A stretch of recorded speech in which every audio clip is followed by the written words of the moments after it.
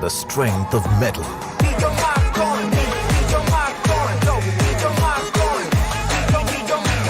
The new Classic Mark III. Get your mark on. And so it begins. New levels of smooth for your skin. Move so slick. Ooh, it's gonna click. Go, get your mark on. Go, get your mark on. Go, get your mark on. Go, get your mark on. Get your mark on. The exciting new Mark III grooming range. Get your mark on.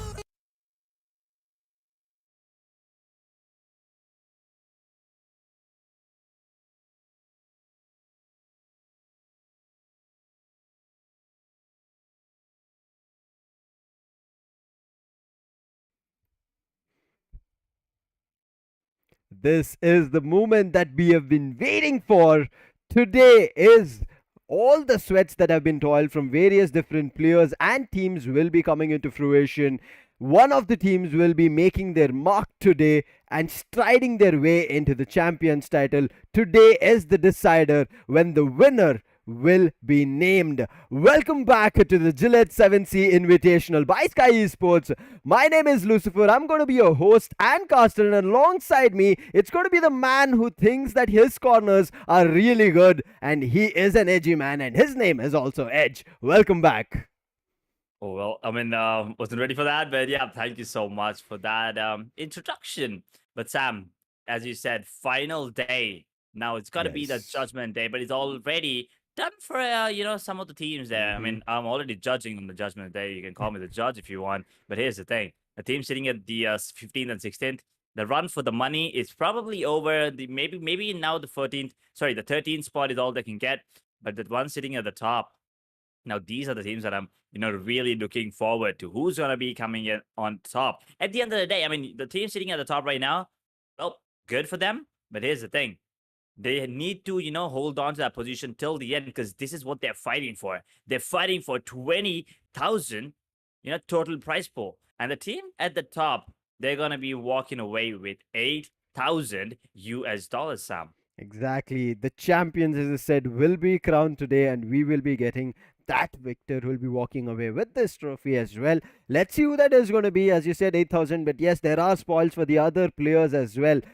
4,000 for the second place team and 1,500 for the third place team, which is going to be the second runner up. But for the teams who are going to be placing themselves from the 4th to the 8th position, calling themselves the top 8, will be having a chance to get $700 in their name. But the teams which also have a chance of getting their, I would say, names, as we were saying, right, from the 9th to the 13th position, will also stand a chance to get $300 for themselves. But this does not end with the total prize pool of 20,000 being split up. There's still two most valuable titles that are up for grabs. One, MVP, which is going to be an individual prize, and another one is going to be a team effort. And as always we say, BGMI is a team game, which is going to be the most valuable team. Both these prizes, $1,000 and $500 respectively, is what the prize it holds. So a player can grab $1,000 edge, and a team can add on an additional $500 if they get the champions title as well. If they don't, for the other prizes as well, if they do get that.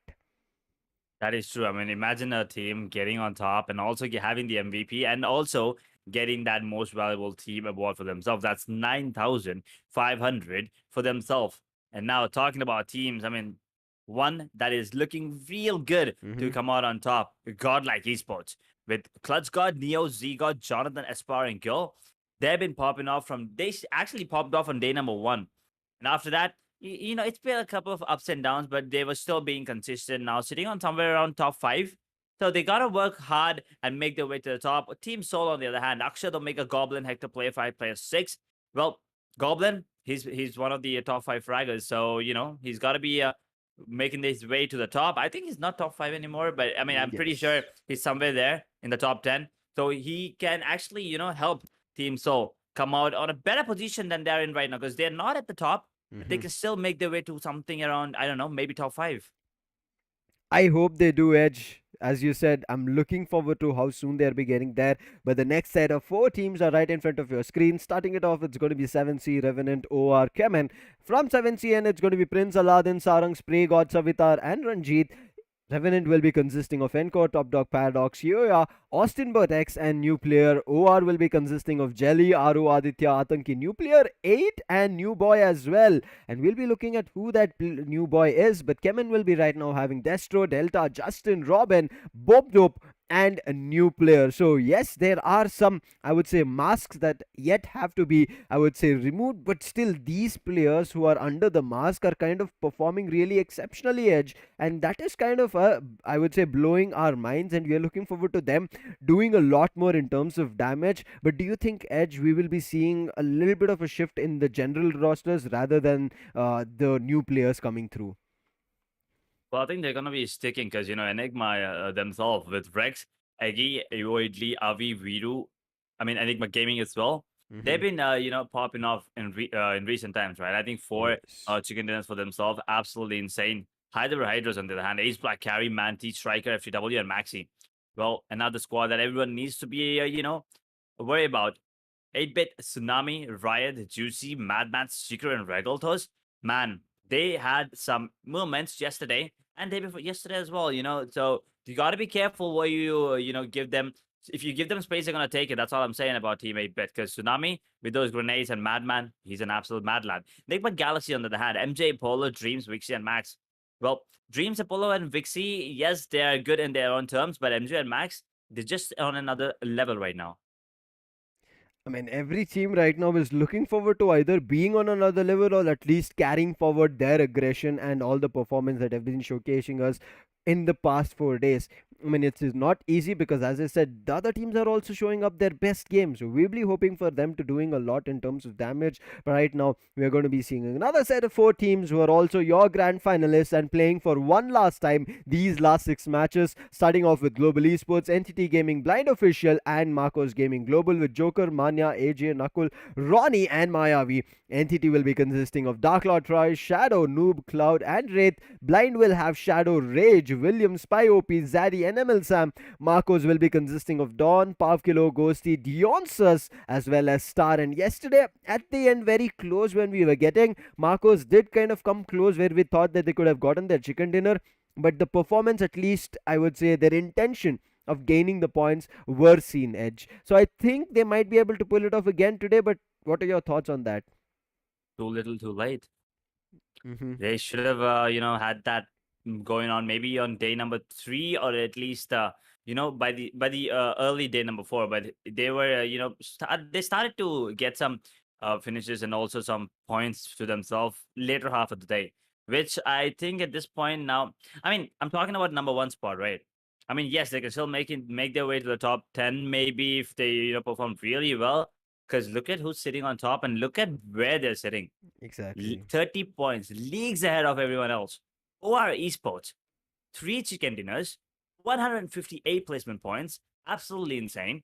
121 total finishes. With a total of 279 points, they are. I mean, if they can just hold on to that position for 6 more matches, they might be crowned the champions of Gillette 7Sea Invitational. Exactly, 30 points is the difference, as you said, Edge. We'll be looking forward if there's a change up over there, but TSM is looking forward to getting their spot over there. Did it once? Well, let's see if they'll be able to do it today with TSM second position, 249 points for them. Enigma with 227. Godlike in the fourth position, same number of points as Enigma, that is going to be 227. 208 for CHEMIN at the fifth, sixth position for 8-Bit with 206, and seventh for SKYLIGHTZ with 196. And HYDRABAD, HYDRAS not the last one on the list because they're still in the top 8 with 184 points. But these two last teams, SKYLIGHTZ as well as HYDRABAD, HYDRAS, in the first page, still not reached the double century mark. So we'll be looking forward to their performance as well, because these are also one of the teams who have a chance, Edge, to get to that spot of maybe top 4 or even top 3, because HYDRABAD, HYDRAS, they did once get to the top 2, top 3. They were already in the fourth position, but after the performance, after day 2, is where they've been taking a tumble along with SKYLIGHTZ. And SKYLIGHTZ, unfortunate the journey was, it was every time Marcos facing them off at Erangel, because of which SKYLIGHTZ, I would say, forcefully had to move to a different location, and because of that, SKYLIGHTZ were unable to hold their position strong. But right now, we were also talking about the MVT title, Edge, and look at this. The MVT for TSM looks probable, but 2 finishes away is going to be OR. That is true. Just OR is going neck to neck, and I mean Also, SKYLIGHTZ Gaming and Hyderabad HYDRAS. I think it's the hunt for number one is kind of done for them. They're just too far away. I mean, with only 6 matches left, I don't think it's possible. Maybe they can prove me wrong with getting 30 bombers 6 times in a row. That can Mm-hmm. happen, but it's highly unlikely. We're talking about the other 8 teams on the scorecard.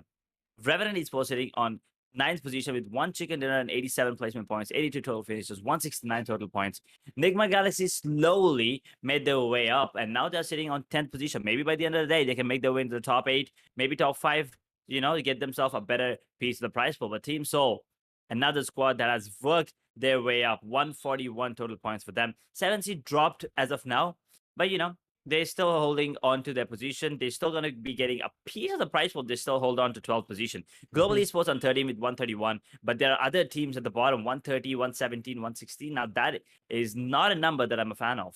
None of us are, but in terms of gameplay, we are a fan of all these fraggers that we are seeing right in front of our screens, because what they're doing is just unbelievable. And especially yesterday's play coming in from TSM was incredible. Yes, they were denied chicken dinner 3 times, but still, in terms of the way they've played yesterday, Edge, I think that aggression is going to be carrying forward, especially with two of their top fraggers. One, Ninja Jod, who we know for how insane his gameplays are, but on the other end, he's been assisted with his IGL Aquanox 40 freaking finishes. IGL, god damn it! But as we keep saying on the desk, as you also mentioned, he's a leader who is walking with his teammates, showing them the direction and proving what as a leader and showing them a path that you guys can also do this. But not long behind, it's going to be Neo with 36 finishes. He was looking strong, looking forward to the first spot, but Godlike have had a little bit of a tumble here and there. Same goes for Soul. I mean, initial few days we never saw Soul at all, but then they started rising up a little bit midway. I would say day 3, and we are seeing Goblin with 35 finish. Last but not the least, we keep talking about it, right? At CHEMIN, they perform on the last day. Today is the last day, CHEMIN. So let's hope for this team coming up strong, grabbing the title out of the other teams. 35 finish, Delta is the man. I was hoping for Testro also making his way here, but we could not see him. But next 5 fraggers as well on our screen, starting off with Jonathan with 35 finishes for himself, Knuckle with 34, Enigma Viru with 33, Atanki with 32, and Hyderabad Hydras Maxi will be having 31. I mean, those finish dead ratios are absolutely beautiful on both Ninja Jot and Atanki at 1.88 and 1.78. But here's the thing: I want to know if I want to see if there's anyone in that 6 to 10 spot that can actually cross Ninja Jot as of now. Yep. Because Jonathan himself is sitting on 35, 10 finishes away. And Knuckles 11, Viru 12, Atanki 13, Maxi 14. That's a lot. And also, Ninja Jot is not going to be quiet today. He also is going to be playing 6 matches along with these other players. So he might also get some. For sure, he's getting a few finishes. But here's the thing: his teammate, as you said, Aquanox is IGL, right? He is not only calling the shots, but also paving the way. Exactly. Now, that is the best way to play the game, and that's exactly what he's doing. You gotta hand it to Goblin. That one match, I still remember 10 finishes. I'm not really sure if that's the highest as of now, but I think in this particular tournament, at least, that is the Yes. highest number of finishes any player has gotten in one particular matchup. So I still have my hopes high on Goblin maybe coming in, but I do want to see a good competition between Ninja Jod, Neo, and maybe even Delta. Let's hope for it. As you said, yes, Goblin is the man who has right now set a record in Gillette 7Sea Invitational with the 10 finishes in a match itself.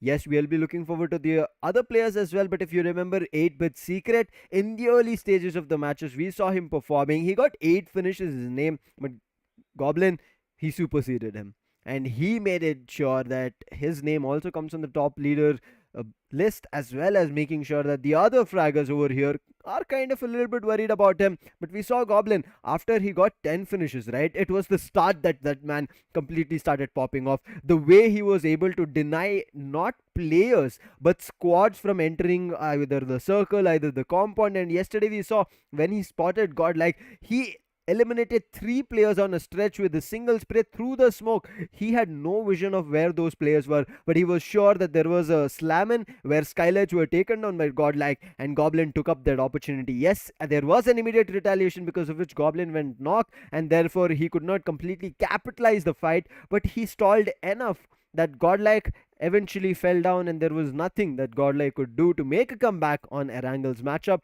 But again, that Erangel's matchup is going to be happening here today. We'll be looking forward to these counters happening here today. The fights again happening to take revenges, because Erangel will be played 3 times. We will be heading over to the schedule. We will also be seeing Miramar played twice and Sanhok once. The twister of this entire journey of Gillette 7Sea Invitational can actually make a huge, I would say, swivel at Sanhok if it is played right, Edge.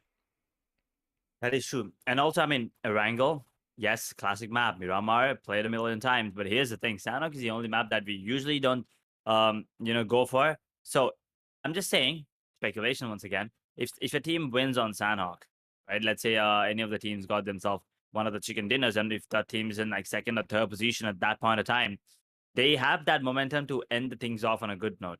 So the one sitting at the top, number 1 or number 2 spot, they gotta be really careful going on to those final 3 matches. And by that I mean Miramar, Sanhok, and Erangel, because it's gonna be 3 different maps, right? I mean, it's gonna be still the same teams, but those 3 different maps, because it's the last 3 maps of the tournament, right? Everything matters. Every single point counts. Every single finish comes into play there as well. But talking about the first matchup, Erangel, map statistics, you can see Enigma just on another level. That average placement points combined with 5.3 average finishes per match. Well, I don't know if anyone can stop them.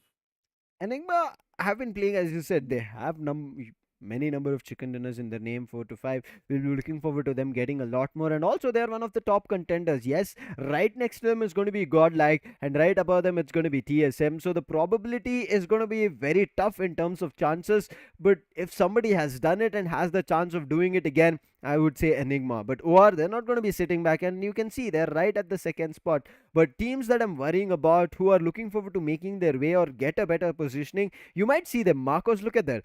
If you talk about how they played Erangel, it feels like they've been really good. But this changeup has been seen with 2.8 finishes as well as 3.7 average placement points is seen after yesterday's last match, not before that. Marcos, every time they would have a 4 players, I would say, squad standing, they would survive maybe in the first 2 circles, but the third or the fourth one comes through and Marcos completely disappears. We don't even get a hint of what happens to Marcos. But yesterday they survived, and that's the reason the average has kind of, I would say, went their way, and they've immediately jumped to the middle spot. But look at Seoul, Nigma Galaxy, Revenant, SKYLIGHTZ, Blind, 7C, Global Esports, and Entity as well. Entity, yes, in the second page, Global Esports in the second page, 7C in the second page, Blind in the second page, but which team is not in the second page is going to be SKYLIGHTZ. But still, why is SKYLIGHTZ here? Because their performance on Erangel has been kind of very wavery, not because of them, but it was of Marcos. All the time, Pochinki, man. Every Yes. single time. They gotta make their way to Pochinki, and then there's Marcos immediately just waiting there for them. And I mean, not only them, there are other squads coming in to third party. So SKYLIGHTZ just had to come out, but Marcos every single time they catch them Yes. off guard, take him down. I mean, if not Marcos, I don't think there's anyone else on Erangel that that takes down SKYLIGHTZ. I mean, 7 out of 10 times it's gonna be Marcos, because they, as I said, those default drops is the Pochinki for both the squads. But talking about other teams, CHEMIN and the Revenant, both of them dropping towards that military base. Yesterday, one matchup, it did work out in their favor because that zone was favoring them, so they had a really good run that particular game, right? Both of the teams, but I'm pretty sure it's not gonna happen. It's not gonna keep happening. You never really know the prediction, but the BGMI gods, man, the zones is something to worry about. You can go in for those default drops. You can go in for those unique ones, but you gotta stay on point. You gotta stay on top. But let's take a look at team statistics.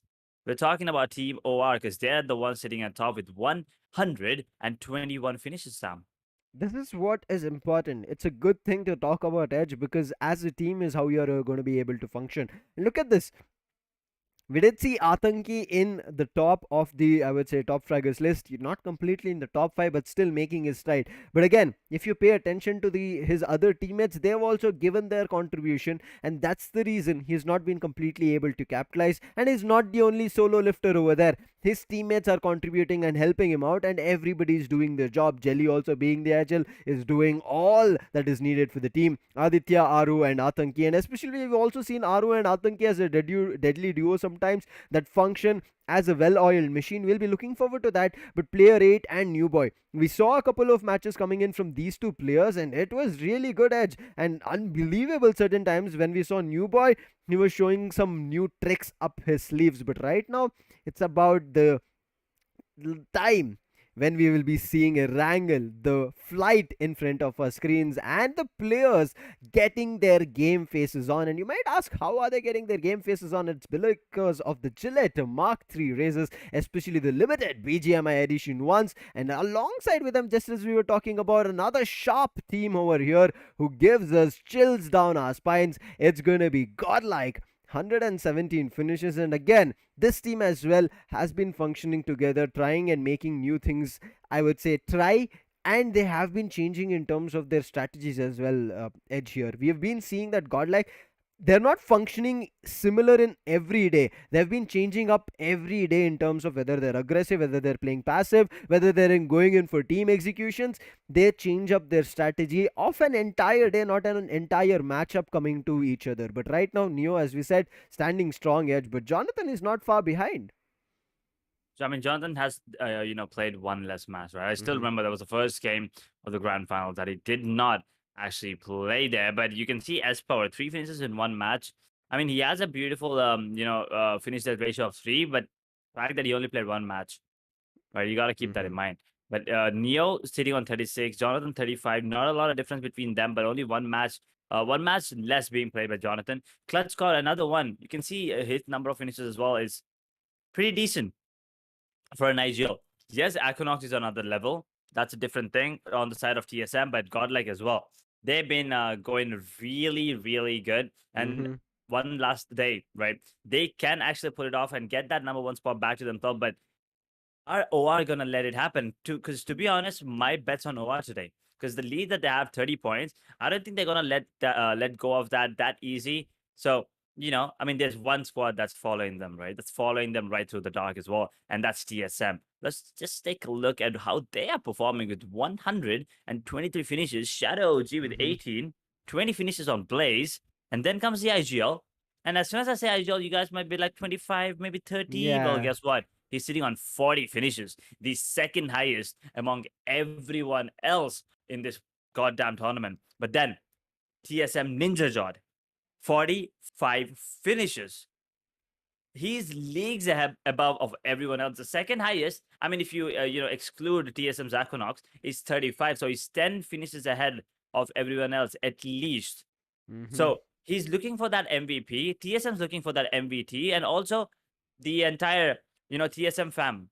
They're together looking at that number one spot. So Sam, we were speculating about that number one MVP and MVT. Yeah. Well, looks like TSM might just deliver it. I agree with you. That's the reason. There's just two in terms of difference between them and OR, but the possibility of them pulling it out is higher because they've been playing really, really good from yesterday. But another team which we are already speculating can actually surprise us today, it's going to be Enigma. The statistics are right in front of your screens. Not high on finishes, but they're somewhere balancing both their finishes and placement points. And one of their top fraggers, who's already on the fraggers list as well, it's going to be Viru with 33 finishes. But the others, they're not trailing far behind. You can see even Avi with 19 finishes, Rex with 20 finishes, Egi with 15 finishes, and Evo Idli with 15 of himself. And this is the main surprising thing that I want to talk about here, Edge, is that we saw all 5 players having close to 15 to 20 finishes. That tells you that irrespective that it's a 5-man roster, even though whenever anybody has a chance to play in a respective map, everybody's popped out from Enigma. It was not like that person comes in has just gotten 3 finishes for himself. So that 5-man roster has been functioning brilliantly when they've been Yes. changing up for any map you give or take. But I'm looking forward to this last day. They have to function really good today. I mean, there's a reason why they have four. They're the only team with four chicken dinners, right? Hmm.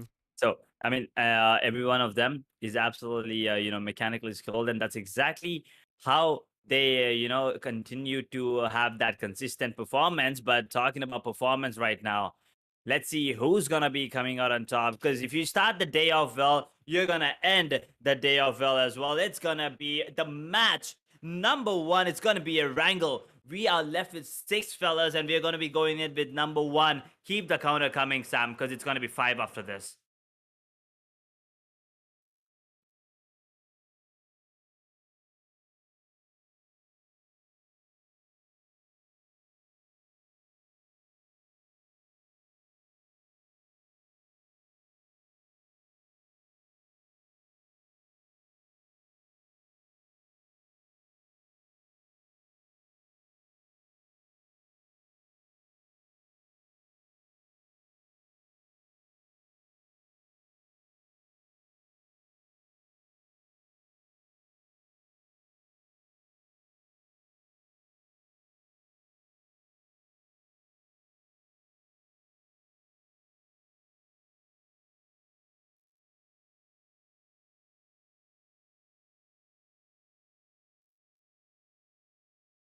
Um, Taking risks. Not really. Let's see how it works for them, but also the zone, right? As we were talking about it as well, it's pretty default. Let's see um how these teams are going to be playing in this. As we said, last day, last match. I mean, last day, last few matches, Mm-hmm. and CHEMIN and REVENANT will already. They haven't. I think they actually maybe REVENANT didn't change anything. But give me a second. Let me spot CHEMIN on the map. They are towards the Zarki. Sarki. Okay, as you said. Exactly. So that's a huge switch up. But then Revenant is still sticking to their plan. So I think Kemin, as we all know, what happens to them on day number, the last day, right? They Exactly. wanna pop off. They wanna go ham, and what better way to do that with, starting off on Erangel and then just shifting things up. Now, no one saw this coming. You didn't see it. I didn't see it. I'm pretty sure none of the players, none of the teams saw this as well. So it might be that element of surprise coming into play, but let's see if they can actually make it work. Because thinking of a plan is different, but executing is a whole another thing. Exactly. It's not that whenever you think about something, it's easy to do. It's always difficult, and that's how everything kind of falls apart. So let's hope Kemen has strategized for this. If they make even the slightest mistake here, and they are unable to figure out that Hyderabad HYDRAS are just going to be down south them, and if they want to not go south, if they're looking forward to making their way across shooting range in Severny, there's going to be entity, and entity already have the circle in their favor. Godlike also a little bit of the circle in their favor, so they'll not be more than happy about it. Nothing for them to be worried about, but we will be looking forward to how it's going to be all working out, because this is the first match, and because of it you can see how calm and composed every player and every team is. No drop clash, no squad clashes coming through, and everybody is just concentrating on loot. And when the next minute we are going to be seeing the circle being restricted, the zone to play being restricted, and teams need to start wandering their way into the circle itself. And I said talked about Kevin, and also Yep. you mentioned this is the last day for them. Let's True. see their For last everyone. day. Exactly, for everyone. But here specifically for Kemen, because the last day is when they become kind of the beasts awakened. That is true.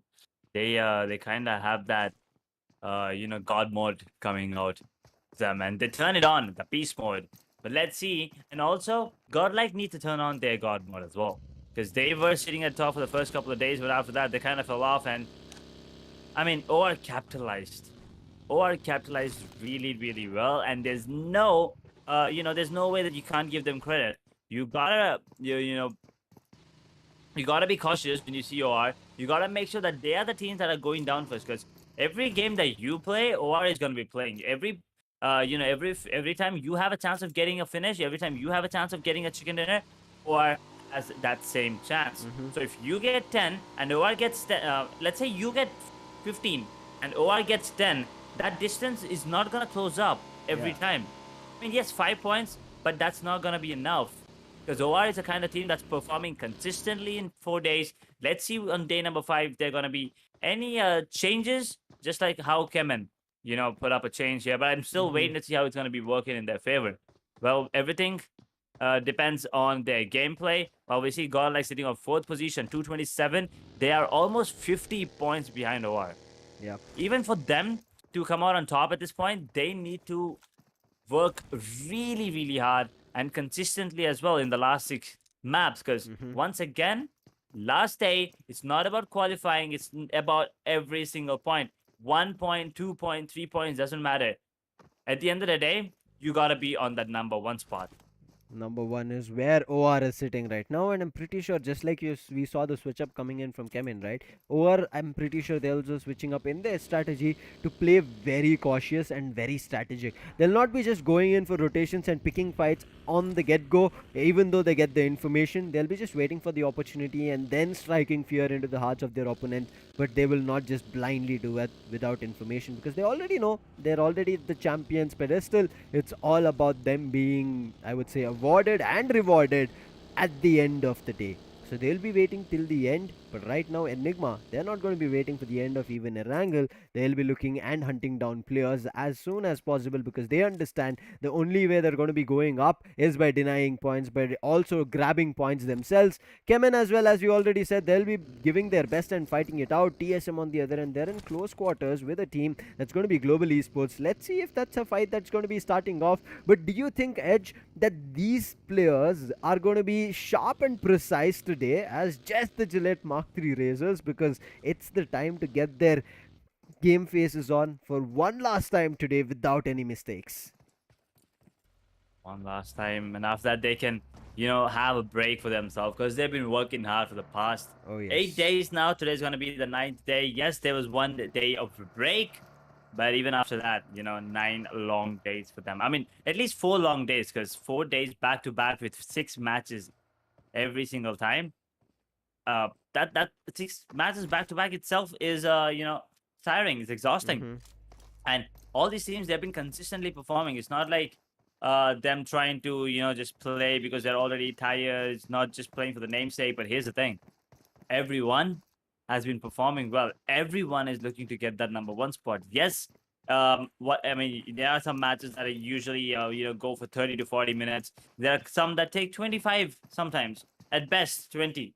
You're not going to see any match, even on the map of Sanhok, that goes below 20 minutes, right? We were talking about that one as well the other day.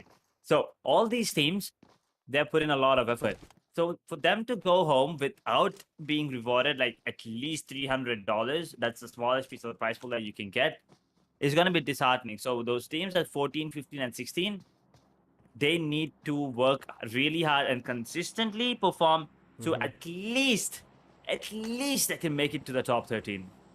Let's wait and watch for that. If any of these teams who are on the, I would say, 14, 15, 16 positions, can they make it to the top 13? Because yes, even in the last match, you can deny players and teams to get to the top 13 and grab a part of the prize pool. SKYLIGHTZ, they're at the 6th position.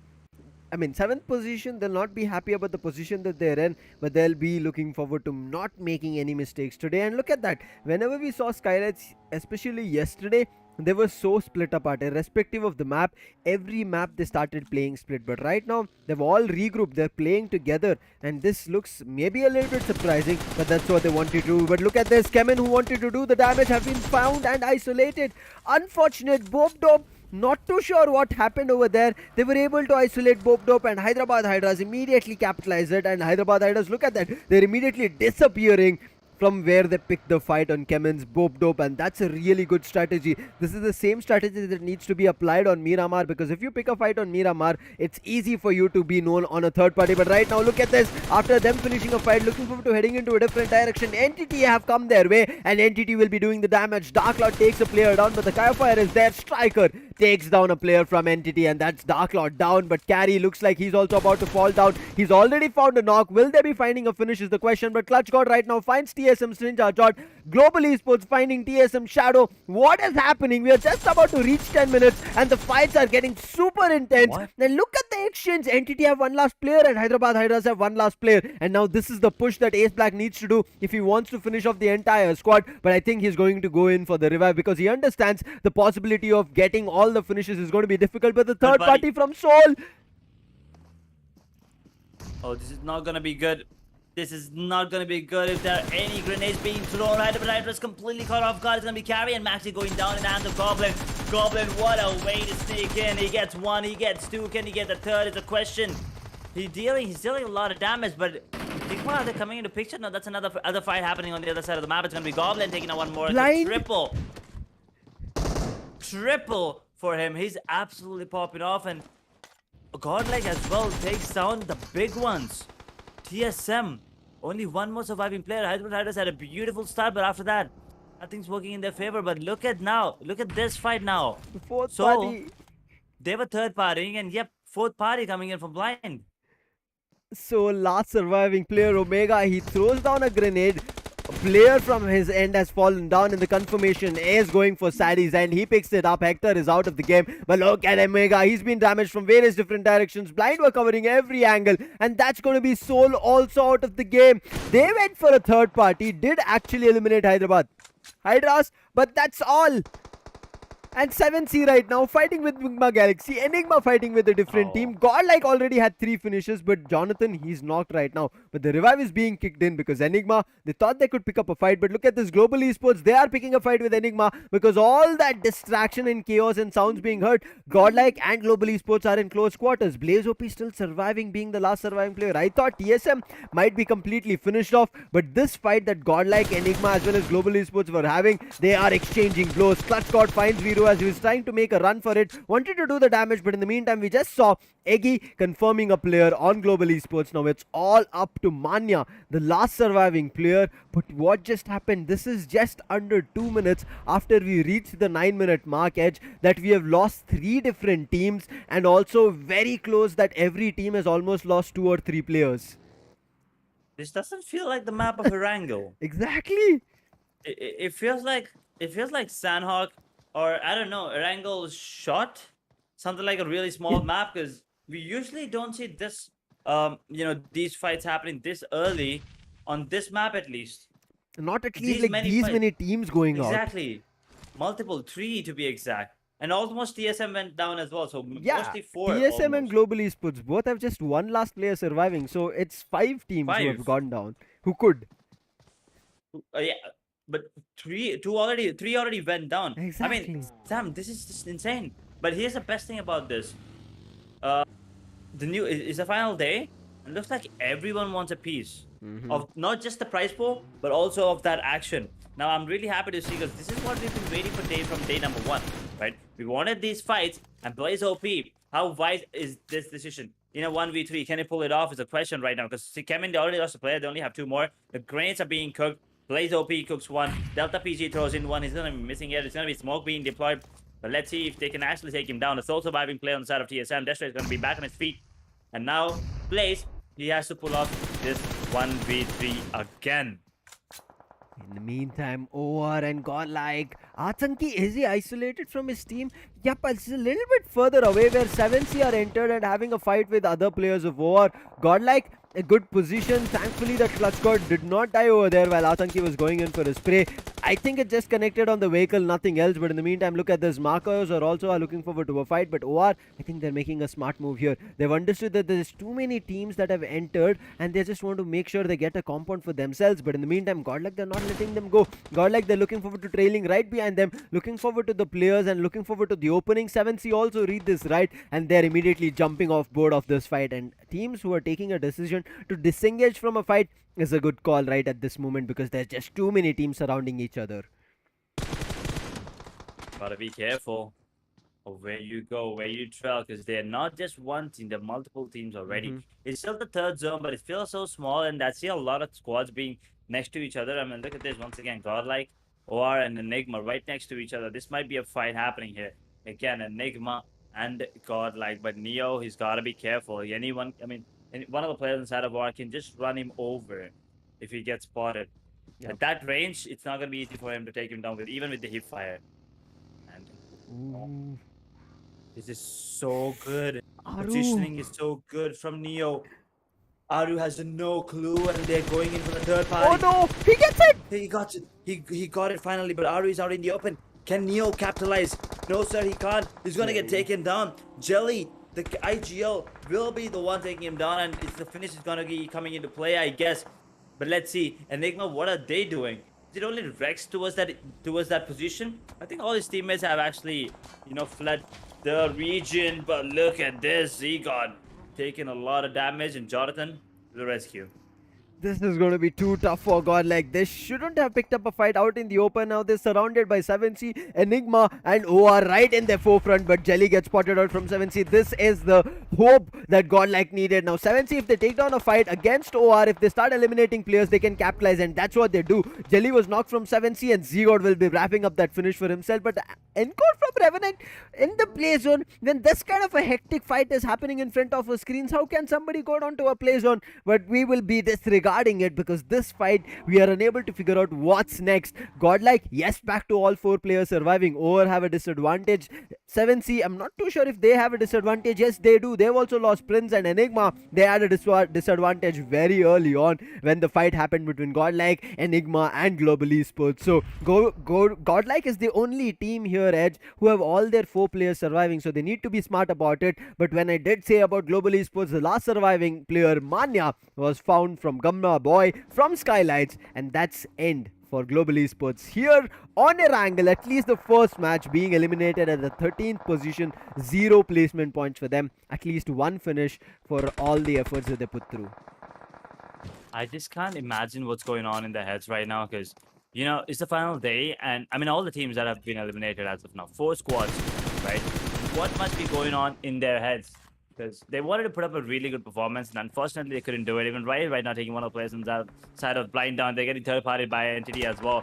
Shadow goes down, and now 7C, they are in the crossfire of GODLIKE here. Jonathan is not gonna stop. He gets another knock, but he's getting knocks. No real connections on the finishes there, but Sarang is the only surviving player right now on his feet. SKYLIGHTZ there as well, who wants to steal these finishes, but Jonathan, he's now running back. Couple of grenades being thrown. Let's see what can be done here. I think Molotov. Okay. This is good. Jonathan going in for a different direction. Look at that. Immediately there's grenade coming in. He's moving in 2 different directions. And Jonathan, he is not stopping. Edge, you did ask, right, whether Jonathan will be pushing up. Looking forward to taking that MVP title. Even there's a story, guys, at the Skyesports handle that you can check out. Whether it's going to be Jonathan walking away with another MVP. Put up your opinions even in the chat as well as in the story. And also don't forget to hit that like and subscribe along with the bell icon, because Jonathan, he is popping off already. And he does not want anybody else to even take away the champions title as well as the MVP other than his team and himself. He wants to keep it going. That shelf, in his house, I mean, I don't know if it's made for the other trophies or not, but that MVP needs to go in that shelf. Yep. That's what he's working out for right now. And you can see now OR, once again, they're not going to let go of GODL. They want to take this fight yet again. A smoke being deployed there. They want to revive Neo. They want to make sure that they have 4 players surviving. They already have 7 finishes, which is a great start for them. Already we're down to 29 players and 10 squads. We're about to hit that 20-minute mark. And that zone is going to be shrinking and shrinking. They got to be careful. CHEMIN on the other hand as well. They got 1 finish, but they're still holding on with 3 players. There are Aditya takes a lot of damage. Clutch squad mid-range, beautiful, and now spraying through the grass there. I'm not really sure if you can find him because there is a lot of cover there, and the Clutch squad, well, you gotta reposition yourself better, I guess, right now. But it's gonna be Neo back on his feet, and GODLIKE back to 4 players. GODLIKE, they're not letting go of OR. They made a mistake. They look forward to trying to catch them off guard. And GODLIKE, we're going to bring the aggression right on your faces, and let's see how are you going to be retaliating to it. And OR, they are finding strategies. They're figuring a way out. Even that they have lost the player, they've had a casualty. They're not giving up the fight. They know they're already on the top. They will be looking forward to the finishes. But right now, Entity, they did have a couple of casualties because of Hyderabad HYDRAS. Hyderabad HYDRAS could have capitalized, but Soul came in for a third party. Soul did eliminate Hyderabad HYDRAS and a couple of finishes. They did grab out of them. But look at the Zgod is finding players from OR as they're trying to rotate. Can he find a knock? Can he find a finish? It looks like Atanki's tire has been bursted. The vehicle is already smoking. If he did not go for the reload, he could have found that. But 8-bed, they started popping off on OR, and OR are coming into too many casualties and unexpected fights that they were never ready for. And Juicy is looking forward to fighting with another player, and Aditya, he's just spraying out in the smoke without any connection. But in the meantime, SKYLIGHTZ, look at them, they're popping. on CHEMIN and denying them anything. I think OR is a bit too confident right now, a bit too overconfident at this point. That shouldn't have happened, but CHEMIN now capitalizing, get themselves a couple of finishes on the players of SKYLIGHTZ there. But OR, as I said, they're sitting at top. They are, they know that they have a really good lead. And TSM, they're nowhere to be found. And NIGMA, well, they're also nowhere to be found as of now. But GODLIKE's another team that's fighting their way to the top. Yes, 50-point difference is a lot, but a lot of damage was dealt by Quaya there with the headshot, and Pucar goes down, and with that, CHEMIN eliminate SKYLIGHTZ. Wait, is it? No, it's the other way around. Other way around. SKYLIGHTZ, man, the way they just now denied CHEMIN was brilliant. But look at GODLIKE, they're outside the circle edge, and this is when GODLIKE kind of make a lot of mistakes. So I think GODLIKE just need to hold their horses here, try to figure out a way inside the circle, and then pick a lot more fights. They already have 7 in terms of their name, and they're looking really strong of trying and dominating in the lobby. But if they make even the slightest wrong move here and go in for a slam and without information, we have seen what happens next. Now Entity, even though they have last 2 surviving players, because of the higher edge advantage, they're still playing in the same position that they're happy about, and also that they're inside the circle, nothing for them to be very proud. But Kyoya, he's been spotted from 2 different teams. One is going to be GODLIKE as well as another one Marcos, but it's going to be Marcos confirming Kyoya as well as Austin Vortex. And now it looks like Revenant, they might be starting to lose players one after another. But Jonathan, he is right now, I would say, connecting himself to a tree. He immediately slams in and he stopped.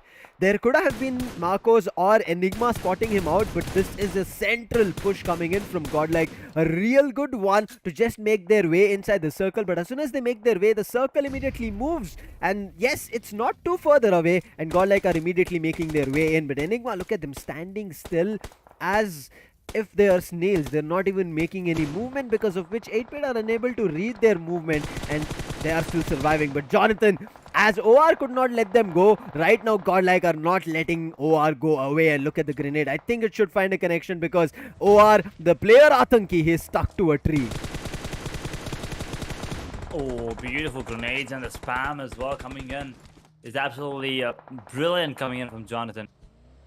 He's trying his best to take him down, and he wants that finish. Nevertheless, everyone else, they're trying to, sneak their way behind the players of GODLIKE. They gotta be careful. NIGMA can actually third-party this fight between OR and GODLIKE as well, get themselves a couple of finishes, but they're really, playing super passive, and 8-bit's capitalizing right now. It's gonna be Tsunami with the GODL taking one player down on the side of NIGMA, almost ignored second one. Yes, Aditya actually it's from the side of Entity now. Third party again. Man, oh man, Enigma, the team that usually goes for the third party, are getting third party. How unfortunate is that? It's going to be play zone once again. I was so happy that we didn't see any play zone finishes, but guess what? That play zone finally comes into play, and Rex is on his knees. And looks like Rex will go down to the play zone. It's a 6-1. Deals a lot of damage. Jonathan's still outside, opening with those grenades, but Enigma on the other hand, they go down. Jonathan, mollied and gone. Wait, or is he? He's there. I think he can survive. He is bleeding out, but he needs the help from his teammates. But Atanki was the last surviving player. Jonathan knew that, but Jonathan, he was fighting with Enigma over there when he saw the finishes. But right now, look at that Marcos. They know that the players are there, but ZGOD is providing the cover fire that is needed. Pavkilo is down now. Star and Dion says they'll be looking forward to making something work, but Neo is already here. Jonathan, I think the revive should come through this. This should not be very difficult, but ZGOD is holding Marcos to the ground, not making sure that they do not push up. And Dion, as he picked up his buggy, they punished him, but ZGOD, he was not ready for another fight, and Star picks him out, but Neo is ready with a fight. Can the spray connect? Neo gets a lot in terms of the damage, but ZGOD gets the confirmation. Neo gets a confirmation on Dionsus, and now ZGOD, yes, is down, but Jonathan is back online. ZGOD is down. Along with him, I think ClutchCod is also down, but both these players should be back online, because GODLIKE's position is good, but 8-bit, they're pushing up. So before 8-bit can push in, Jonathan needs to make this magic work and make sure nothing else works. But 8-bit, they're looking forward to survive. Madman is throwing up a grenade. They need to push back. They need to go to better positioning. Jonathan, he's revived, but ZGOD, can he be revived? Marcos were up close, but GODLIKE as dominators in this match, they're not at all stopping. And there's nothing else I feel like that we can talk about, because every time we switch into a different fight, again GODLIKE start popping up in the finish feed. And look at this, the grenade connects from GODLIKE on 8-bit. The grenade that 8-bit wanted to connect on Godlike. It's being retaliated with now. 8-bit under difficulty. Clutch God coming back, gaining space so that once 8-bit tried to climb uphill, Godlike can easily spot them out. Tsunami is about to bleed. I think the revive is coming into play from Riot. Yes, that's exactly what's happening. He's gonna be revived as of now, but two players inside of Entity. They gotta be careful because Godlike are the ones that's being sandwiched as of now. It's gonna be Neo on his knees. Ziga takes one down. Ziga confirms that finish on the Shadow. But Tsunami now from the other side takes down Clutch God on his knees. Jonathan out in the open. The big man takes down one, finishes it off as well. The other one is really, really low map, and that is Juicy. You gotta be careful as well. It's gonna be him taking a bit of damage, but that ghillie suit is gonna be covering him so much. That comes handy for him. But where is Entity? Now they have one more player left, and now Jonathan will be healing himself. But guess what? That timing was absolutely juicy from Juicy. And now Godlike Jonathan is down and out. They're down to 3 players. Clutch God is bleeding, and he's gonna be down and out as well. A 4-man, 4-man being alive to down to 2 right now. But look at Godlike, they're not stopping. The only person who can cause, I would say, difficulty here is Entity's last surviving player, who's Troy, who's hearing all the chaos but not making any move. He's making sure more number of players from 8-bit fall. Now 8-bit, yes, they can lose a lot more players. I think they are surviving with just 2 more players. Yes, it's going to be Wraith and Juicy only. So it's a 2v1 fight, and Troy is in the backlines, and I'm pretty sure Godlike have zero idea about this. Godlike, please be sure about this. And Z-God, as I was talking about it, he has the idea, he has the clue, but Troy is spotting him in a TPP, and the spray should come and see. God, the creep was not good, the snake slithering was not that great, and Neo right now left alone. He is the top fragger for Godlike. He has a chance right as of now, but Troy needs to be eliminated before Neo can pick up any other fight. Entity Troy, the circle is pushing from his end, but in the meantime 8-bit are also pushing up. Troy, he's moved to a different location, but Raid and Juicy, they're playing together, and now this can become a difficulty for Neo if he does not isolate the fights. If he gets isolated in a turn that they get to know his position, Neo might be out. But Troy, he is playing like a wild card here, Edge. Sometimes I think, the skin colors also come into play because they can be sometimes easily spotted.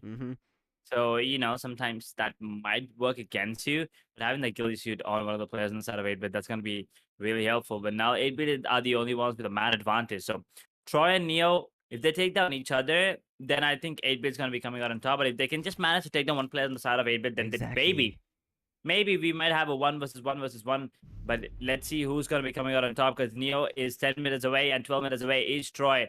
They got to make their way back into the zone, and Troy is slowly slithering. He has to be careful, and Neo now has to make a move as well. Will be going in. The smoke has been deployed coming in from Troy. And Entity, they're going to be going out in third position. It's going to be Riot taking him down in a 1v2. Neo, show us why you can be the MVP. Riot is spotted by Neo. He has no clue that Madman is right next to him. Juicy. Does he? It's Juicy. No, Juicy, my bad. But no idea. And that was a distraction. And Juicy takes it off once again. The team that has dominated from minute 1 was denied the chicken dinner at the end. It's going to be 8-bit coming out on top and making sure that their run to the number 1 spot is still on the cards here. Oh, Edge. What a clash, what a fight that we just witnessed. And this is the first match. This is just a wrangle that we witnessed. And if this last day, the grand finals, decider day, judgment day is going to be like this, get up. I was not prepared to have the first match like this, but the ways we saw the third party, fourth party coming through. But this last end zone fight, especially that slight inclination that was there, was the reason both Godlike as well as Entity, the last surviving player's position, was easily known. Z-God could have actually picked up Troy, but Troy had a better bush in terms of cover, whereas the small, I would say, shrubs that Z-God was trying to creep across, that did not work. And especially if you're coming down an inclination, right, you're easily spottable, and that's how it worked. And as you said, a couple of colors here and there with that TPP angle, Troy made it work. But on the other end, same worked for 8-bit as well. As Troy thought maybe he could make another, I would say, great move, find players from 8-bit, he started creeping downwards. And downwards, again, you get easily spotted. Just because you're moving down a couple of pixels with that TPP is enough, and that's what 8-bit did. And Neo, look at it. Even though he was the last surviving player, the opportunity was there. He had spotted Raid, and we thought that maybe he'll be looking forward to fighting out with Juicy, but Juicy did not make any sounds. He was slowly also moving across, and as he got the information that he's just, I would say, prone and waiting for an opportunity to surprise, Juicy just took up that opportunity. He did not want to risk that, at least. And if he wanted to, he could have gone up close and then went in for a surprise. But who knows? Neo might be able to spray transfer immediately on both of them and get that chicken dinner for themselves. But I'm pretty sure, even though Godlike went down second here, I think in the overall standings, in terms of at least the match standings for Erangel, they should be in the first position because they had 12 finishes already. Edge. 12. And I'm staying till the end. Neo did get those extra 2 points for themselves as well. So maybe total up to 24. But let's take a look at how it all began. Right? It all started with CHEMIN, unfortunately, losing a player there, Bob Dope. Completely out of coordination, out of sync with this team.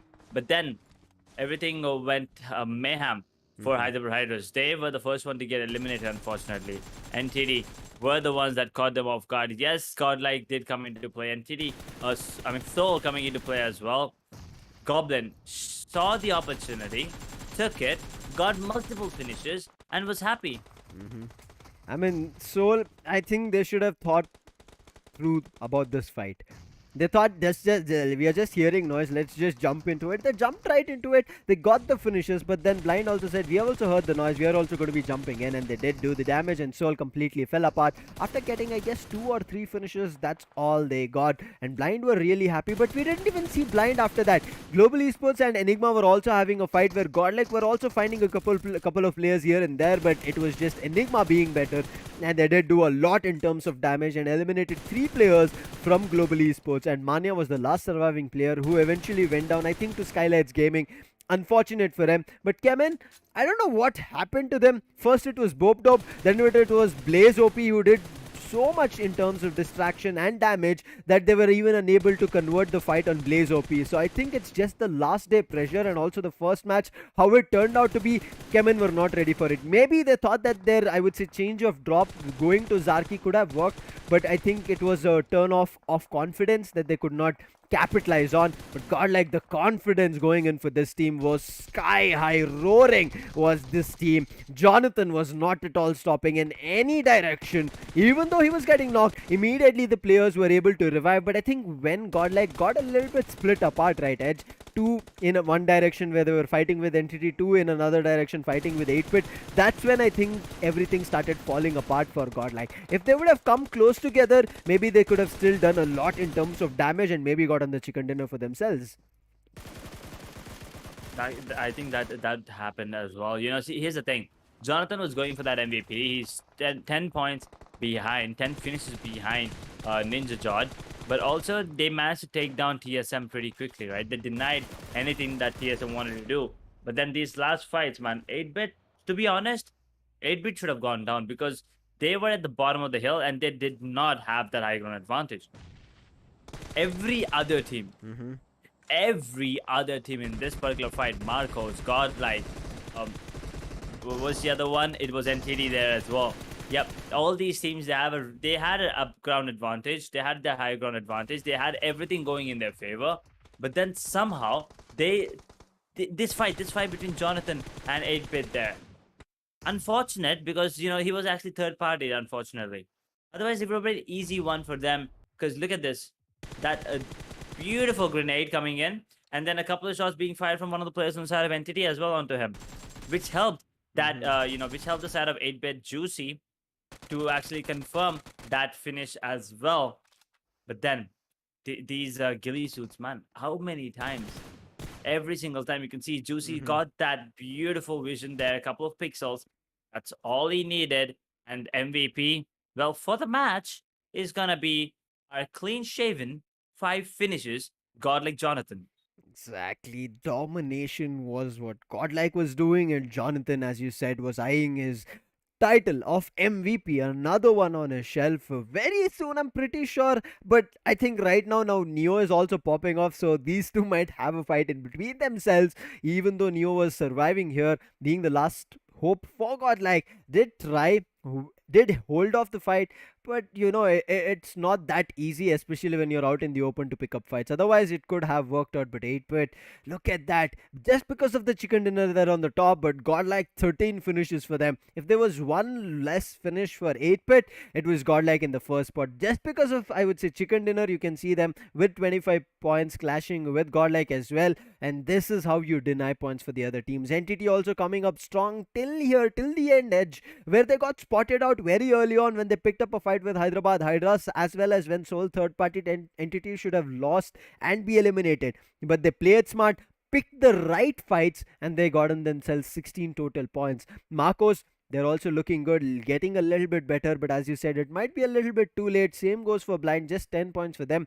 OR 5 is all they got, so that's a great mark that these teams have done for them by denying points. But the main team that should have denied them the points, we'll talk about them, because Enigma, SKYLIGHTZ are also having 5. CHEMIN and 7C are going to be having 4 points for themselves. Soul with 3 points, Hyderabad HYDRAS with 2, but Revenant, TSM, Global and Enigma Galaxy all having 1. But as I was saying, the main team to deny OR the points should have been TSM Edge, and they have not done it. Means Godlike are looking forward to start jumping up to the spot of the first.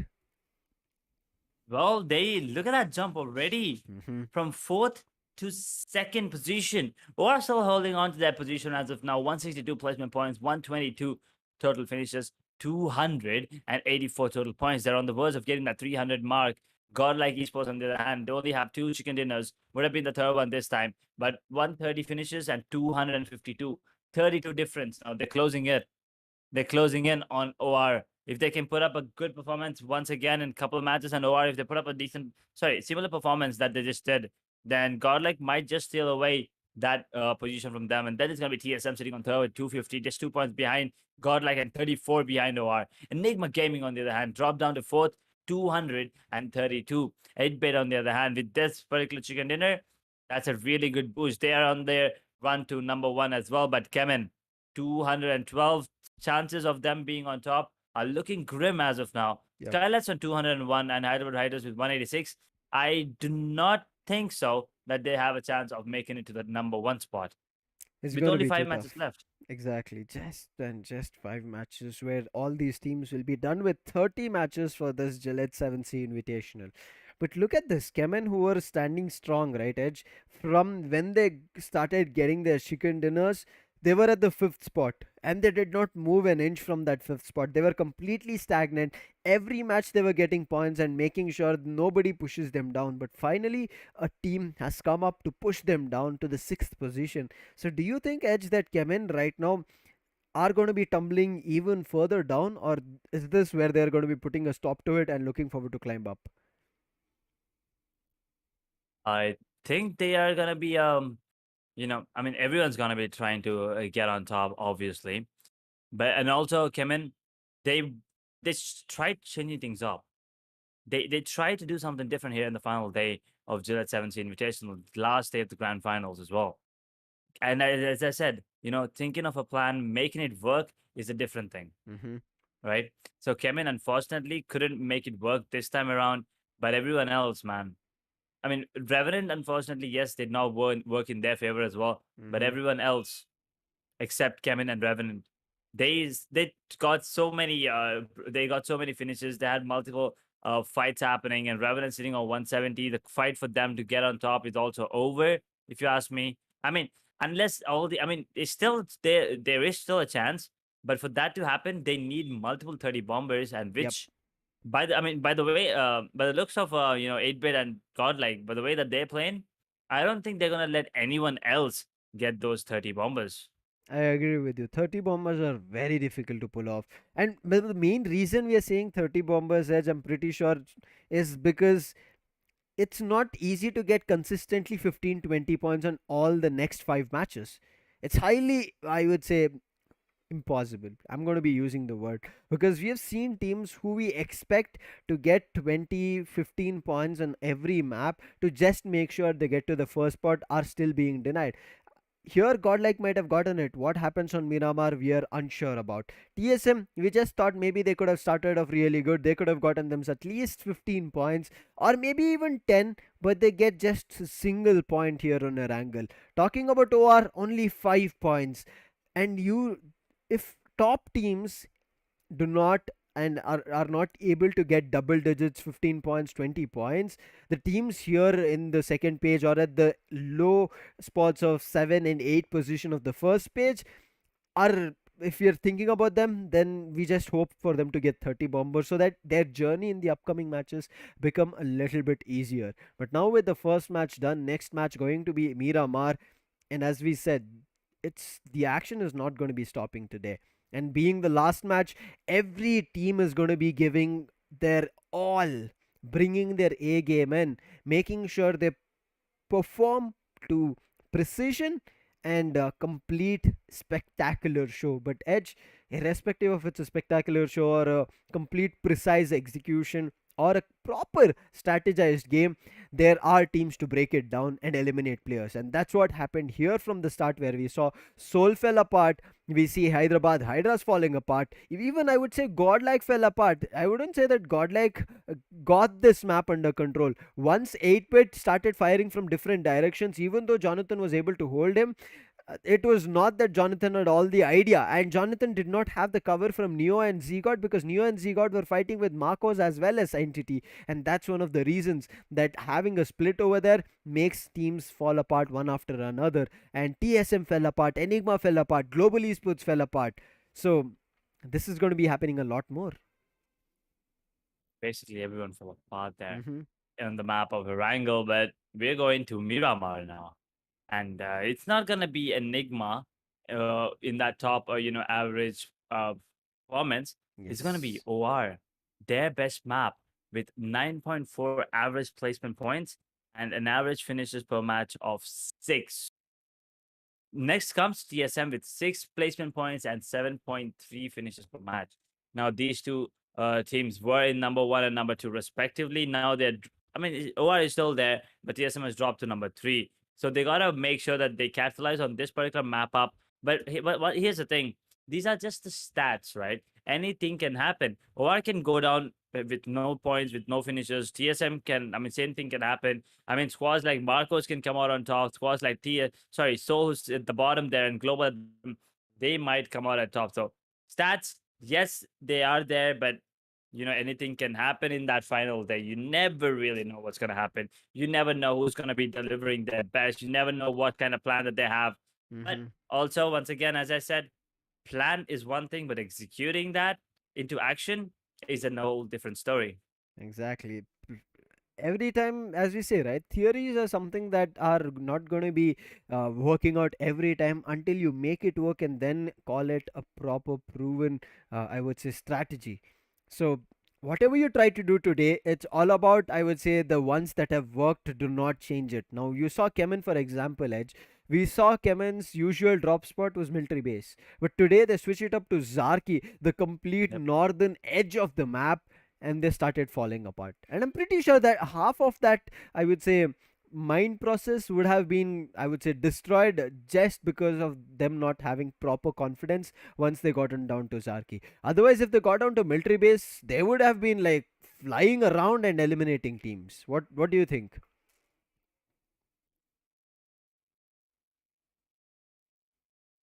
I think Edge, you're muted, I Oh, presume. my bad. My bad there. I think I misclicked one of the keypads button there. But anyway, as I was saying, the last 4 days, Kemin were going in that military base, right? Look where they got it. Look where it got them, right? Maybe Hmm. they're fifth. They were on their 5th position, but now they were pushed down. So last day, they still have a. It's not like the different I think again it happened, Edge. like that. You can hear me now. Yep. But right now, let's get back to the match so that you can tell and talk more about it. But right now, as we said, this is the second match for the day. The flight path is right in front of our screens, and just like players who are looking forward to getting their way in, I'm looking forward to how they will be making sure that this matchup works here on Miramar. It's time for them to get their game faces on. It's time for them to start dealing damage for all the players, and I'm seeing and looking forward to how they're going to be doing it. But for viewers, you can have a chance to get your game face on. Hashtag use the hashtag get your game face on, and also show us your mark movement along with the Gillette Mark 3 limited edition BGMI Razor, whose link is right in the description. But the flight path right now being diagonal, starting out from the south close to Puerto Paraiso and ending up towards ruins. Well, let's see where the play zone is gonna be coming in, because that's gonna be the most important and crucial thing as of now. Every team, they gotta be careful. And second match of the day. 4 more left after this, Sam. I mean, I am super excited to see who comes out on top on this particular matchup, because it's all about the momentum, and I want to see if Godlike can keep on carrying that moving on to the second match of the day here. I mean, 8-bit did get that chicken dinner, but Godlike was the one that actually won the match, if you ask me, because of those Yeah. finishes and that beautiful performance as well. Yes, 8-bit played smart. Sometimes that's what you need, but can they play smart again, or can they be completely dominant? Because that zone is completely unpredictable and it is surprising, and now it has made its way towards that, I don't know, northeastern, not completely northeastern, but a bit to the east there, a bit to the north. But a lot of junkyard is there, and there are a lot of loot there. Not really, I don't see any teams actually making their way towards that area. So I'm kind of confused. I'm kind of, looking forward to see if there are going to be any more fights happening here pretty early. Because last time on the map of Erangel, Sam, we did not expect those many fights, at least in the Exactly. first 10 minutes. And it looks like it's going to be happening here. Let's look at this Hyderabad HYDRAS. They spotted a player from CHEMIN. It was also previously the same thing happened. Hyderabad HYDRAS were able to spot out a player from CHEMIN. But we didn't even see Hyderabad HYDRAS always fighting with Global Esports. But where is Global Esports this time? They head down to La Cobreria. They're not looking forward to picking up a fight. SKYLIGHTZ right now close to Elpo, so nobody contesting them. But you also said, right, why are we seeing that many of the teams are outside of the circle? The flight path was diagonal, so maybe thought that the circle would be centralized, so they got down right next to the flight path itself. Now with the circle going so further away, I'm pretty sure teams will be looking forward to making their way as soon as possible close to the circle. But a team who's looking forward to getting their chicken dinner as soon as possible is going to be Godlike. They already came close to tasting it. I'm pretty sure they smelt it, but right now they will be looking forward to feasting on it. And Miramar is where Godlikes completely, I would say, perform. And 13 finishes you might have seen on Erangel, but I'm pretty sure the capability that Godlike pack is a lot more. But what? Aquinox, TSM, last match was a no-go, was a no-show for you guys. Here, you have a player fall down to his own knock. I hope it's not a finish, and you guys are still able to get that player back. Gotta be careful and make no mistake, because there's no space for errors this time at all. Day number 5, and I cannot stress on this enough. But once again, those play zones, getting that finishes. Yeah, last time it was just one, so it was kind of okay.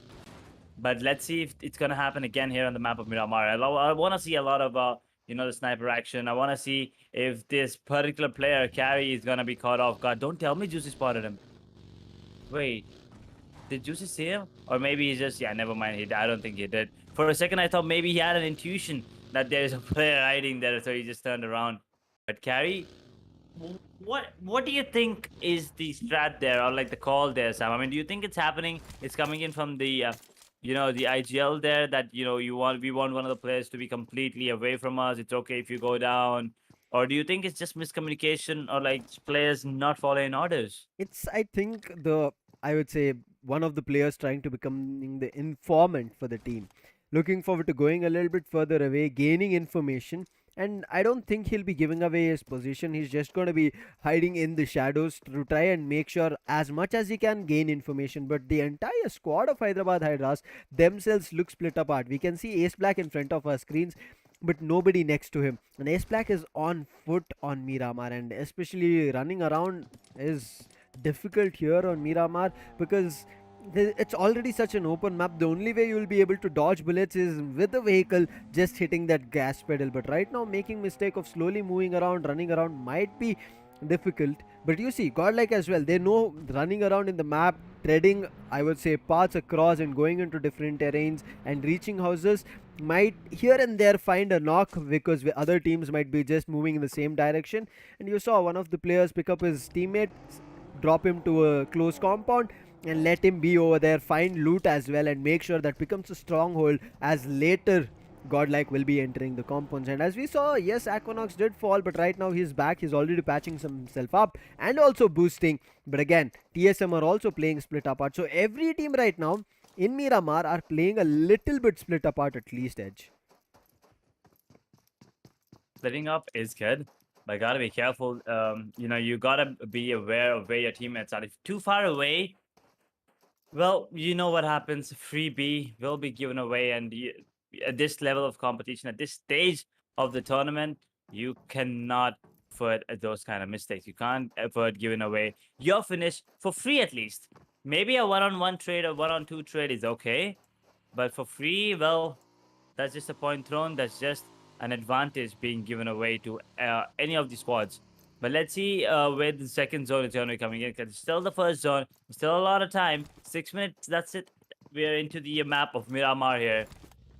Everyone is looting, respecting each other, not really going for the fights there anytime soon. Once again, the biggest map, right? Yeah. Biggest map, so it's gonna be quite a while for any of these fights to even happen. 8-bit, as you can see, are in 5th position right now after that chicken dinner as well. 91 finishes, 231. Tsunami Ride, Juicy, and Madman. Well, let's see if they can actually pull off another one. I mean, they have that potential, but will they be, allowed to do so is the question that I have in my head. SKYLIGHTZ, on the other hand, 7th position as of now, 201. Just crossed that 200 mark. 200. It's good.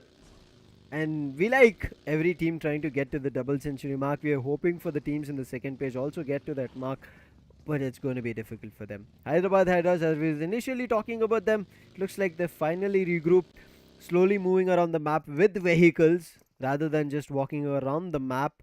But let's hope they'll be able to climb up because they are at the brink of going to the second page. The team waiting to push up is going to be Revenant at the 9th spot. So 8-bit, Hyderabad HYDRAS as well as Revenant, they'll be looking forward to doing something better. But NIGMA Galaxy on our screens, we hope for this team to start popping off a little bit early on, but now, as you said, Edge, for a couple of the teams at least, it's a little bit too late in the journey of Gillette 7Sea Invitational to get to the top. But still, they're not out of the race. They should not think that we are done for, let's just give our okay game and make sure we get at least something. They can still fight out. Teams which are out of the top 13 can fight for top 13. Teams which are out of the top 8 can fight for top 8. So they will be at least getting $700 or $300 depending on whether they're on top 8 or top 13. And they'll be a little bit happy about it. It's all about the confidence, the experience that you walk away with after the tournament is done, right? So that is what these teams need to capitalize on as of now. Yes, it's going to be a little heartbreaking for you not making it on top, not even. I mean, there are going to be some teams in 14, 15, and 16. So it's going to be disheartening for them. But you always got to count the experience as well coming in. You lose some, you win some. It's a part of the game. It's part of life. But how you come back, how you turn your setback into the comeback is the question. And, you might, yes, lose this. You can go 14 to 15 to 16 position. But then that next tournament, if you're still in that 14, 15, and 16, Sam, that means you haven't taken away anything. You haven't learned anything. If you do the same mistakes, multiple times, once, twice, thrice, understandable. But if you don't learn from your mistakes, if you don't improve, if you don't try to improve yourself, that is on you. Because once understandable, yes, you might have better teams, you might have better players. They're also going to be, consistently trying to improve themselves. Because you have 24 hours in a day, they have 24 hours in a day. But right now, it looks like Juicy does not have a lot of time on his hand. He was almost taken down there. He was out in the open as well. Not really sure what he was doing. But he's lucky to find some find some rocks there. But now, He has to be careful. I'm not really sure how far away he's away. He's from his team. But Jonathan, it's not going to be Jonathan. It's actually going to be Sarang with the first one there. But Jonathan with an instant, third party presence there. Sarang goes down on his knees. But still, Edge here, we have not seen a first pick. But look at that, all the players of 7C looking and making sure like they make it feel like they're regrouping. But another player, I think it's Prince, he's come up close to Godlike, and Jonathan is a little bit unwary about that, but immediately they exchange that blow. But it is coming in from SKYLIGHTZ, so this is going to be a big third party here between Godlike, 7C as well as SKYLIGHTZ. So Godlike need to finish it off as soon as possible, but before they could do that, Neo is already been lost. SKYLIGHTZ right now doing the damage and confirming Prince on the other hand. But where is this SKYLIGHTZ fight coming through? We are unable to figure it out. We are unable to see them on the map, but it is happening. The finish feed is giving us the clue about it. Is this? Exactly. I mean, finally, we saw the name card. Finally, Gamla Boy, he's looking forward to making a retreat. But right now, Godlike, they're looking forward to punishing 7C for making sure that they at least lost one player. And Godlike will not be happy about this because Neo is one of the top fraggers. And look at this grenade making its way to Aladdin. Does a little bit of a chip damage. Z-God is going in for a slam in. Clutch God did receive a lot in terms of the brunt force coming through. Nigma Galaxy on the other end were fighting out with 8-bit, but Jonathan, look at that. That confirmation was needed, and Aladdin will be going down to 7C. And I'm sorry, Aladdin will be going down from 7C, and 7C will have one last surviving player. But Nigma Galaxy have all their players, but saving Vixie is going to be trouble written all over it. You gotta be careful. And 7C, unfortunately, we're in a really tough spot. And look at 8-bit. Who is that? Is that Juicy? Oh no, in a really bad spot. But MJ, I don't think he wants to go for that finish as of now. I think they're gonna let him bleed. But where's Vixie? You're right. Where is Vixie? I think he's gonna be bleeding as well. Unfortunately, yep, never mind. He's gonna be finished off by Sanhok. And now, ooh, Dreams. He's crashed. He's crashed. He's not even going out. He almost went down there. What is happening here with 7C Savitar? He's trying to take down Clutch God here. 3, 2, 1. He peeks. And Clutch God, obviously, man, he will come out on top. Perfect timing. Perfect crosshair placement. Instantly takes him down. That beautiful performance from him there. But then, Juicy, on the other hand, he goes down at 7C. 12 minutes, 30 seconds. He's going to be the first squad to be eliminated from match number 2. First team to be eliminated is not a good thing, but right now, especially 7C trying to climb up, it's looking a little bit difficult. But look at this on the other end. Enigma are having a fight. There was 8-bit having a fight. SKYLIGHTZ now getting in between a fight with Enigma. OR right now going down to NTT. And if OR fall now, just imagine, Edge, how many things are just going to be opened up. TSM will have a chance. Enigma will have a chance. Godlike will have a chance. And TSM already popping off. They're taking players down from Enigma. 2 players are already out. Now it's all up to Avi and Rex. The revive has been kicked in, but TSM, they're not letting them go. They're pushing in. On the other end, Entity are taking down OR one after another. Atanki has fallen on Aditya, and another player has already fallen apart. Jelly, I guess, is the last surviving player. And if Jelly survives, we might see OR a little bit further down the line. But if they find Jelly as well, OR will be done for here with nothing. Not even placement, not even finishes. Hyderabad HYDRAS on the other end found themselves a cover where they will be looking a little bit safer in their next steps of the circle. Yes, found that groove yesterday. Found the groove. I mean, it looks like they're finding it today. But Enigma, they lost 2. They gotta be careful. But another squad that I'm looking forward to, the ones at top, OR, where are they? They are nowhere to be found, and they're playing really safe as well. But it looks like they're gonna be in between a fight between Blind and Marcos. They gotta be so careful because there's Global right behind them as well. So there's multiple squads, and if OR goes down once again, the teams in number 2, 3, 4, and I mean GODLIKE, TSM, and NIGMA, all of them have a really good chance of stealing away that crown, making sure that they're dethroned. So OR, even if they don't get any finishes, gotta make sure that they stay alive at least till top 5, get at least 10 points to their name. Right now it's gonna be too tough in terms of a match. It's looking so good and aggressive. I'm completely enjoying this. TSM they're not going to be having fun because they understand there is a gap, and also that Godlike right now have jumped on top into the second position.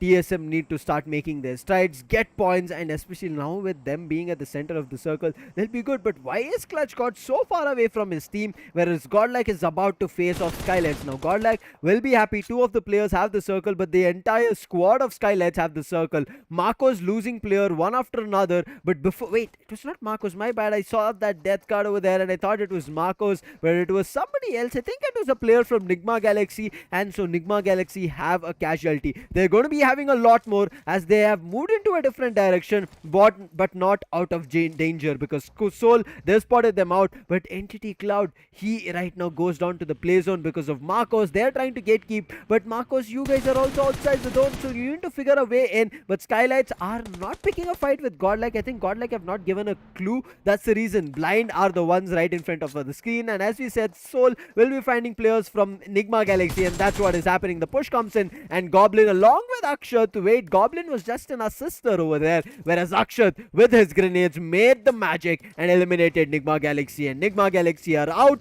and it's going to be Soul surviving. But look at Hyderabad HYDRAS. We saw them very early on, but have zero finishes for themselves right as now. Ace Black, he's in a dangerous situation and a spot because he's right in between various different teams, and it's going to be getting even more intense and difficult for him. Marco's not giving it up, but 8-bit also after their chicken dinner. They're looking so confident. The jump did come in from Kyoya, but it was not enough to knock Madman. You know his name, and it's not going to be easy to destroy him. But right now, Revenant and Core, he does the damage on the player. That's going to be Tsunami. So Tsunami is in a little bit of a trouble, but Raid, he's coming in. But Madman, as mad as he's ever, he wanted to jump up and get inside, but Raid is trying to provide him cover. Aston Vortex thought he could capitalize, but Madman, irrespective of health, he is going to be doing the damage, and he does now. Raid, he's falling back to cover because his health is not looking good, so he wants to patch himself up before the next fights that he picks up.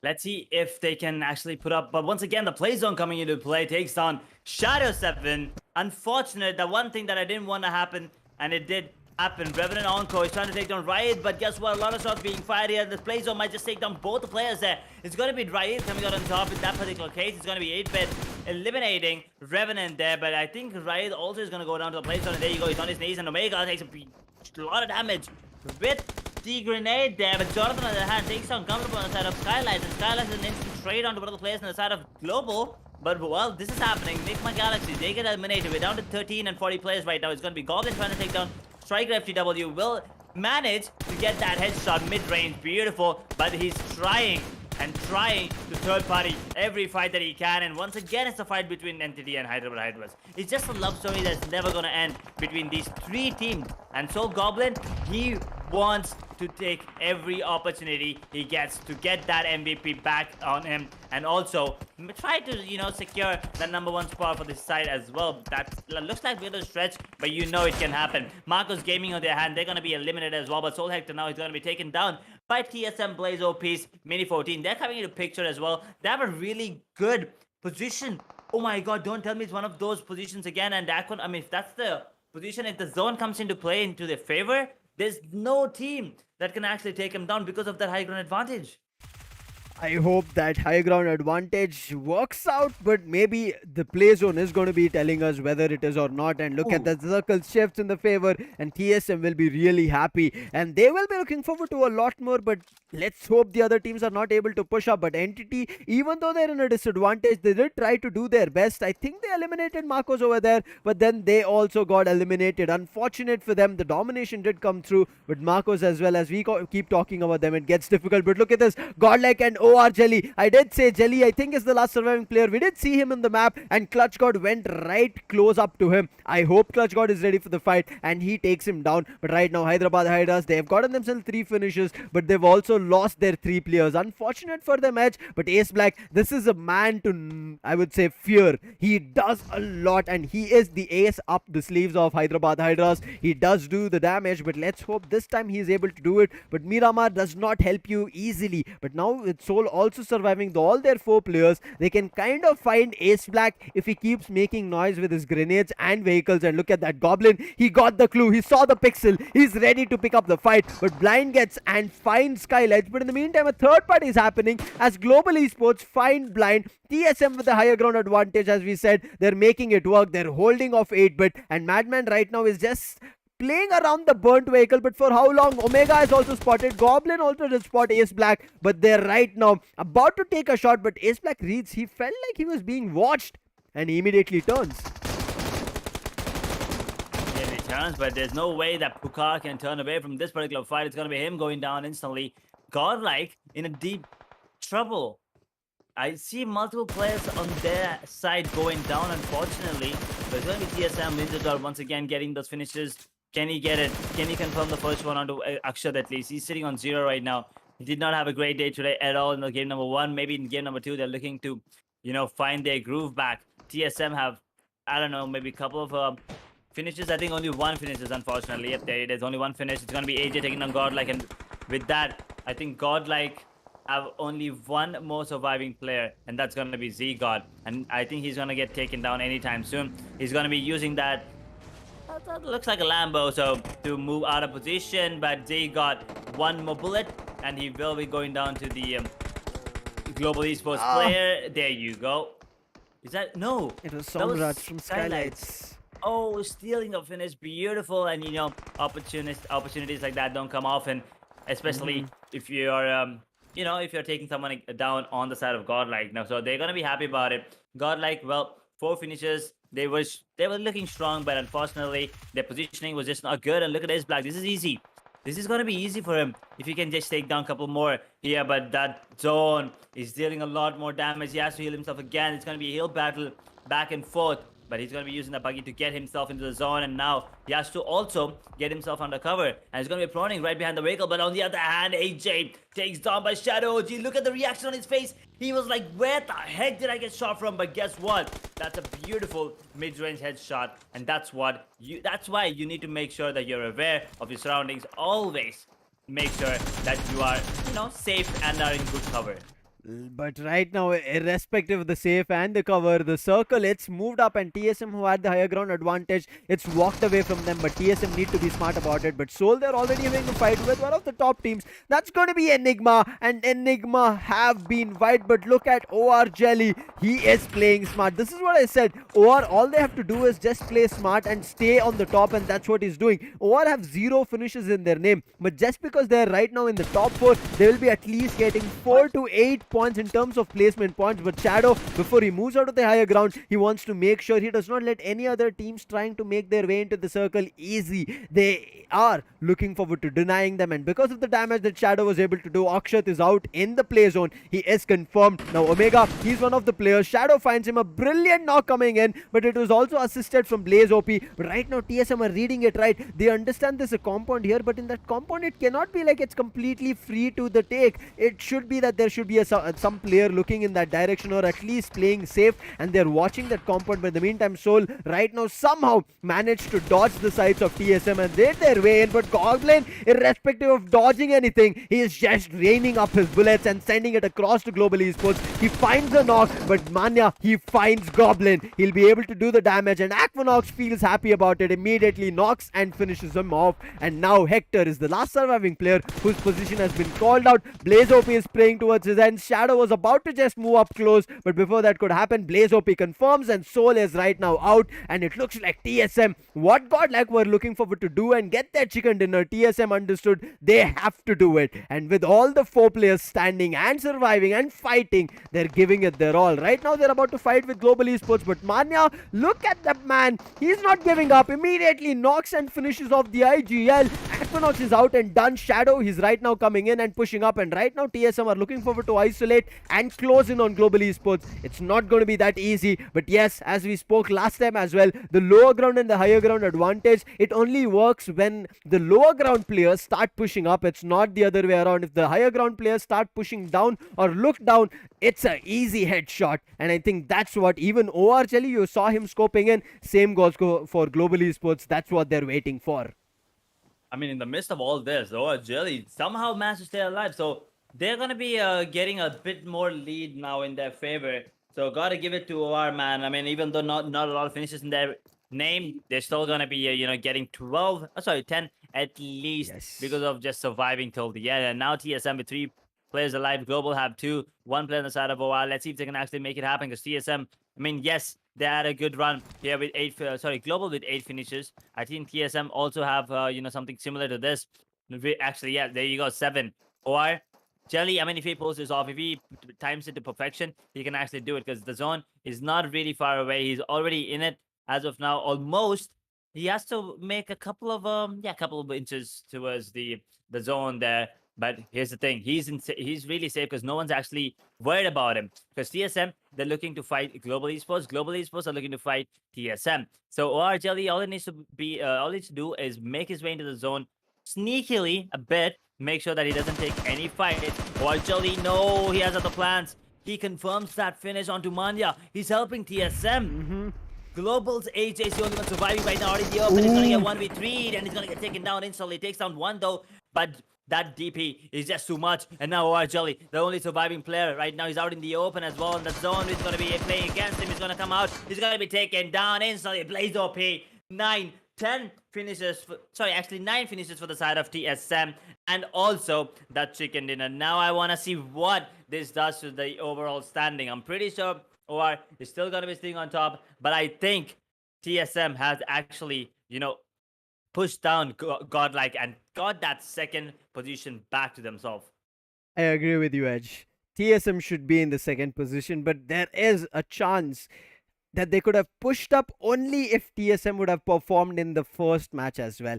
On Erangel, at least if they got close to 10 points, we might have seen TSM get to that first spot themselves, take down OR, but right now, the fight is getting super intense. Global Esports made a huge dominating performance on Erangel. Now TSM make that dominating performance here on Miramar, and now it becomes a fight between these top 3 teams. Yes, Enigma is not out of the race yet. They will be having a little bit of a tough situations here and there because we saw, right, Enigma also got eliminated, unfortunate for them, but it was Global Esports who were kind of feeling that aggression. They were thinking about it and they wanted to make sure they give it their all, and they gave it and eliminated Enigma. But Enigma, they're not going to be just sitting back because now there is again Erangel and Miramar about to play back, and last match is going to be on Erangel again. So the turns and chances are still there with these 3 matches. But in between that, there is a twister, as we are saying from the start, that's going to be Sanhok. I want all these teams to be prepared for Sanhok. But right now, before we prepare for Sanhok, let's immediately take a look at the highlights of what happened.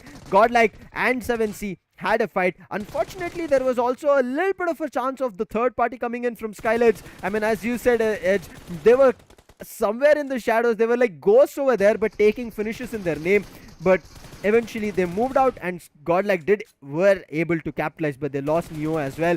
Unfortunate for them having a casualty, but look at this madman. Even though he went out, he did do the damage, but then he realized that he has a lot in terms of damage on him. He immediately went to cover, wanted to go in for a patch, but then the push came in, he punished. But the way SKYLIGHTZ were also being eliminated, SKYLIGHTZ, before they got eliminated, or like one of the last few players were surviving, they did do a damage in for a lot of teams.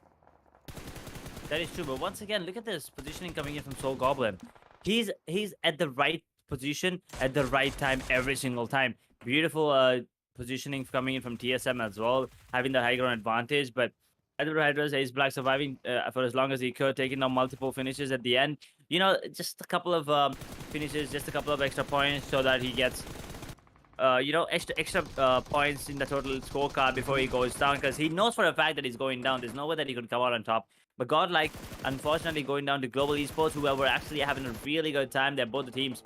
And also, OR, man, they knew that they couldn't get any finishes. So they went for the plan B, which is to survive and get as many points as they could. And how many was that? That's 12.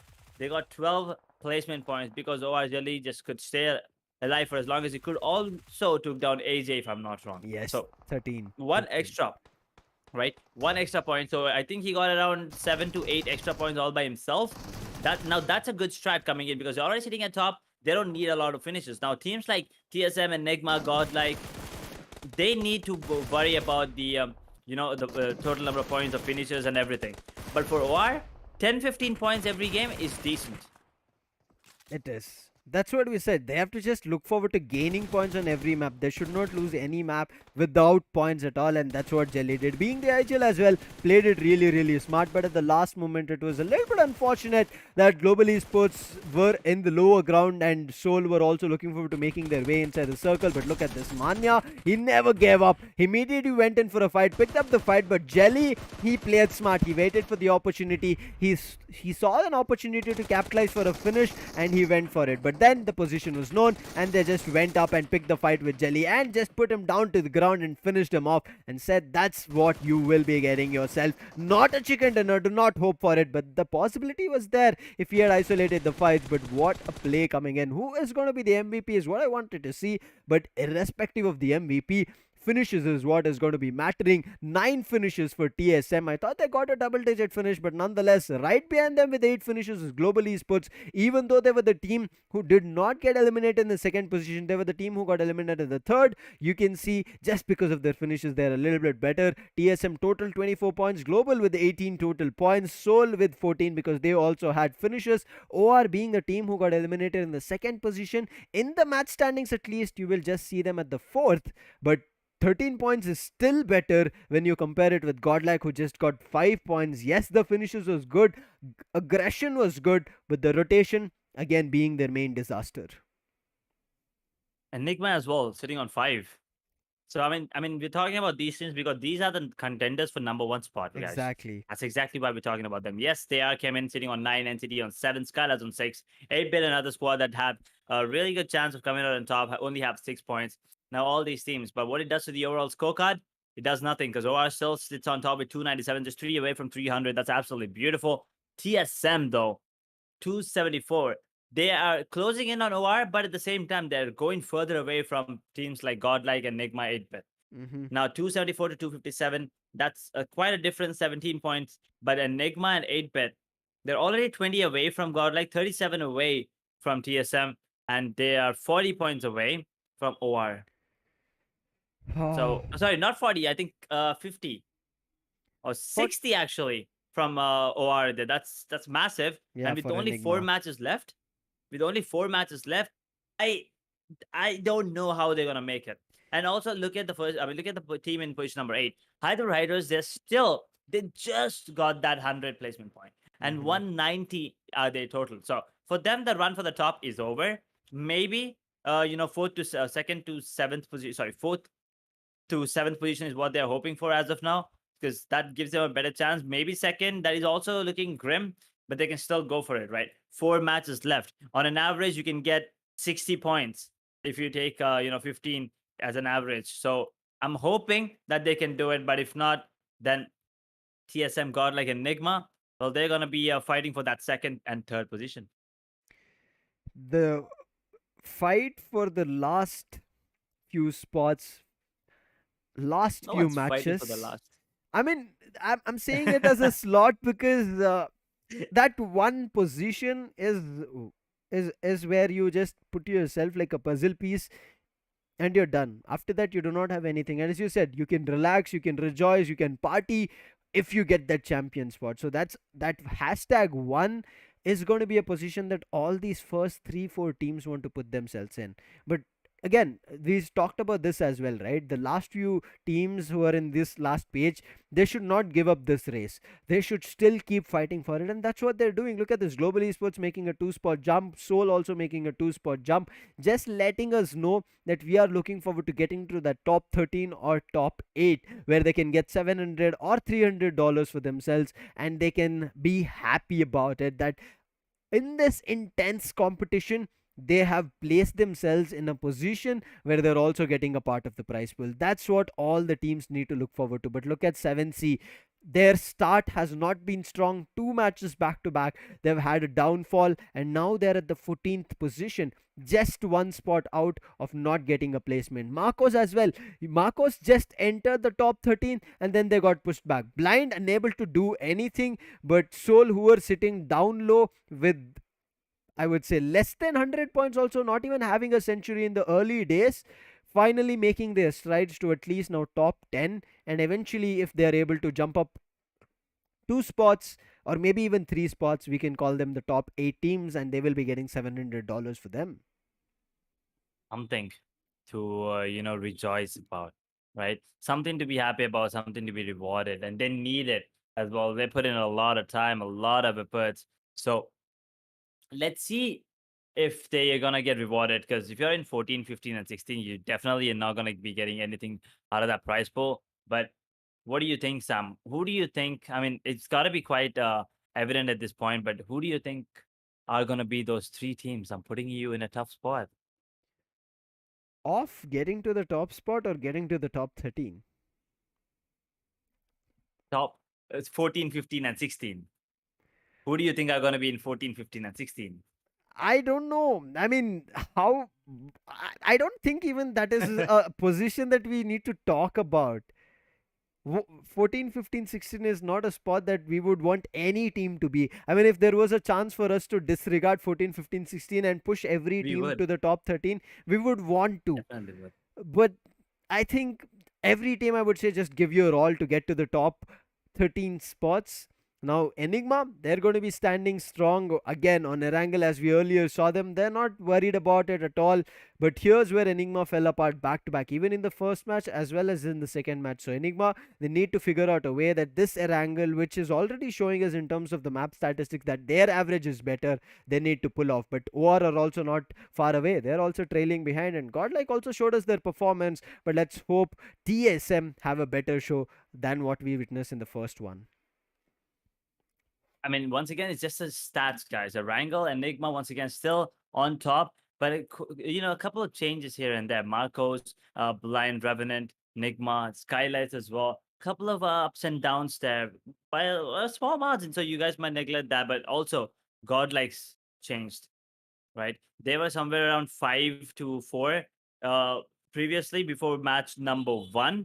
But now they're in second position with 6.2 and 5.7 average placement point. Now that's quite a jump, but also talking about a jump, let's see if they can actually jump back on that number 1 spot after this one's done. Because now we're only left with 4. Sam, Mhm. we're only left with 4 matches, and after that, we'll be getting ourselves a champion. A champion after all this time.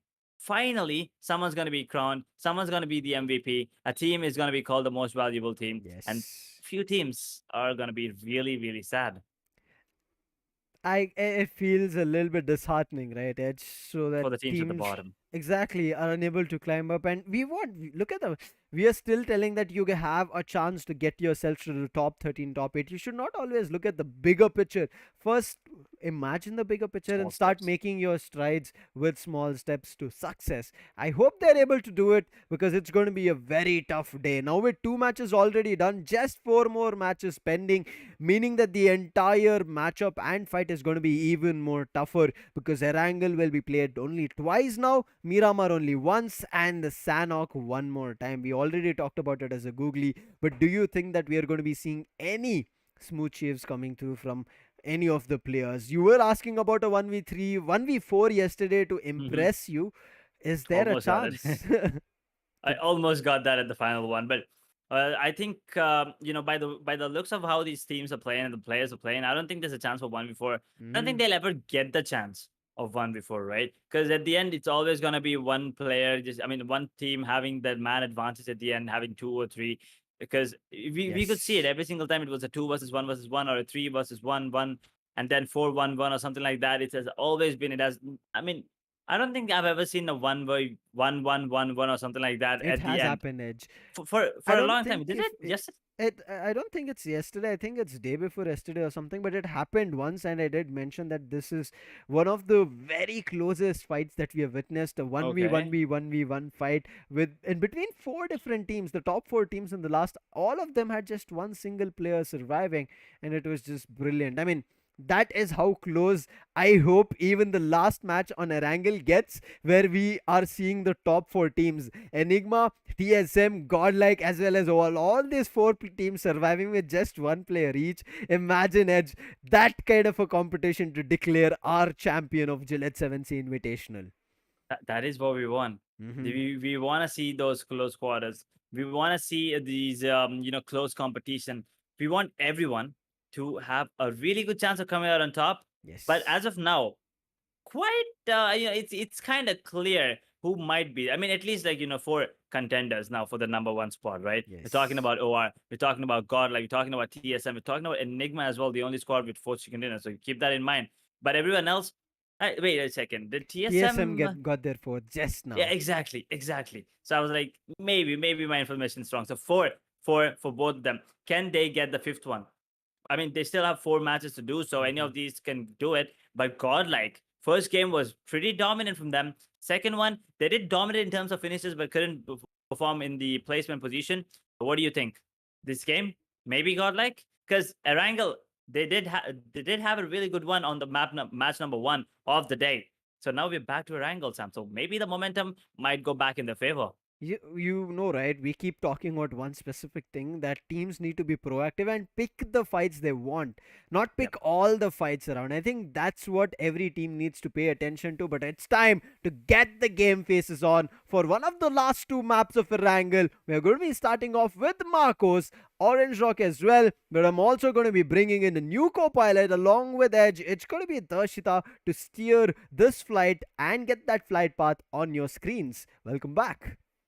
I was waiting. I was really waiting to get back here and see how the actions are turning out to be on this day because, as we keep on saying, it's going to be the last day, ladies and gentlemen. Well, talking about the fly path, it's a angle once again where we can see fly path heading towards Milta Power. Right start from Georgiapool and Hospital. There's school, there's Pochinki, there's farm, Milta. I mean, the hopes are really low right now, Edge, that we might see a draw clash between Marcos and SKYLIGHTZ Gaming. What do you think about that? We didn't see that last time, so I'm hoping, but I can see Marcos dropping there. Where's Skylights? No, they Did are. they? Oh, they dropped. Okay, they are going into another direction. They know this time. Look at the look at Skylights. By the way, they split up. They split up. They're going in two different directions. I don't know if that's a wise decision, especially in the third match of the day. Oh my Oh my god. Okay, god. this match is going to be interesting. I can already tell because they didn't even land yet. They didn't even drop off, and I'm already excited about this. And look at that zone. Boy, oh boy, it's gonna be one hell of a match. It's gonna be one hell of a match, I can already tell. With CHEMIN, once again, let me see where they are headed this time. Because last time they headed on to the Zarki area and it didn't work out in their favor. But I think Revenant once again is going for their, default drop there towards that military base. I still cannot see CHEMIN there. Waiting for that. I'm waiting. Okay, there you go. We can see them finally near down to military base. Now, military Oh, they base, are we going know, there. right? We know, Kevin, we always find them near to those places as well. Once again, coming back to OR. Right now, all the four players surviving. They do have a split, they do have vehicles. They are trying to find some better compounds for themselves this time, so that initial drop, initial loot, and everything is better because at the end of the day, loot is something that's gonna matter you the most, no matter what the situation is. You need a good gun to take a long range fight. You need a good gun to be a beast in the close range itself. So there's a lot that you need in terms of loots. Right now, Ari was looking forward to a compound, but I guess he didn't find anything, and he'll be going back to his teammate Jelly, picking him up, and again going in for a different compound. He's picking up in style as well. It Yeah, was for a yeah. second I was actually scared that maybe he might hit him and maybe I don't think they're gonna be a lot of team damage there coming in, but you still gotta be careful, right? Can't take any risks, especially right now. But last time on Erangel Darsh, we had a couple of team fights happening pretty early. We usually don't see that. I mean, your favorite spot, 10 minutes, we were already down three squads. Almost five, but three squads were already out. So, do you think another, this is another map of Erangel. Do you think another time we're going to be seeing that kind of, aggressive game style coming in from any of the squads? Because, once again, this is the final day. This is the grand finals. Today, we're going to be crowning the champions, and everyone needs to pull out their A game. They got to accumulate as many points as they can and make sure that they at least move up one position after every game. That's important. That's important. But if you ask me about the aggressiveness, Edge, aggressiveness is going to be important, but because How do you think these teams are going to find finishes? Right now, for finding points, you just have two options. Either you go for finishes, either you go for placement points. Placement points, you get the max you get is 15. But you can add more with the number of finishes that you get. So, being aggressive, I don't know will the teams go for it or no, but it's going to be important no matter if they lose it or they, gain it, because it's already down to 4 maps. And with the end of this map, we'll be done with the half day of the last day itself, and it'll be left back with 3 amazing maps. And right, the end portion, the last 3 maps are the most amazing ones. We always talked about it. The end portion is something. The second half is something that gets me excited, because you start off with Miramar, you go to the smallest map, Sanhok, and then you go to a classic experience of Erangel, which is going to decide a lot of things. So I'm looking forward to that. But right now, I'm looking forward to what TSM has planned. They were looking really good the previous day. Today, yes, it is good, but it can be better. Can be. There's always room for improvement for everyone, and that's exactly what these teams are trying to do, trying to improve their position on the scorecard, trying to improve their total number of points, trying to improve their gameplay, not only in this particular tournament, but also getting that experience and finding, their weaknesses, moving on to next upcoming tournaments as well. So, guys, Skyesports, we organized a lot of tournaments, right? So if you haven't subscribed already, if you need any more information on this particular tournament or any upcoming tournaments, make sure to check out our Instagram handle is down in the description, and also hit the like button, fellas. Come on. We've been going on for a while now, and I'm pretty sure you like the games, because we all do. Who wouldn't? Look at the way that these teams are performing. Right from day 1 to day number 9, that is today.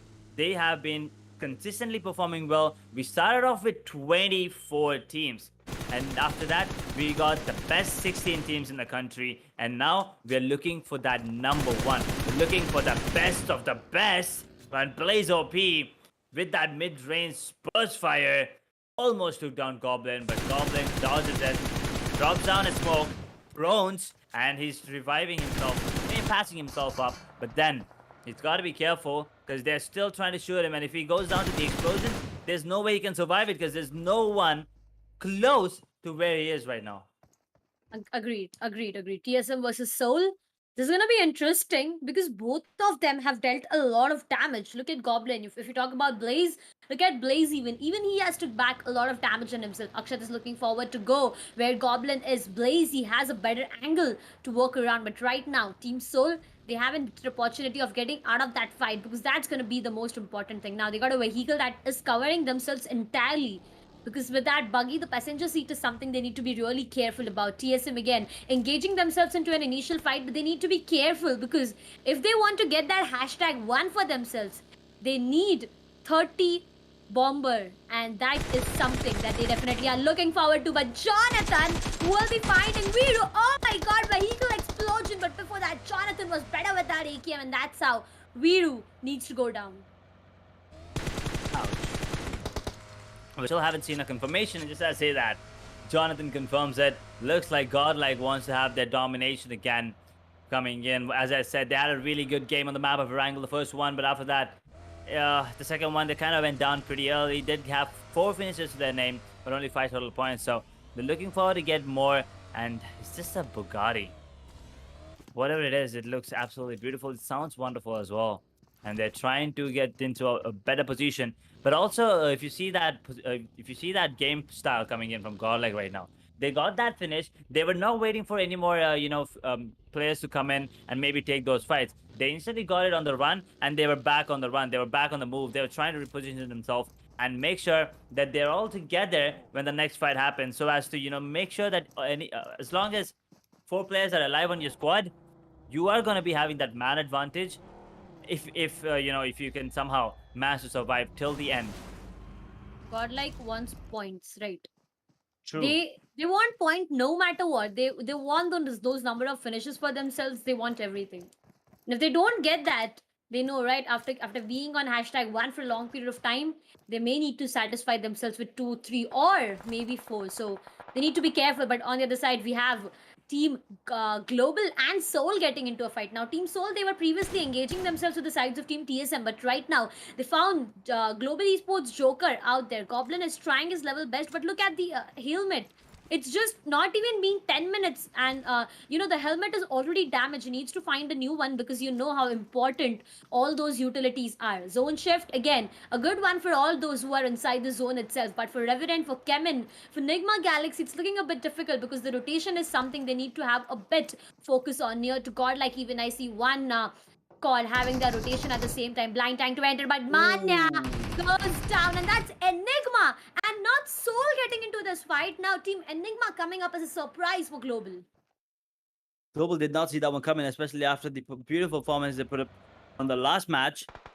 They were, I mean, I was expecting a lot more for them coming in, but Enigma, after losing a player, they're still going strong. They're still, they still know that they're okay with taking fights. 3 players, yes, they can still do it. But Global now losing 1, which means they also have 3 players. So that's 2 casualties already, 2 eliminations. And Godlike, Aditya's out in the open. You gotta make sure that he goes down. But it's gonna be Neo. They're getting third party, but 7C Savitar gets 1. Jonathan out in the open takes on Savitar. He gets a revenge for his teammate. Instant finish off. And then Puka on the other hand takes on one of the players on the side of HYDRAS. Carry gets the finish, actually knock onto one of the players. Savitar goes down, carries out. Troy with the explosion takes on Avi. But Z got here with a smoke grenade and also trying to...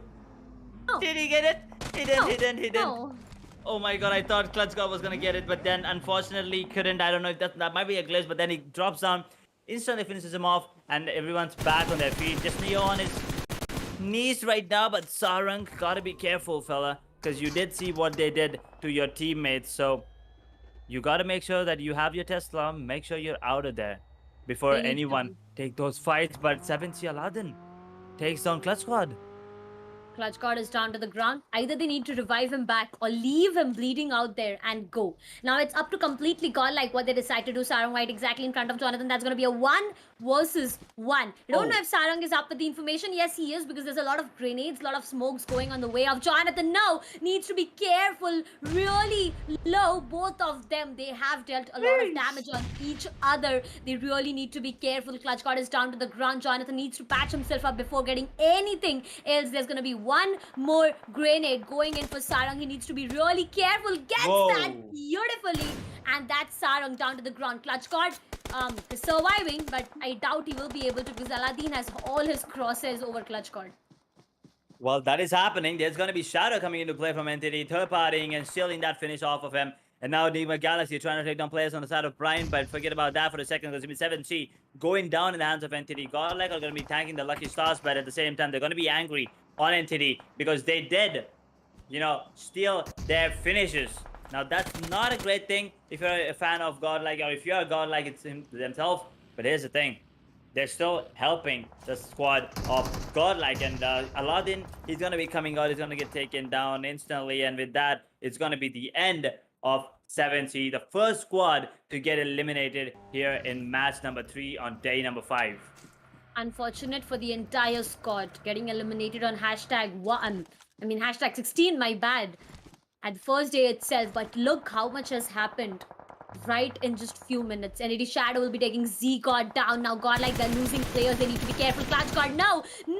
If he gets spotted, there's a chance of Godlike getting eliminated completely, because there's a lot already happening with Godlike, and that's KlutzGod getting eliminated. Godlike down to 2 players, because right now even 1 player is just really low on his HP. They need to revive. Okay, Z-God and KlutzGod are down, so that's Jonathan and Neo. 2 players surviving from the sides of Team Godlike. OR on the other side trying to cause a lot of problems and trying to stop the destruction that Godlike are trying to go in for. But right now Neo is being caught in a complete open area. It is a lot of damage that he is dealing around. Entity is trying his level best, and there you go. KlutzGod gets confirmed almost on confirming. That's Z-God, and I guess that's done. Godlike down to 2 players with 3 finishes. God, oh no, not the kind of way, not this way again for Godlike, but it's gonna be Vexy. 1 more finish for himself, and Entity already up to 4 finishes. They are looking confident. Let's see if they can actually, get the entire chicken dinner for themselves and make their jump on that overall standings. Domination by Jelly, and you can see SKYLIGHTZ with 4, you can see Entity with 4, you can see Godlike with 3, OR with 3 as well. OR already having 3 finishes with only 1 casualty. Well, they do not want to let go of that, number 1 spot. They know they already have that lead, and with these 3 finishes, even if they go down right now, they are going to be hitting that 300 mark. 300 mark, which is 26 points away. 26 points away from second squad again, TSM. So there's still a lot of work for these squads to do. TSM, ENIGMA, GODLIKE. If they want to have any chance of making it to the top, Jonathan and Neo, the two brothers fighting for the MVP, they gotta make it work. They gotta show us why they deserve to be that MVP. They gotta show everyone and get as many finishes as they can for the squad and also survive. Because once again, if you get 10 finishes and if you get eliminated pretty early with 1 point, it's not a lot. Maybe at least 10 points, with finishes and then 10 placement points. Now that's a decent score. 20 points, which might help them, get close out the distance between them and OR and also TSM. Agreed, completely. OR, as you talk about them, there's OR on our screens already. Atanki in a complete open area now. He can just get in eyes of anyone right being in completely open areas. All that he needs to do is a bit of carefulness that he needs to showcase right now. On the other side, we have Marcos now. From Marcos, I guess one player was spot from the side of SKYLIGHTZ Gaming, and they not just took him down, but they eliminated. Talking about elimination, that's TSM Ninja Jerd once again starting things off, but that's where TSM needs to go down. NIGMA Galaxy not just taking one, taking two, taking the third one, almost there, and that's done. TSM gets eliminated. Oh my Destroyed. god. The team who just did a beautiful job the previous day gets eliminated completely. That's shocking. But right now, Entity, they had their eyes on the big ones out there, and they got them. Definitely the most amazing one. Enigma Galaxy going in for domination. Team Soul still 0, looking forward to do something. Enigma Galaxy, man. I mean, day number 1 of the grand finals, they were nowhere to be found. But after that, they slowly made their way back up, and they're not going to stop anytime sooner. They're taking some big names down right now. I mean, I said big names as of now because, they are the ones sitting at the top. Enigma Galaxy, I believe they're in 9th to 10th position as of now. So they gotta make their way up. But it's gonna be Enigma's players trying to take down Shadow. That is Entity's players there, unfortunately. But look at that zone now. Range is in the zone, and Enigma Galaxy are really, really far away. They gotta be careful, but it looks like it's gonna be a fight between SKYLIGHTZ and Deadpool. That is blind, but they lose them. Instant knock, instant finish. That's gonna be another one lost. Now, only surviving player from the side of blind. He has to be careful. Jonathan, he takes that fight, instantly knocks out Knuckle. Beautiful headshot there. Was amazing. Knuckle goes down.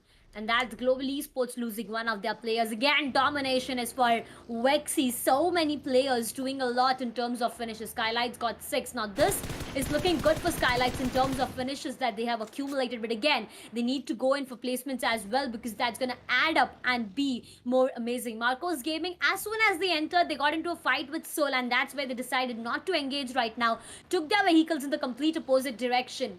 And they are trying to go in for a different rotation. Revenant on the other side gets caught by 8-bit Tsunami, and that Tsunami taking Kyoya down to the ground. No confirmations yet, but one player is already down, and they need to be really careful. Soul on the other side, there's a lot that this team has potential to do, and they are looking forward to do that thing. But Galaxy gets caught here by CHEMIN Esports. Destro trying to deal a lot of damage, but at the same time, he registered himself a lot. Now, Dreams, he needs to patch himself up before anything. CHEMIN Esports, there's a lot of grenade parade going on. Robin, he has to depart out there, and I guess he'll be getting confirmed. Enigma Galaxy, Wixie goes down. Apollo will be taking Robin. Destro goes down. Now this is not looking good for CHEMIN Esports, as all their players are just falling apart one after the other.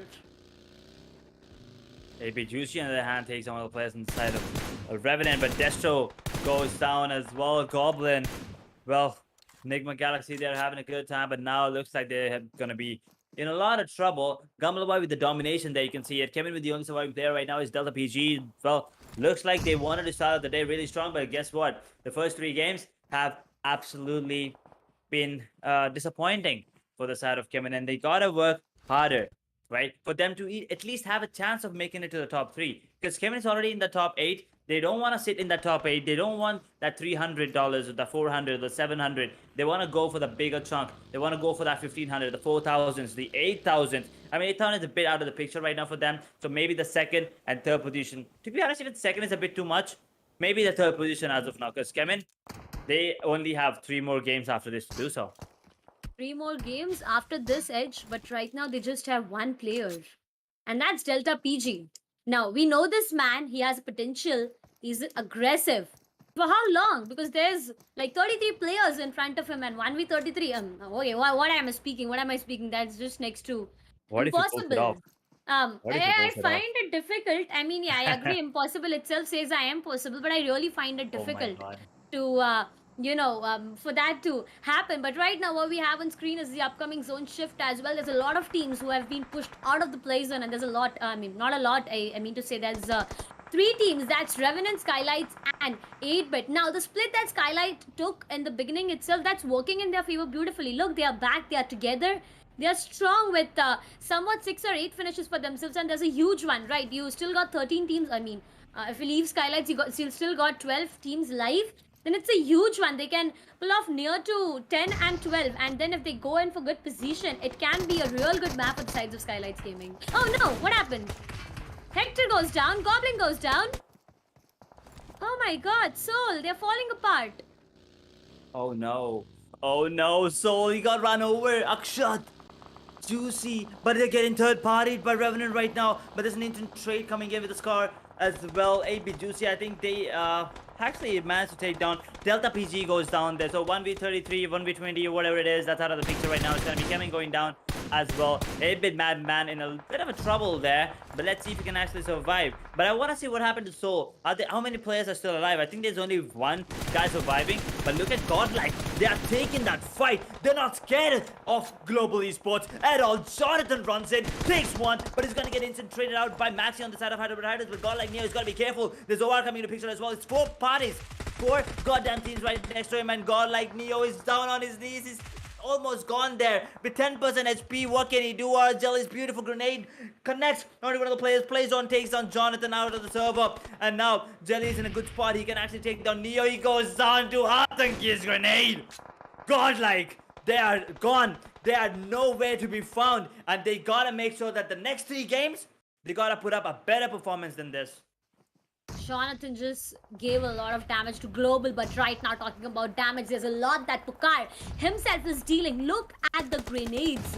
Beautiful connections we have. Paukilo will be taking one on Tsunami. There's one more grenade. Pucar needs to be careful. No, he goes down, and that's Madman doing a mad job here. He takes down one from SKYLIGHTZ Gaming, and right now is looking forward to confirm him. But no, the Molotov connection, he needs to be careful. A self Molotov is something he really needs to be careful about right now. There's one more grenade from Entity Cloud that can create a lot of problem for Jelly, but this time Jelly is aware of everything that's happening beside him, near to him, or in front of him. Team Soul, that's a confirmation we get that Team Soul, the last surviving player, he gets confirmed. Global Esports, even the last surviving player gets confirmed, and that's 2 teams getting eliminated. 8 teams, 19 alive players with 22 minutes done and dusted. Madman, I guess he's compromised himself after taking Pucar.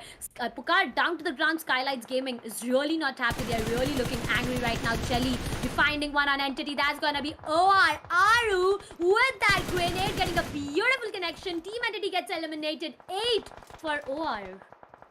8 for OR, but talking about SKYLIGHTZ a bit more, I mean, I told you this before, I'm gonna say it again. SKYLIGHTZ are the kind of squad that either gets taken down pretty early into the game, or else they're there. They're in the top 5. They always get it, right? And it looks like they are making their way to the top 5 right now. They already have 8 finishes themselves, and they still have 4 players surviving. They gotta be careful, yes, but they can still make it work. They cannot get that number 1 spot, but they can always go for that number 3 or number 5 at least, and get a bigger piece of that prize pool. Because once again, guys, as I said, the bragging rights, yes, it's important, but that money that goes along with it, I mean, who wouldn't like it, right? Something to give you for your efforts. Maxi OP is the only surviving player. He's going for that heal battle as of now, because there's players from the side of right in front of him, and Jelly is in a bit of trouble there. He's gonna get taken down by Maxi OP's M4. He's gonna go for the spray. He almost got the finish, but guess what? It's gonna be Rex third party in that, and which means Maxi OP is gonna go down without getting that extra point.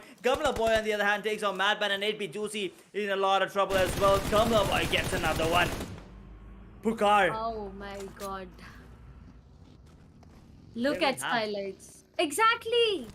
They are just going crazy today. SKYLIGHTZ Gaming, they've decided not to stop. 10 finishes already. SKYLIGHTZ Gaming, there's gonna be a run. Oh Pakar, Wexy, look at the confidence. He'll be taking one more out. ORR return to the ground. That's going to be Enigma. SKYLIGHTZ Gaming with 12. That's 14 still alive. Marcos get caught here. Pakar deals a lot of damage. It's huge one that SKYLIGHTZ Gaming are looking forward to. 33.33 winning prediction that we have on SKYLIGHTZ. For OR it's 25, for Marcos it's 25, but for Enigma it's 16.67. Now look Well at the finishes. difference. Exactly, look at the difference. Jelly goes down. Enigma Rex is still holding back. Eggy will be confirming. That's Enigma with 7. That's SKYLIGHTZ with 12. What are these players doing? So much of damage that these players have provided. Look at Somraj is looking forward to his 13-1, but no, gets caught in an open instant trade comes, and that's gonna be Pau Kilo down to the ground. Now this is the level of coordination, a gameplay, and the dialogue that we always use. You got my back. You can see that clearly when SKYLIGHTZ Gaming is performing right now. That is true, but OR I think has actually did enough to secure themselves a really good lead coming in, because TSM is nowhere to be found. GODLIKE's gone pretty early as well. So Enigma, yes, they're another contender, but they don't have a lot of finishes coming in, and they're kind of around 50 to 60 points behind OR before this match, right? So I'm pretty sure they can close it in, but they're still gonna have at least 40 plus points to work with OR. And Pau Kilo is actually bleeding. It's gonna go taken down by Somraj and SKYLIGHTZ. Well, they're going in, and they want to win it. They want to go in strong. They're the only squad with 4 players alive right now. 44.44% win prediction for them. And Terminator, Gamla Boy, should pretty much be the MVP after this one. But we'll wait about that. It is a death triangle right now between SKYLIGHTZ, Marcos, and Enigma. Look at Somraj. Look He at doesn't care. Somraj. Oh my god, SKYLIGHTZ Gaming, they do have some beautiful plans.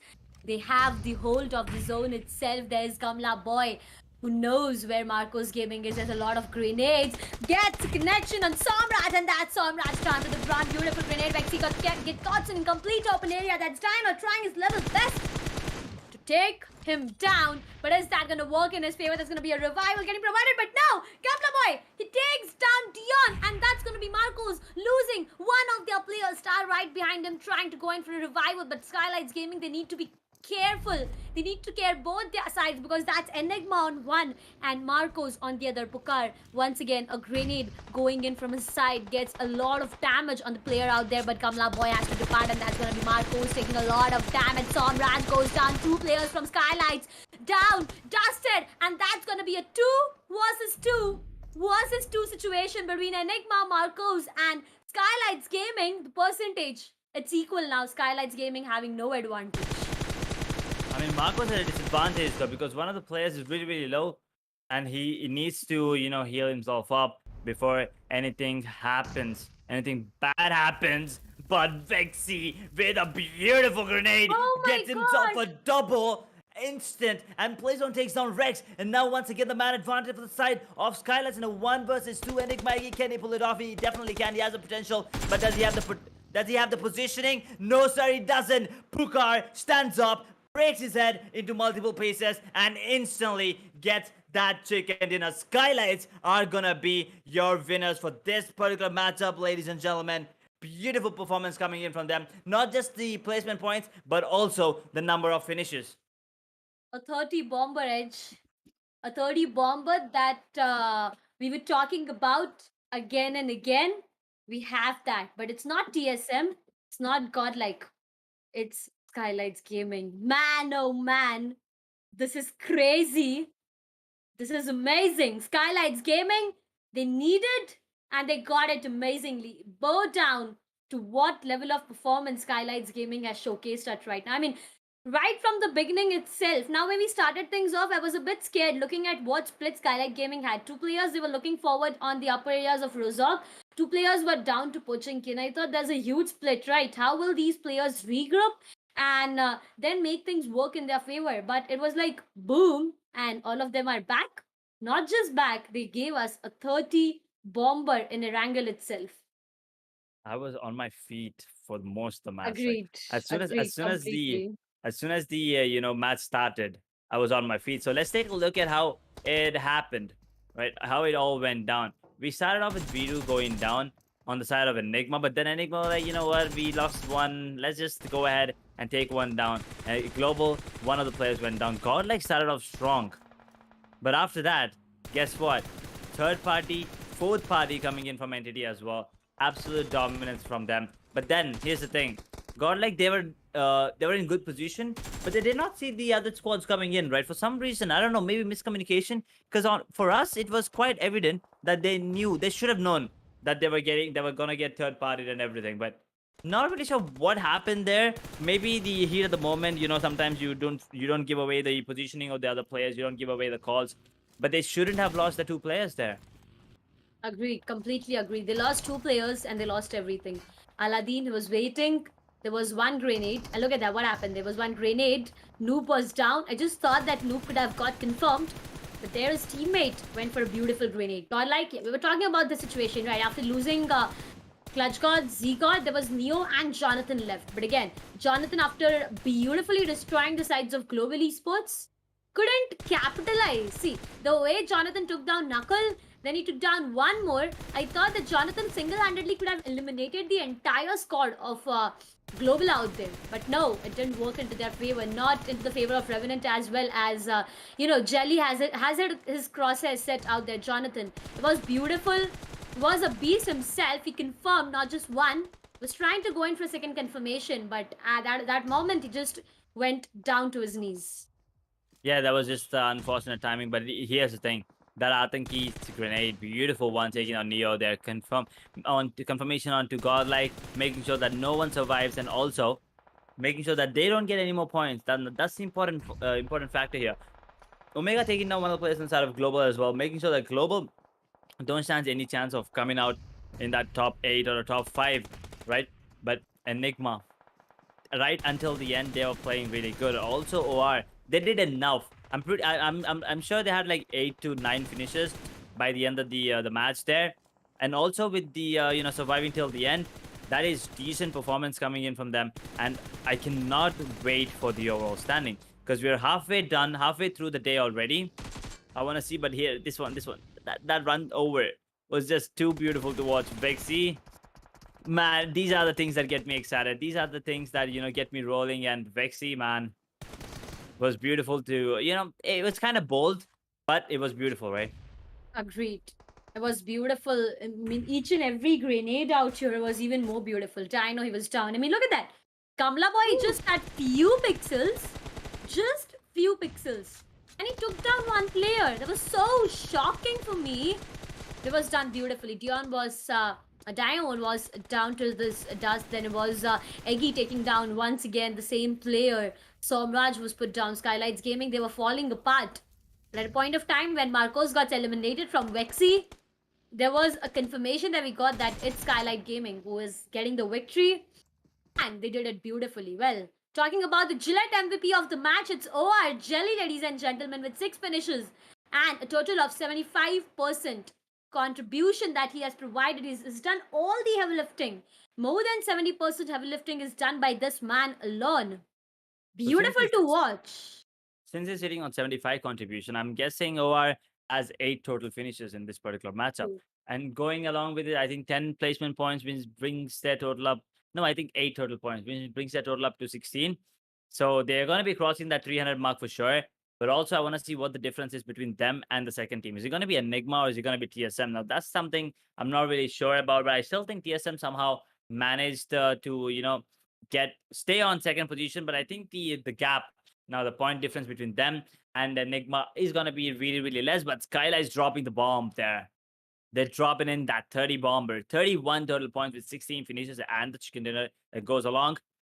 Enigma Gaming, 7 finishes and 19 total points. So I do think that TSM are still going to be sitting on second position, but that gap, from 20 to 30 down to maybe 5 to 6. Huge. SKYLIGHTZ with 31, 16 finishes. Oh my Insane. god, SKYLIGHTZ Gaming. They have just done a lot of damage to the entire lobby out here. Enigma with 19, OR got 16, Marcos got 13. Revenant and Team 8-Bit got 7, Entity, Godlike, Enigma got 6, Hyderabad, HYDRAS 3, Soul, Global, Blind got 2, CHEMIN and TSM got 1, whereas 7C. Now this team, I'm really shocked to see 7C getting 0. So far, Edge, have we ever seen this team falling this bad? No, we haven't, right? Haven't. I mean, for a really long time we haven't, and we haven't seen 7C and TSM at the bottom like that.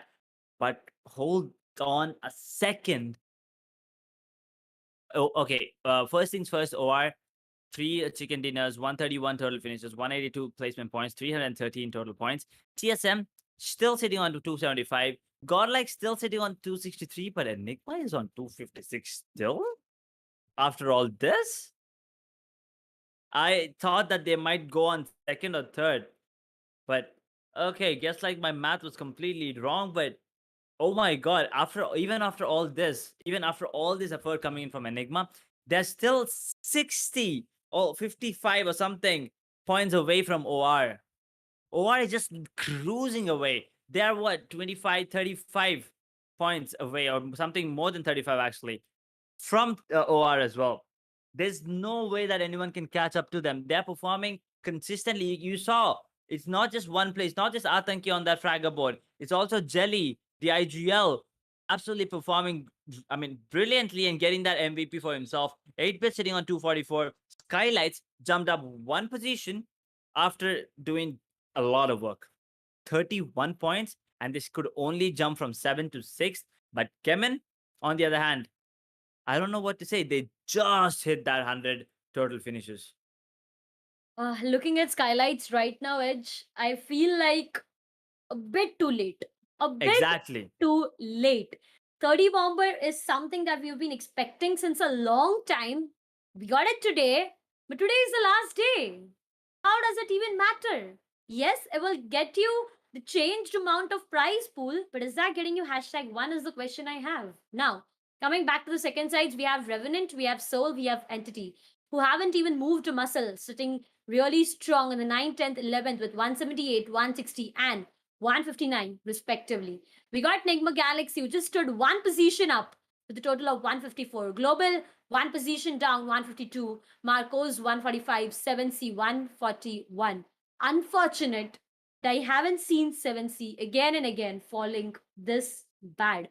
This team, when they play, they just go on dominating. But this time, there's no domination that that I've been seeing from the sides of 7C. There's 0 for chicken dinners, and that's pretty shocking for me. Blind again, 0 chicken dinners with a total of 124. It's really difficult right now for these teams. There's a direct difference of 150 points from the first position to the last position, and 150. I don't even want to calculate. I mean, each match 30 bomber you need to give. Then only maybe you will get a chance to go in for the first sides of overall standing, but that's next to impossible once again because it's just 3 remaining maps. What are you gonna Can't be do? done. What are you gonna do? I mean, I'll tell you what they need to do at this point. Yeah. After they're done with the tournament, come back stronger the next one, because I mean, the team at the bottom and the team at the top, almost 190 difference. 190 point difference, Darsh. That is, I don't know, that's insane. That's something that even if you get 64, let's just calculate 70, 70, 70. Yeah, I mean, you pretty much need to take down every single one on the server, and then also get that chicken dinner. And then, and only then, you can get yourself that #1 spot, which in anyone's right mind is ridiculous and cannot happen, will not happen. I'm 100% sure. Even I'm not that stupid. I'm not even gonna say that there's a chance that might happen. But here's something that might happen on the map of Miramar, right? Or if the stats don't lie, they can get themselves another beautiful victory along with 9.7 average placement points, 5.4 average finishes per match. If they get the chicken dinner in any of the next 3 matches, Darshita, they are going to be confirming that #1 slot. And I can, give my word for that. I'm not even talking about the next 3 maps, but as you just said, Edge, this map OR can make it work in their favor, right? The stats that we have in front of us, tells us how strong OR is in terms of placements. Yes, finishes it's good, but placements it's better.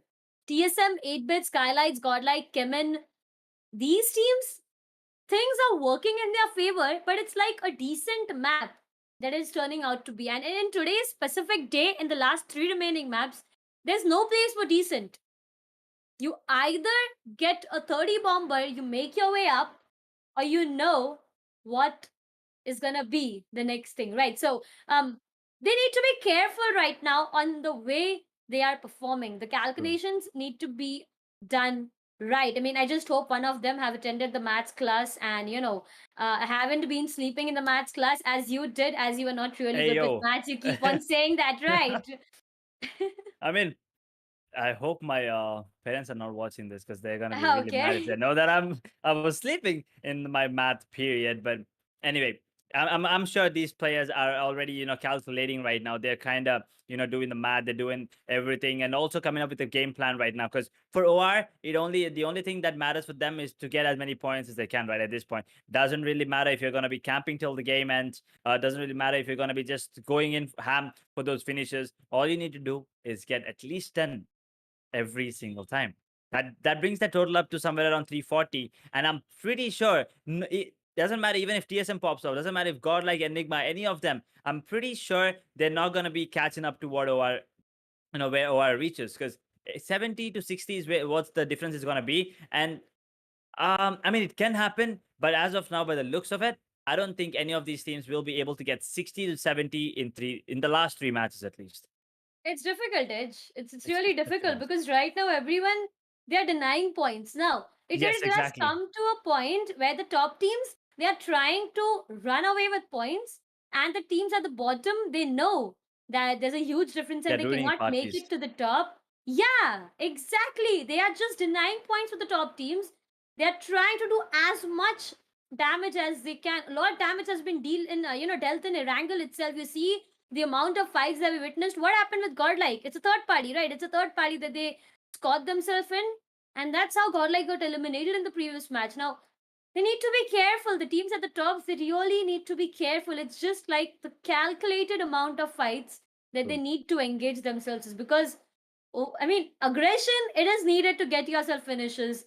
Over aggression is just pushing you towards your own death or maybe the team elimination itself, right? That is true. But here's the thing: you gotta avoid taking unnecessary fights. You gotta make sure you come in for the exact, peak at the exact time. But with that, you also gotta make sure that you drop in at your exact locations. The flight is ready. It's gonna be Oh, Miramar for one oh. last time in this tournament. One last time, map of Miramar here in Gillette 7Sea Invitational. It's gonna be Sanhok and Erangel after this. But look at that zone. I mean, sorry, flight path.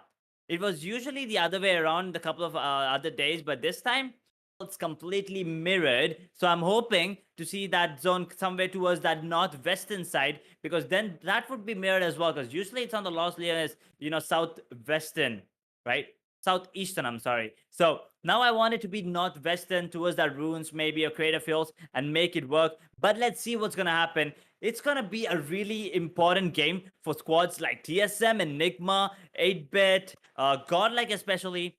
But let's see what happens. Ah, please, please give me Los Leones. It's gonna be the last map, right? The last map of Gillette 7C Invitational, and that's Miramar. I mean, by saying last map, I mean to say Miramar is being played for the last time. So, we want it to be Los Leones, but okay, it goes up.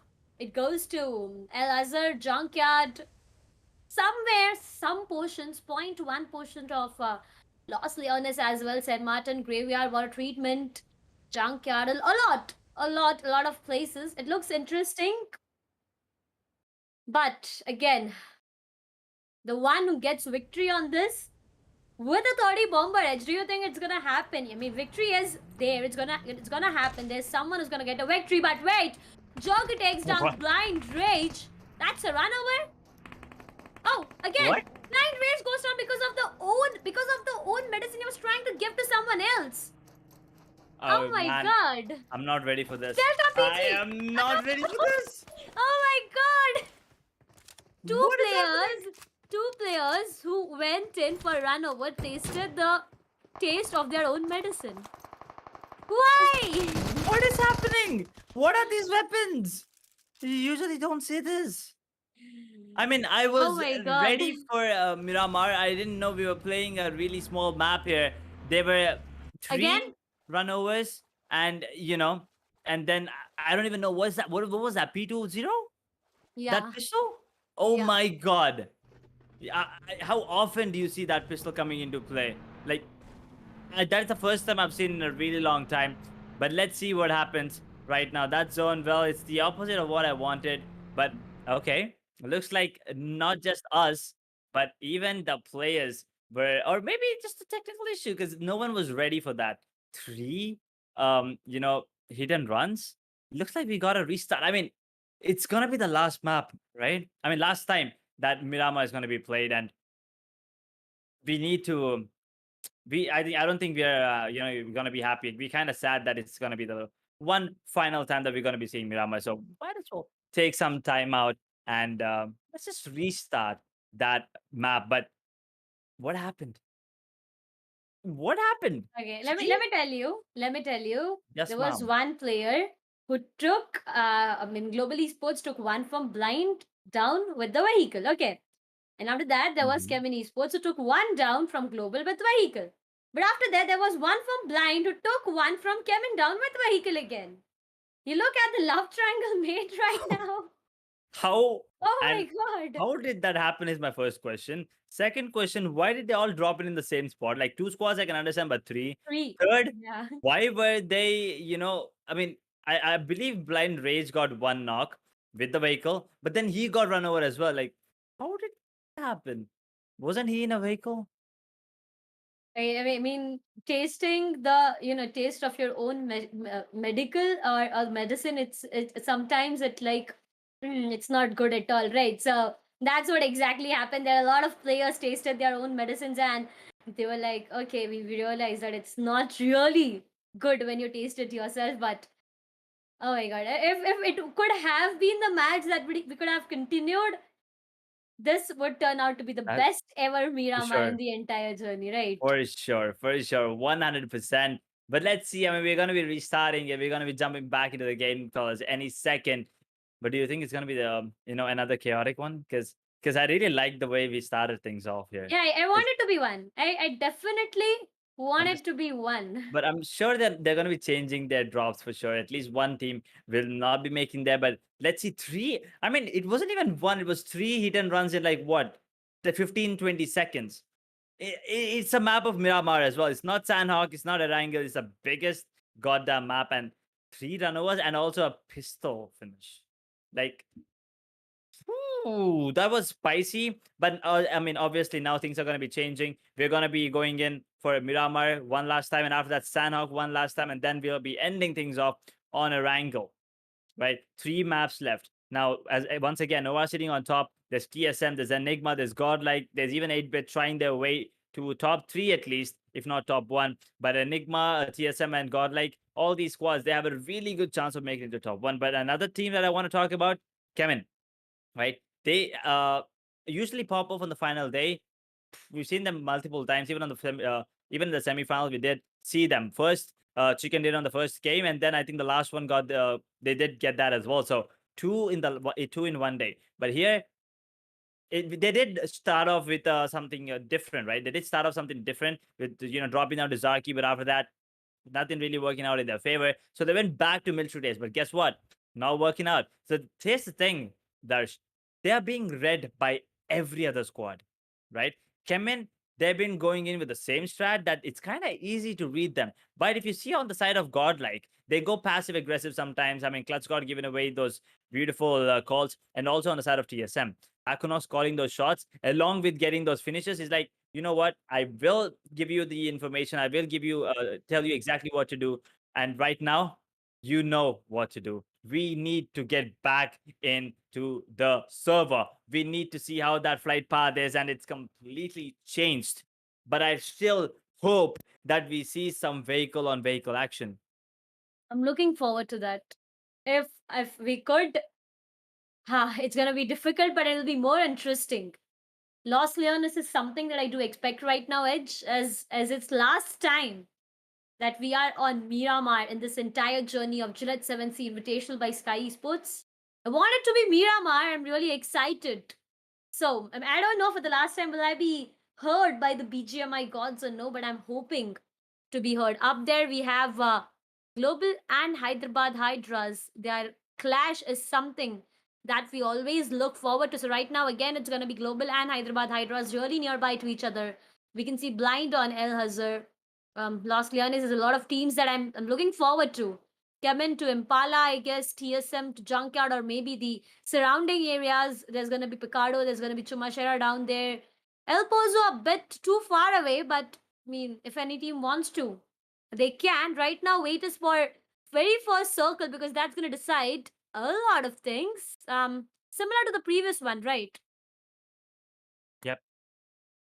But that zone, just a slight change. Not a lot, but a slight change. But everyone's ignoring that western side of the map for some reason, right? I mean, I don't see anyone going towards that ruins area, that trailer park, the crater fields. No one's even trying, but there's still at least 10 to 15% water, in this first zone.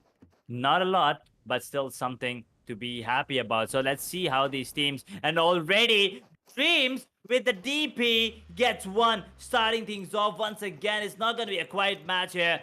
It's going to be an explosive one. One knock and finish. Revenant's Paradox are down and out, and NIGMA Galaxy are trying their best to make it into that top 5.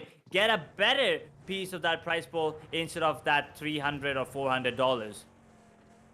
First pick, and that's trying his level best to acquire all his loot. On the side, we have Wixie. I mean, that's an AKM with Red Scope, and that is not gonna work, at least in a long range fight, because you know, right, how difficult it is to control the recoil, but they did all the mastering they want to in controlling everything. Right now, Revenant, they have lost Paradox. They need to be careful because in early 3 minutes, they have lost one of their players, and right now they're just going away from the play zone. Talking about going away, there's going to be Hyderabad Hydras 1,000 meters away from the play zone. After getting everything that they need to get the hell out of this position because you know, right, there's Global right in their front. And if Global decides to wait, can be difficult. But look at Dreams, sharpshooter. Amazing title he acquired. Oh boy. I mean, it was mid to long range with DP, right?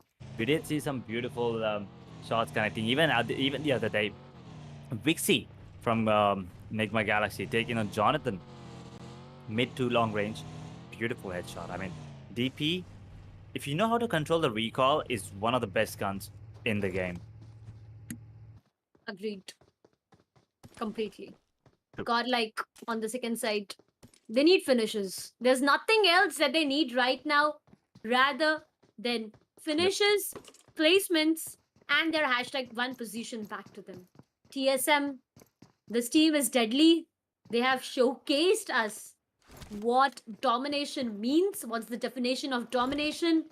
They have showcased us in a beautiful way. So there's those actions that I'm really missing from the sides of TSM. Maybe, just maybe, we can see that again today. But you know, there's this fear you have in the corner of your heart that if things do not work in your favor, you can lose all that you have gathered till date. And maybe that's the reason we are not seeing TSM popping off so good today. I mean, they did, but not completely. And that is something that, you know, I'm looking forward to. They did on the basis of, I would say, 70 to 80%, but there's 20 to 30% that's missing behind. 70 to 30%. Well, that's huge number.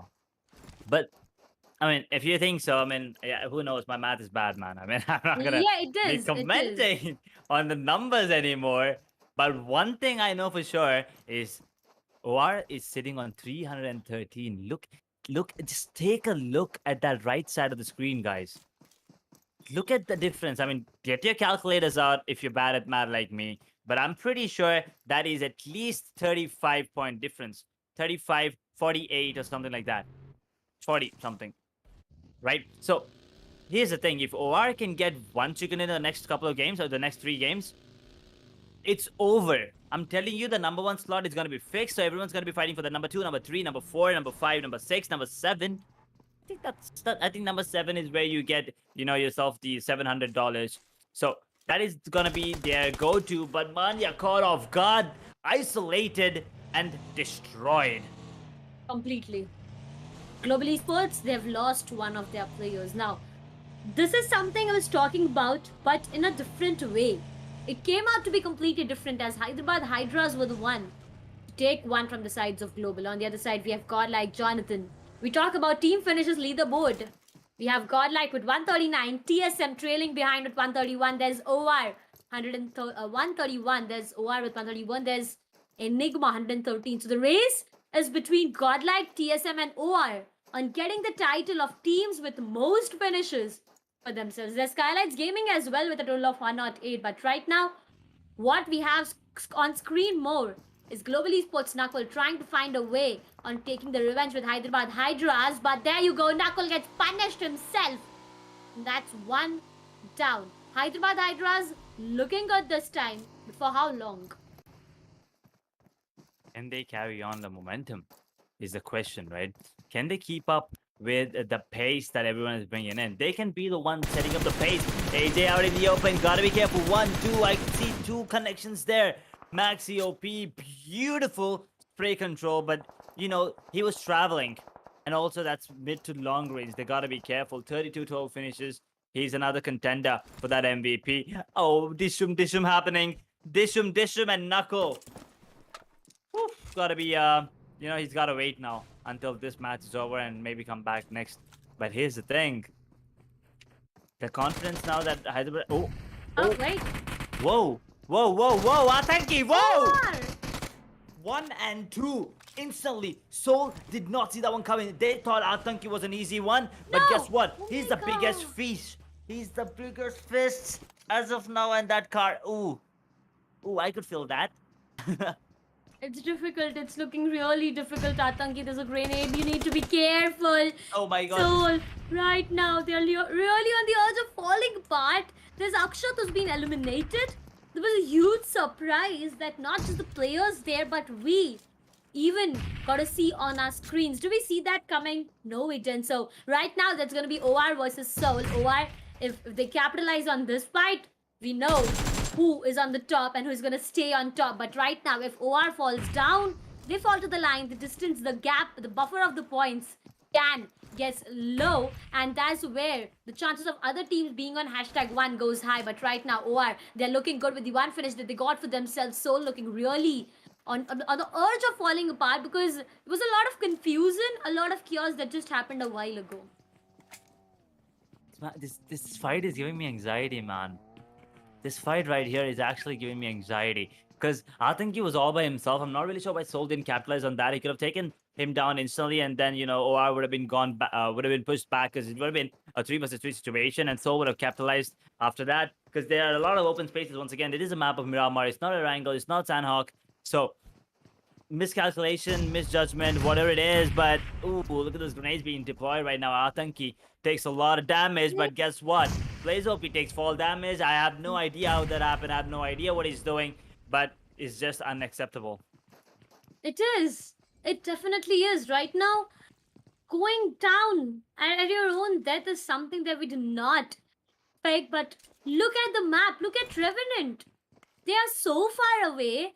How the hell in this world are they going to get a zone entry? It's difficult because there's a lot of teams who have already made their way in, and there's a lot of gatekeeping scenario that we are going to witness. Now, coming back to the fight that we were having on our screen, that's OR and Soul. This fight is getting prolonged now. There's something that these players need to do, or we know, right? It's Miramar. There can be a third party any moment if they do not make a way out of this. And right now, if Team OR, they get a third party here, it's going to be a lot of damage. We have player stats of Goblin on our screen. That's 41 total finishes. Ratio of 1.52 and a contribution of 50% that he did for his entire team. But Jelly goes down. 8-bet now. That's going to be getting confirmed. thing I was talking about, Edge, third party, and that's done They already. prolonged it. Guess what? I can see the fourth party coming in as well. Marco's trying to come in to that fight as well. They want a piece of it. Or they should have just capitalized because they had a man advantage. Not really sure why they didn't go in for that 4 versus 3 situation. Aditya goes down to Goblin. Goblin had 35 before the day started. Now he's up to 41. He's looking to take down Ninja Dot in terms of MVP. It's going to be Soul Hector going down in the hands of Atanki once again. Atanki looking out for that, finish. Zaru takes on Omega. Now the Soul Survivor. Not really sure where he is. Goblin, he takes down one. He takes down another one. Goblin, what are you doing? Oh my You can't god. do that. This is not range. You can't just do that. He turned around. That was a beautiful hip fire, but still a beautiful, spray transfer onto one of the players. He flicked hard. Oh god. I don't know if you guys can hear the ambulance in the background, but someone called the ambulance for the side of OR because they were destroyed. Oh my god, OR, they got eliminated right now. Godlike even falling, that's gonna be one player down. Z-God is down to the ground. Clutchgod looking forward to go in for a flank, go in for a different position. Blaze gets caught by Jonathan, trying his level best to take him down, but no. He couldn't get any connection, and that's Team Godlike. One player still down. On the other side, we have Blind versus Hyderabad. HYDRAS going on now. Hyderabad HYDRAS, they got engaged themselves with Global. But after that, that's going to be Blind that they are engaging. TSM now trying... Will they go in for a third party? They can be a chances of third party. But Goblin, Solo Master, a 1 versus 3 against OR. This man has turned out to be a beast. And the way he performed was amazing. Soul, they've lost 2 of their players, but they gained 3 in return. Single-handedly, not just for the entire team, but it was just Goblin. The way this man has performed, look at it again. Took down 1, took down 2nd, took down the 3rd with drop shots. And that's how he eliminated OR single-handedly. Oh, 1v3, man. 3, 1v3, 3. It looks like the lucky number. Talking about 3. If you haven't got yourself a Gillette Mark 3, make sure to get it because it is, once again, limited edition. You get yourself a pop socket, BGMI, and I mean, you can use the Mark III Razor and also use that pop socket and it looks really good because once again, the BGMI, I mean, it's like a merge, right? You can use that and also make sure that your phone's stylish. And also, you can make yourself stylish using that. I mean, you all saw how Stam looks. He looks slick because I mean, as we all know, we've been talking that since day number 1. Uses the Mark III and he pretty much shaves every day, I guess. That's how he looks. So handsome is the word I would use right now. But talking about handsome plays, there's Global taking now 1 more player down. 1 more out. But look at the zone. Look at how beautiful things are gonna change right now because there's water when you come to Miramar. It's going to be amazing to witness what is going to happen. But right now, SKYLIGHTZ and Global engaging themselves out of the play zone. It's going to be deadly. Tsunami goes down. Vehicle explosion. And boom. There's going to be Tsunami down to the ground. Blind right now. Looking forward to eliminate TSM. Right now, if TSM goes down, the hopes of all the TSM fans out there goes down. Ninja Jot looking forward to take Rage out. But will he be able to do that? There's a lot of damage being dealt. And there you go. Ninja Jot. The one in the top fragger list goes down. Aquinox has to depart. Shadow OG, a huge responsibility he has on his shoulders. Will he be able to do that? Ninja Jot on the edge of getting eliminated completely. There's no hope of revival, Edge. There's no hope of revival. It's not about revival, but the team in number 1 spot, OR, they got eliminated first. The team in 2nd position, TSM, they're on the verge of getting eliminated 2nd. What is happening? This game has completely turned out to be a disaster. And for the top teams at least, and now TSM are down and out with only 1 finish, which means OR is going to be thanking their lucky stars because TSM cannot get any closer to where OR is as of now. But Jonathan, he goes down. 3 teams are gonna be the first 3 teams to get eliminated. So now it's a really good chance for teams like 8-Bit, for teams like Enigma, for teams like CHEMIN to finally pop off. Because all the other ones, they're gone with OR with 2, TSM with 1, Godlike with nothing. This is turning out to be a disaster for TSM and Godlike. OR is going to be happy because they went down. Yes, kind of sad, but also the competition went down with them. So they have nothing to worry about. But all the other sides that I just mentioned, they need to step up. They need to capitalize and make it work. This is their chance. Let's see who comes out on top. It definitely is, but right now there's one more fight on our screens. We are witnessing Entity will be taking one on 7C, and that's going to be 7C getting denied for the zone entry itself. Now I'm looking forward to what Savitara's plan, because look at this man, the way confidence he has while he's looking forward to make the entry. I think he can make things work in his favor, but on the other side, Soul looking forward to do something. Prince, open area, you need to be careful. No, you do not do that. There's one grenade. Troy, it's a lot of damage. Equal amount of health both of them have, but disadvantage on 7C as one player is down to the ground. Troy, he just went in for one grenade but couldn't get any connection. Sarang out there trying his level best. No, that's Troy taking him down. Successful in doing that. 7C losing players once again. Will it be 7C going down? 8-bit comes out of nowhere to the third party. 7C getting contested from each and every direction. Right now, there's no other option for Prince to get out of that fight. There's a lot of teams nearby that he's witnessing. Austin Vortex gets caught by Prince, but now Prince goes down. That's Austin Vortex. Reflexes working really good. Savita, the last surviving player, will be taking down Troy. Before confirming that's Revenant taking him out. That's 7C getting eliminated completely. Done. No. Another disaster. What is happening? This game, this matchup, the last time that we're seeing Miramar, we're not going to forget this game for a really long time. That's what's going to happen. Let me tell you that much. Domination by NTD Shadow 7. Blind Deadpool takes on one player on the side of Enigma. Now Enigma, another squad contending for the #1 spot, or the #2, #3 at least. Well, looks like they're having a tough time as well. They are still on 0 finishers. They do have 4 players surviving, but one of them is on his knees, and you gotta be careful. SKYLIGHTZ Vexy takes on one of the players on the side of HYDRAS. That's gonna be Maxi on his knees. And then Vexy is kind of low. He has to go back to safety and, pass himself up. Carry goes down. Carry is done and dusted deep in the sands of Miramar. But let's see what happens. Vexy prones in right in front of his teammate. Maxi's on his knees. But can he be revived? He's bleeding. And I don't think HYDRAS, the sole surviving player, has any chance. I believe that's Striker. He can't revive his teammate. Striker, the only one alive right now. With 2 finishes, this is turning out to be a bad game for them as well. Like, oh my god. This matchup is absolutely nuts. Everyone that we actually, thought might come out on top have actually put up a terrible performance. And everyone that are at the bottom. Now, as we said, we were talking about this, Darshita. The teams at the bottom, they are trying to destroy the PD parties. They're trying to, destroy the momentum. And also, taking down the big dogs, that's got to give them a lot of confidence. Maybe, I mean, yeah, they're going to go down anyway. Might as well, get a bit of the prize pool. Maybe 300, maybe 700 as well, as for some teams. Agreed. Completely 8-bit juicy right now. On our screens, where is his crosshair? That's Enigma Galaxy, but Revenant gets caught, and that's SKYLIGHTZ Gaming. Now again, SKYLIGHTZ Gaming, we are seeing them perform right now.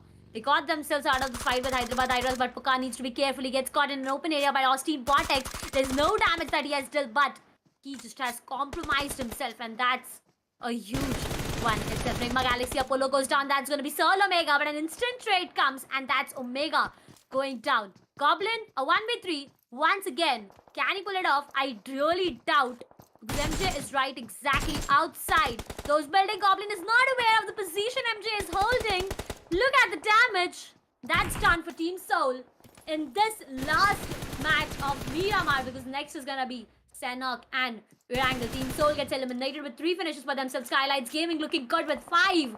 Once again, SKYLIGHTZ Gaming getting back their confidence, getting back their momentum. They need to carry it till the last match itself. Austin Vortex will be going in for one Molotov connection out there. Will he get a connection? Not sure, and I doubt he will. That's how Gamla Boy even goes down, and Core goes down to the play zone. Entity, Revenant goes down. SKYLIGHTZ Gaming eliminate the sides of Revenant. And that's done. That's gonna be one more team getting eliminated. Revenant, they did a third party. SKYLIGHTZ Gaming, they answered them back. And that's going to be one team out and done. 8-bit on the other side, that's Madman, the last surviving player. 3 finishes for 8-bit, but right now Madman, he just located himself, and I guess that's done. No, Madman is able to survive. Barrage compromises himself, and that's going to be done. One player, he takes down one. Robin down and eliminated. Madman doing a mad job out here. Second one, trying to arrive out there. There's a self-grenade. Need to be careful, Madman. It's a grenade that he just cooked right now. Goes down because of his own grenade. No! Sorry about that. Sorry about that scream there, but No. I was about to say that 8-bit was my favorite moving in to this particular matchup, but then oh my god, that grenade, he threw it himself. He could have moved away, but then he wanted to come out and get that finish before going down. Maybe, wait a second, was that a big brain play? Maybe he wanted that grenade to take him down. No, I doubt Edge, because Maybe. there was CHEMIN All I'm outside. saying. There was CHEMIN outside. I really doubt. I don't know. It could have been a play they would have wanted to deny, because it wasn't a 1v1, right? It was a 1v4 coming in. Yes, he did take down one, but it's gonna be another player on the side of ENIGMA going down, but an instant trade coming in from side of ENIGMA's Eggy though. You gotta be careful. Third party coming into play. Actually, a fourth one coming in as well. BGMI's Deadpool confirming, stealing that finish. And now SKYLIGHTZ, after putting up one hell of a performance last time, well, guess what? They're looking confident to drop another 30 bomber. They are looking forward to it. 8 total finishes. Man, oh man, it's gonna be really amazing. If SKYLIGHTZ get this one, the hope arises again. Entity Dark Lord is being caught in a complete open area. Pukar puts him down.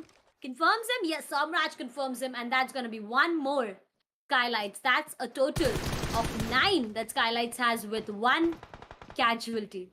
ENIGMA got 0 with good position, top 7 that they have placed themselves. But again, is that enough? Because you may get placement points, but finish point is something you need to care about. And he gets one. Somraj, a huge one.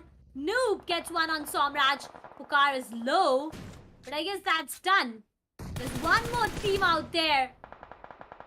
Marco's Gaming Dawn goes down. That's going to be one grenade from the sides of ENIGMA.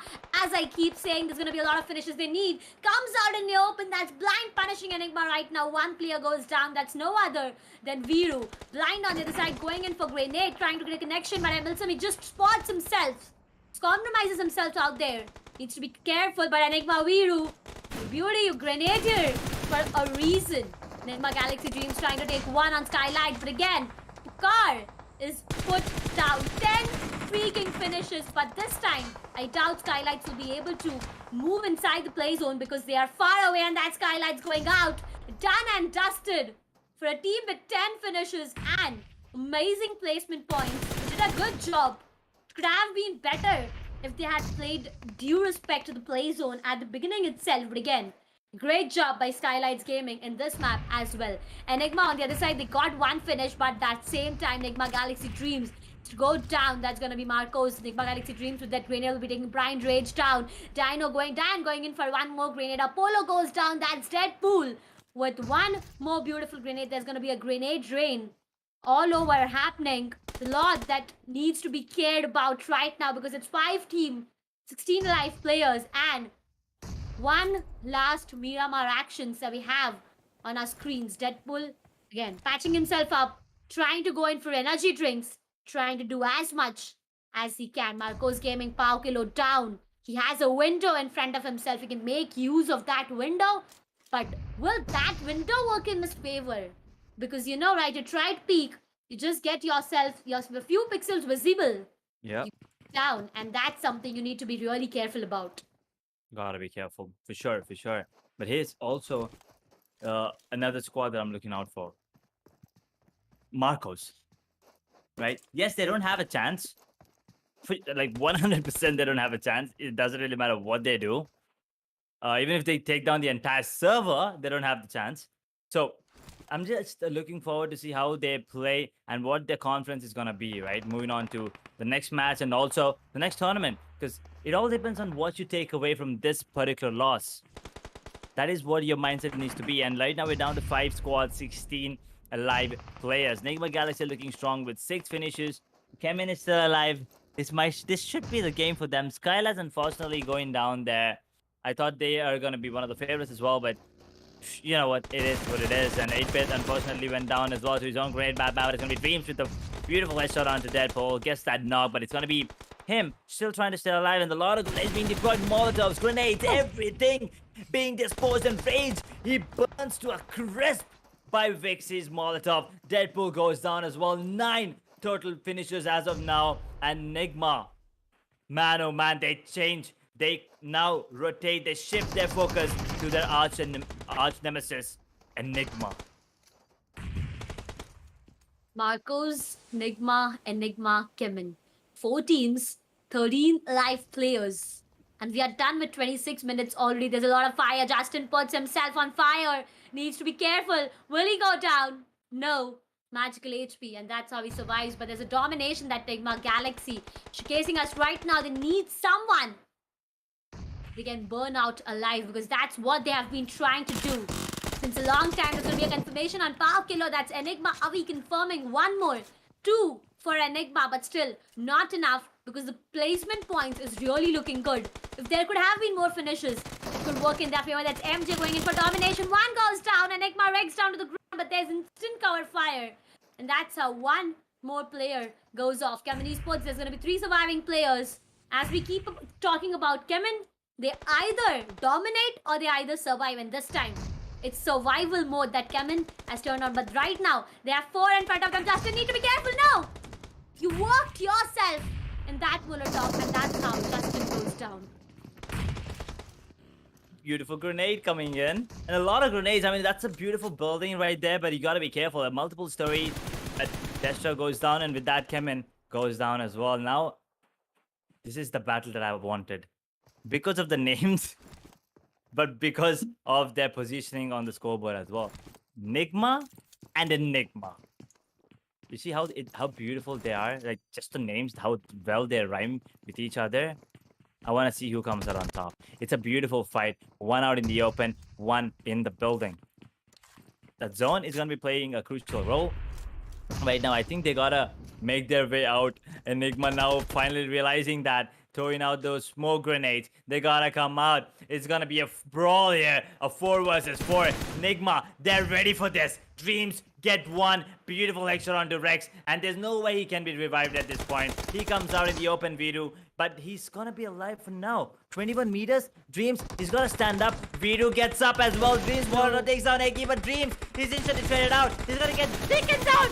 Never mind. MJ with the backup. The only one surviving is Avi. And now, what can he do? A 1 versus 3. It can be turned into a 1v4 if Dreams gets back on his feet, but it's bleeding. And MJ is coming in closer and closer. And look at that zone. Eki goes down. Avi's waiting, but doesn't matter. Look at the movement. Pruning and finishing things off in style. Enigma, they go down. Nigma Galaxy, beautiful performance. Absolute incredible moment there at the end. And man, oh man, was that a dominant performance coming in from them. They started their domination itself, Edge, when there were 3 to 4 teams remaining. They were doing so much right now. Amazing it was. Nigma Galaxy doing a beautiful job out here. And this is how we end Miramar. Miramar, as we keep on saying, Edge, was for the one last time. But how beautifully we ended intense. Miramar, right? It was one L official. I mean, I understand the match restarted. The previous one was more amazing. The way, the vehicles all over them was pretty more interesting, but it caused a lot of problems to the players out there. But this one, That's it, yeah. oh my god. The way I it mean, started, right? yeah, the last one, I mean, the one that we started, it was fun. But this thing was fun as well. It was fun and intense right from the start. We did see some initial fights, and after that, we did see that final. I mean, how often do you see this 4 versus 4? Yes, I mean, it's been happening sometimes, but the positioning, and I just loved it was that Nigma and Nigma because of the names, rhyming a bit with each other. I like to call them the arch nemesis there. But beautiful performance coming in from both the teams. Kudos to them. But Nigma, obviously, at the end, coming out on top. Now, with this dominant performance, I want to see what it does to the scorecard, right? But also, the teams sitting at the top three teams, or TSM and Godlike, are the first teams in that particular order to get out of the server. Now, Unfortunate. it's not just unfortunate that it's like who saw this coming? Like I Yeah, did not see exactly. this one coming at all. Like not in a million years. I thought at least, I mean, one squad I can understand. If it was only ORTSM or any Godlike, I was like okay. But the top three teams, all of them eliminated in 13, sorry, 16, 15, and 14. But before we talk about it, let's take a quick look at how it all begun, right? And it all started with this fight, Soul and OR. I don't know, Atanki, he got one finish.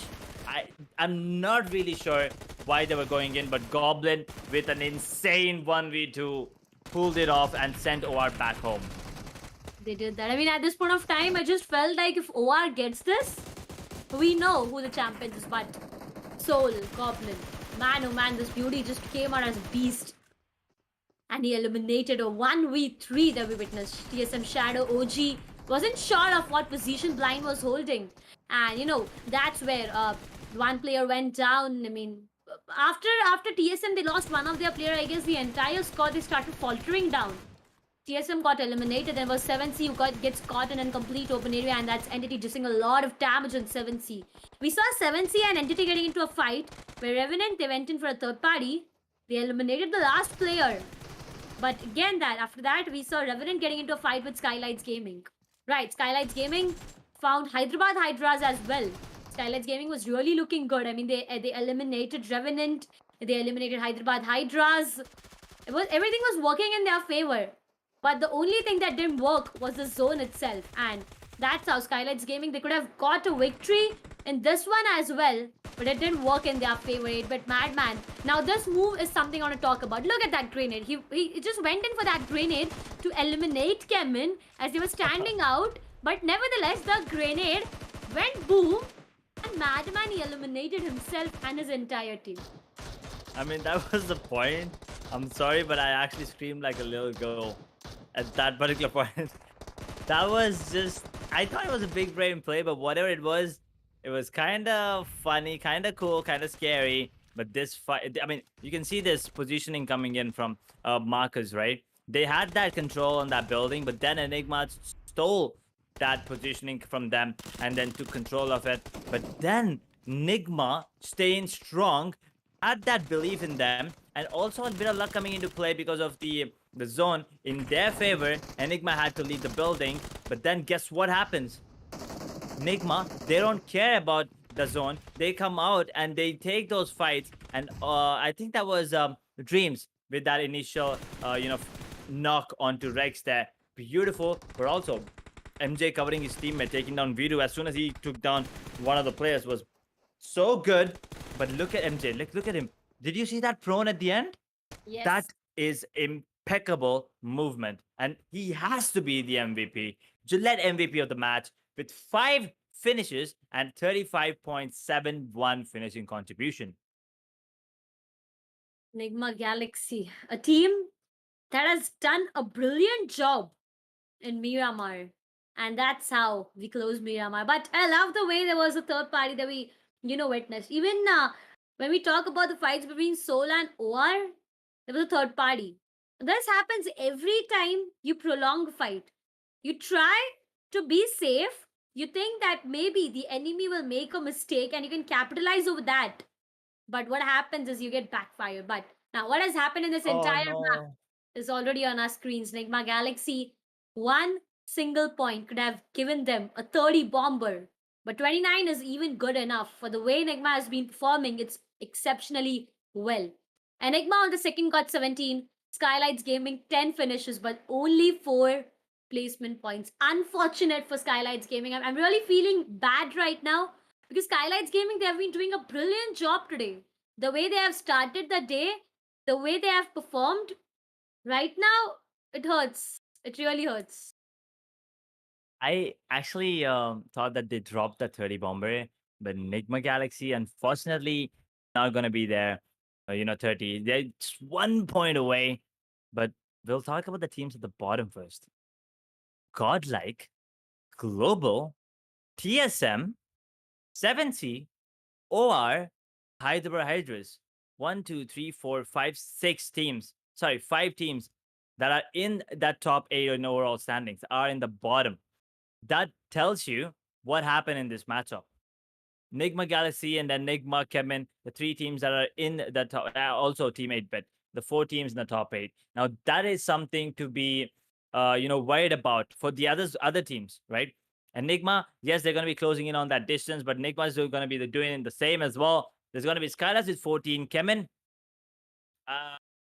1 finish and 11 total points. Yes, once again, they're going into that for the placement points there, but here comes a couple of changes, just up and down, but no real changes. 315 for OR, TSM with 276, Enigma now really, really close to taking away that second spot from TSM. 3-point difference, while Godlike, they're pushed down 263 and 252 for the side of SKYLIGHTZ. And Godlike, they would have actually stolen that number 1 and number 2, but unfortunately, they only had 0 total points in this particular matchup.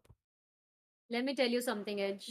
Even if TSM gets 30 in 2 matches, they'll be able to do a total of 306 for themselves. And look where OR is right now. Now, if anyone wants to go on top, they need to deny points to OR. If they are not able to do that, we know who's the topper already here. Enigma, yes, they have climbed up. Godlike has gone down. I haven't seen Godlike having a downfall in this way. I mean, I still remember 2 days standing strong on #1, but right now they've been falling down to #4 directly. Coming to the second sides of overall standings, we have NIGMA Galaxy with 183.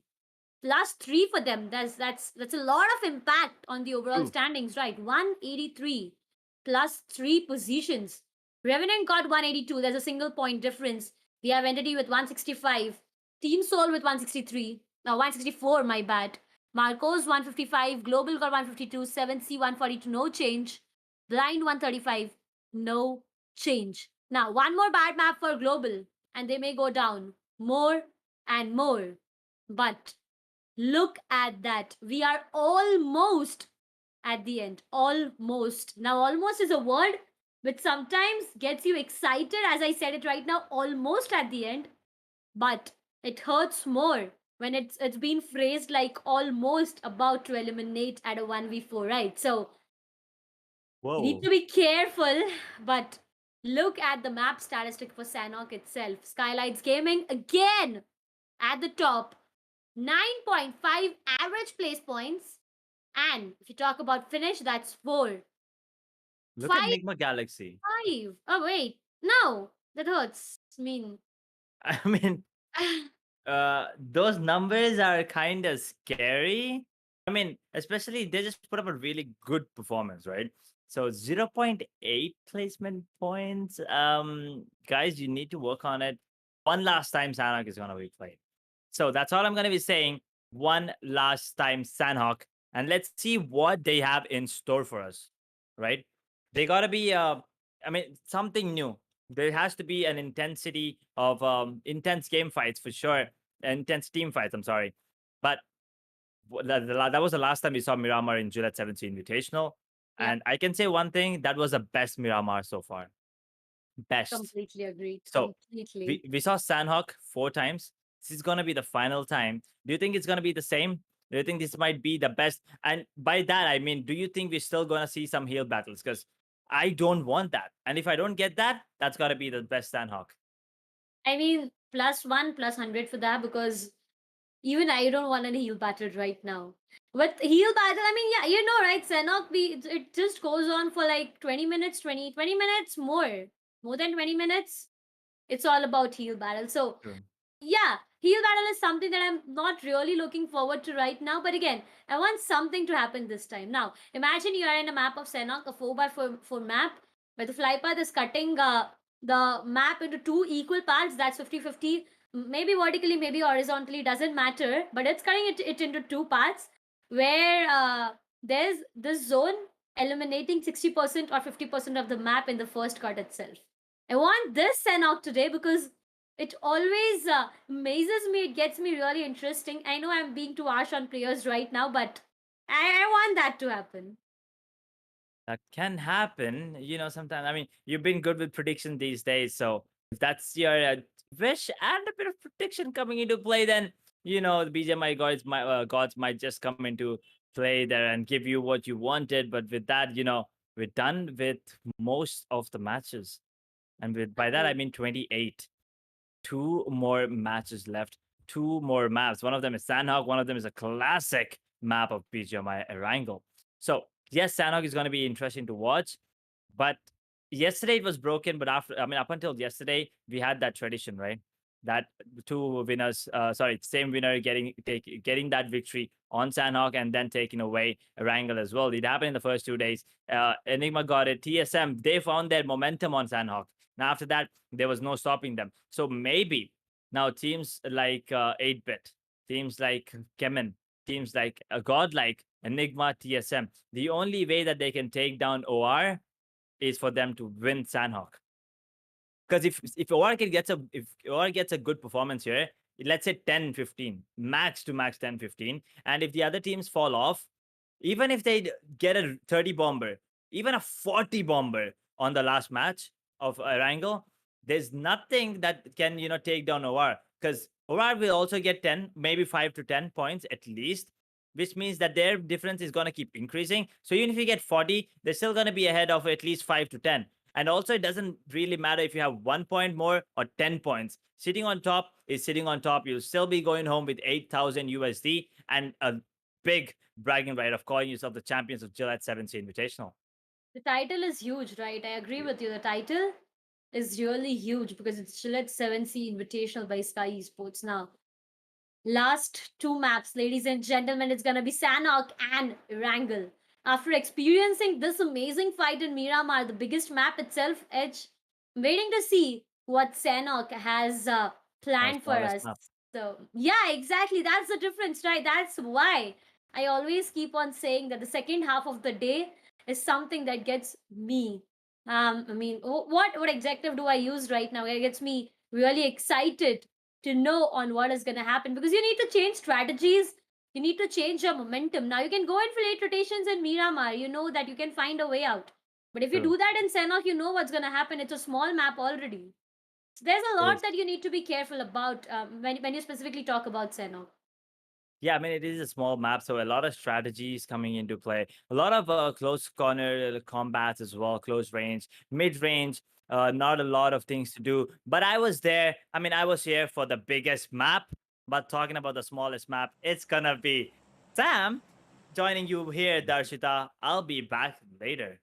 I'm looking forward to it. How close is the competition going? After watching Miramar Darshita, I am right now bamboozled and have my expectations sky high, roaring that anything can still take place with these last two matches only if OR get points denied, as you and Edge were discussing. The flight path right now that you're seeing, it's going to be close to Cambrao and ending towards Nakam. It's going to be kind of a diagonal flight path from the eastern to the western ends, favoring a little bit of the south, but as small as this map is, it is equally favoring all the teams on wherever they want to go. But the drop clashes is what I'm looking forward to. 8-bit looks like they can have one with Godlike, but in the camp, is there any drop clash? Because it was only Kemin right as now, but the players from 8-bit, they're split apart, Darshita. Sam, I'm having a lucky day. Oh my god! I'm definitely having a lucky day today. Being too harsh, but again, look at the zone. It has so much of water in it. So much. There's three islands that we talk about, but the priority is being given to the upper island, and that's Camp Alpha there. Right now, we have a fight going on. That's TSM getting one from Marcos. Just not got him down to his knees. He eliminated him completely. Shadow OG, a lone survivor. He took the first pick, but there's two in front of him. He needs to be careful. No. Goes down? Oh, No. I mean, Why? it's just that, like, he found one, then he's like, let's look for another one. Ouch, my foot slipped. I mean, there's no banana peel over there, but it just slipped. But right now, a good call. I mean, even though he did not want it to, it happened. It's kind of the nature helping him out here, Darshita. Because if he fell over there were three players, and the casualty would have been exchanged, and TSM, who could have had their chance to get that chicken dinner and get that champion spot, might have been denied. Agreed completely. Marcos, they've lost one player. That's ghastly. And look at that. They're trying to find the player who eliminated him, trying to go in for revenge. They're not able to do that Abracadabra. because, yeah, it's like abracadabra too, and the player just vanished. Oh my god. Now, talking about 7C, there's one player who's been isolated. There's him trying to figure a way out to get out of that position because 7C, you look at the way this team has been performing, they've been facing a downfall, and that's really looking not so good for them. So they need to make a way out of that. Soul on the other side. Looking forward to a 1v3 maybe again. Let's see, but Marcos, as you were saying, right? They've kind of found their way to the top 13. I just hope they hold it. But Equinox, the call is here for the team to regroup. TSM finding a couple of more players from Marcos. But this is a long range fight, and Equinox is able to confirm it, Darshita. I mean, Shadow, okay, comments to him. He picked up a close range isolated fight. But then TSM, what they're doing across the bridge. Okay, go down to you, and they understand this is the last two matches, and the aggression, the last two matches that TSM are bringing in. I hope they have better performances in both the matches.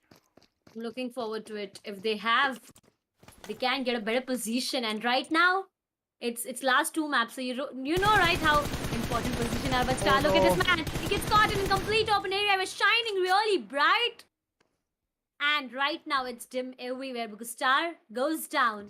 Gets eliminated completely. Marcos, they've lost players. Don is the last surviving one. Not sure of what more he can do, Sam, right now because it's just 4 minutes. He needs to survive for like more 16 minutes maybe. I mean, Doctor, I don't want to see that. No. But that's the game plan. That's the strategy, Darshita, that's going to be there for Dawn now. I mean, if it was any other map, first aid kits is something that will be difficult to get your hands on everywhere. But Sanhok, I mean, okay, Shadow, I think he's Yes. feeling the heat. Darshita, this is I'm Yeah. pretty sure that he's like, this is too intense for me to take. I need to cool down, and that's the reason he's diving back into the water. First, it was a slip of feet. Now he's like, I already felt cool once I got down in the water bodies. Let me just jump down, man. Look at Soul He- Akshat. Yep. Wait, He what? enjoyed. He was like, it was a great experience he had. Same Let's as just do Akshat that doing. again. Akshat is aiming down to his own player. I'm like, okay, wow. There's a lot of fun that these players are having right now for a Yeah. fact that it's Sanhok. Okay, there's this only True. reason that it's Sanhok, Sam. If it could have been Erangel, things would have been different, completely different. Because you know, right? There's a classic experience you get, Shadow. I understand there's a lot of heat outside, my friend. There's a lot of high temperature, but get out of that place. Please get back to your teammates. There's a lot of placement points, there's lots of position points and finish points that TSM fans out there are expecting TSM to do. I mean, we should talk to TSM after this tournament itself.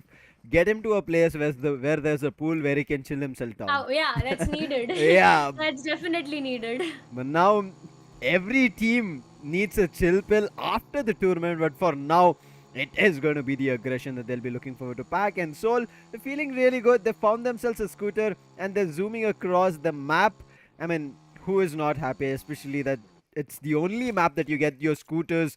But look at this entity. I thought the spray was about to come, but Soul are just a little bit too speedy with those little scooters. We're looking forward to a marathon maybe. Soul right now got a compound, they got inner wall covers, they got all their players surviving. I'm pretty excited to see what Zone has bought because definitely we are going in for heal battles. Yeah, but Darshita, That's for here's sure. where I am kind of surprised. Everybody is still standing. This is Yeah. Sanhok. Exactly. How?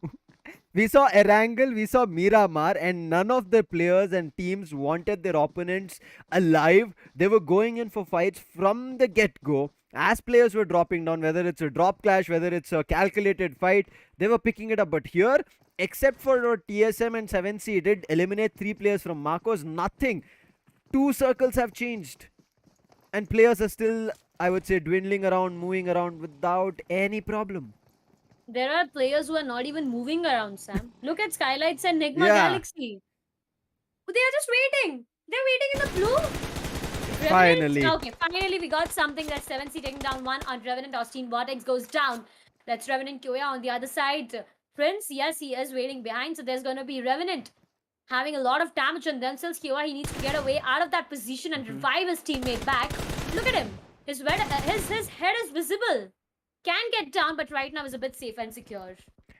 Good positioning coming in, and especially these bridges kind of help you, and especially as we talk about Erangel as well, the bushes and the trees kind of give you the cover that is necessary to help your teammates out. But again, now that 7C have the idea about where Revenant is, after getting a knock, they have a clear-cut picture that it is Revenant, and especially Revenant, one of those teams who are at the 9th position, 10th position, looking forward to making their way up. But right now, GODLIKE, who wants to make their way up, have spotted Soul, and the destruction is coming through. They find one player and they've downed a player, but look at the sprays coming in, and GODLIKE, it was actually from CHEMIN, and Neo and Clutch got fall down. Now it's all up to Jonathan, and he's wiped, and GODLIKE are out. Oh my god, so fast it was, so fast. With a blink of an eye, an entire squad gets eliminated, but that's going to be a third party from CHEMIN.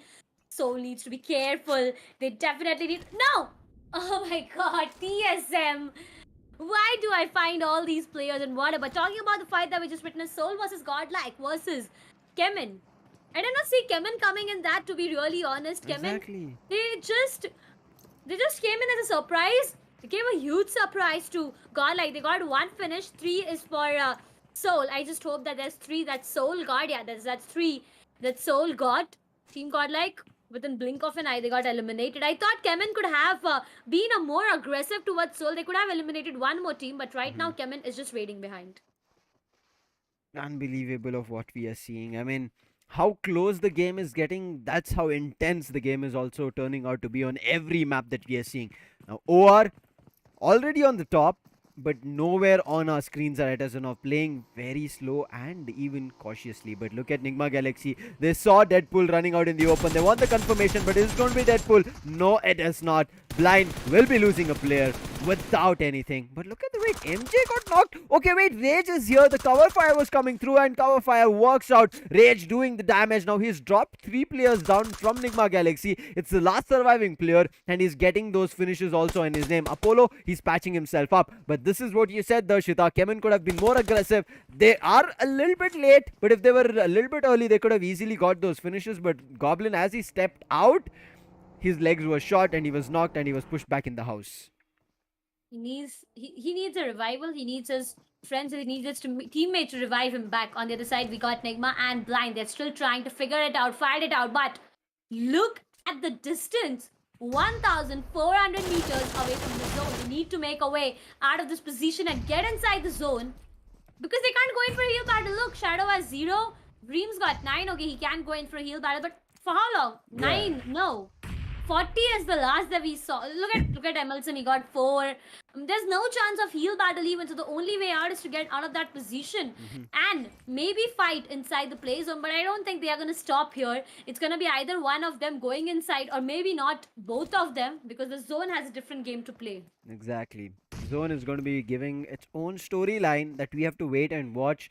But let's hope Blind or NIGMA Galaxy is smart enough to change things around. And Shadow spots a player. He spams and he gets a knock on MJ, the MVP of the previous tournament. But on the finished feed, you can see Global Esports taking down Hyderabad HYDRAS. This, I guess, is happening inside the circle. Yes, it is. Or look at them, how slow they're playing. They're outside the circle. They're not even interested to getting in. They're just looking forward to maybe packing up first aid kits. But in front of our screens, it's still Blind and NIGMA Galaxy. They are holding them strong, punishing them for isolating Deadpool. pool. But yes, Blind, as you already said, they're close to 2000 meters away now that the circle has again shifted, and northern edges are the only position that the circle will hold. Global Esports trying to retaliate. They do find a confirmation on Hyderabad HYDRAS, but for how long? MJ gets confirmed, so it's the last surviving player, Wixie, from Nigma Galaxy. And Wixie, he's just going to be making a run for the hills, looking forward to a different positioning. But Nakul, he has been isolated, but his grenade is not. It will be isolating a player and getting striker out.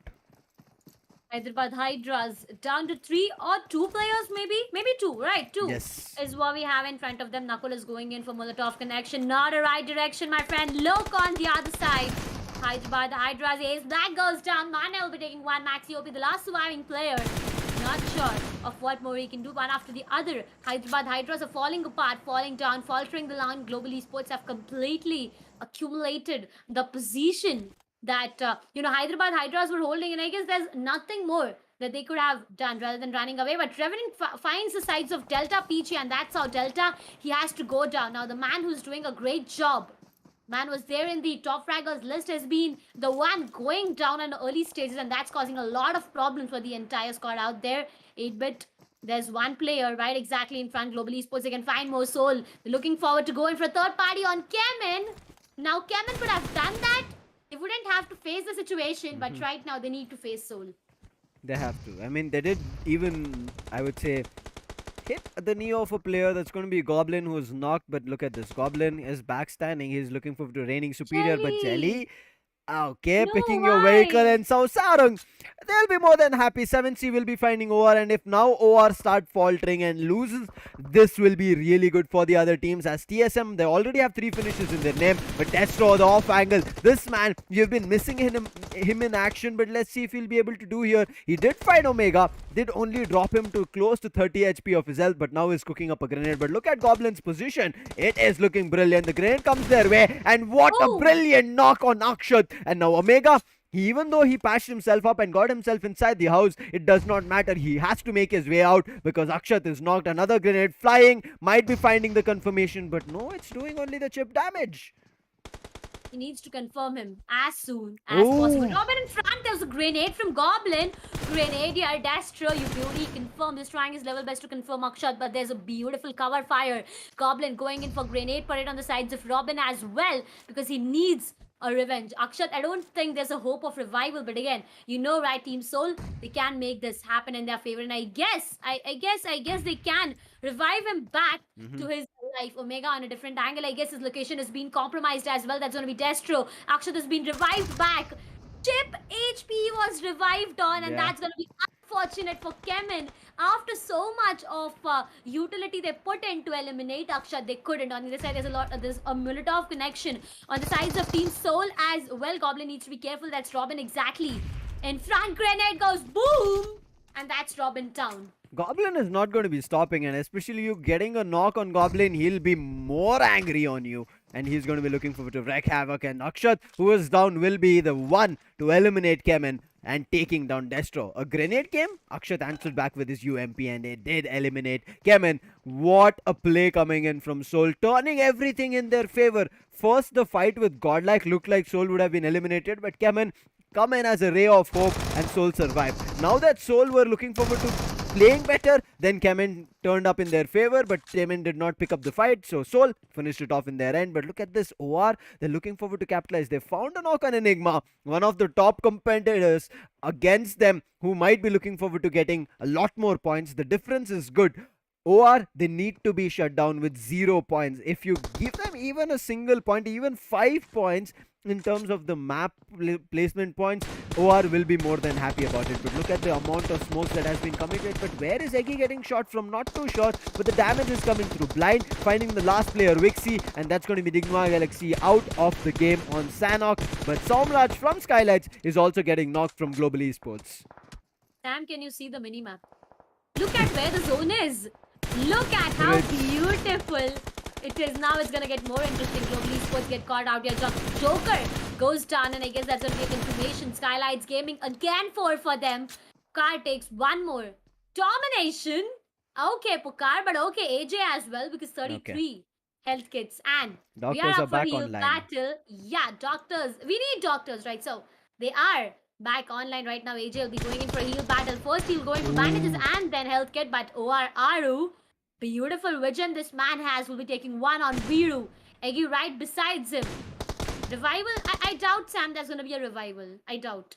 I mean, Enigma ending up on top 2 in the previous map, and right now getting in the crosses of OR is not a good one. They were cutting a little bit closer, but OR, look at the position that they are in. They're in a shack. They are in a, I would say, wooden house that they'll be happy about, because they have the circle also going on for them. But after that, they will be looking forward to moving ahead. But Viru gets down. But TSM right now are entering. But they've also lost Shadow, who was jumping around the map in the early stages. But now, because TSM have picked up a lot in terms of the fights, they're looking good. And also the position that they're in, nobody is going to be able to contest them. So there should be an easy revival. But after this, they should plan their execution. In the meantime, OR still finding frags on the side of Enigma. Now that they've come out, 7C were holding them and making sure that as soon as anybody comes out of that building, they will be spammed, and the spam is coming through. Aru will also be found through the smoke from the side of 7C. So Atanki is the last surviving player. He has 2 med kits and 34 first aids with himself, and also 14 bandages to play with. So if he uses just bandages right as of now,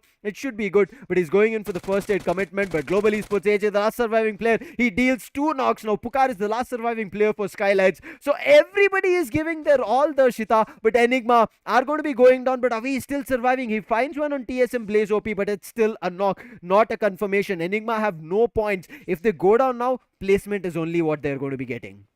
Agreed on that completely. SKYLIGHTZ Gaming getting confirmed out there. That's unfortunate for SKYLIGHTZ. Gamla Boy goes down. That's play zone taking him down. SKYLIGHTZ Gaming not eliminated completely yet, but on the urge of getting completely eliminated, because that's one surviving player. Pukar takes down AJ, and that's a revenge done right. Team Global goes down, gets eliminated, and that's a confirmation that we just got 10 teams, 27 alive players. TSM Shadow OG is finding himself in a complete open area. I mean, not being a snake completely, but right now just finding himself a complete open area. Goblin goes down. That's going to be Revenant once again coming into play. Taking one down. Entity Troy has his crosshairs on Omega. Any moment Omega peaks, he gets down.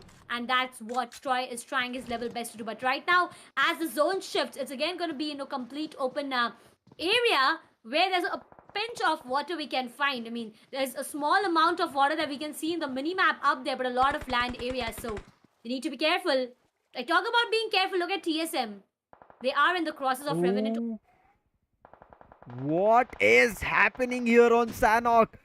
I mean, one way we feel like everything is working for one of the top teams to make sure they confirm the champions title. On the other end, we are seeing teams such as Revenant also putting up one hell of a tough fight. But for how long? Revenant right is now also finding players from Soul. One after another, players are dropping by, getting knocked, and it will be the end for Soul. But Hector, he's surviving. I thought it should have been the end. Hector playing with the first aid kits, 38 for him. So he'll be patching himself for long, and also he's quickly boosting himself up. But Kyoya, all the 4 players surviving for Revenant. This is huge for them. But TSM, the only way they can make and I would say get this chicken dinner for themselves is take control of the circle. They've spotted 7C, but the play zone, it's going to be start closing in, and you can see in less than 10 seconds the play zone will be restricted. But Shadow will be taking down Ninja Jordan. He was a very crucial player, and it was with a spray, but coming in from NTT. So NTT from a different direction and looking forward to causing trouble. But Revenant right now might be the only rays of hope in front of NTT in front of TSM to save themselves,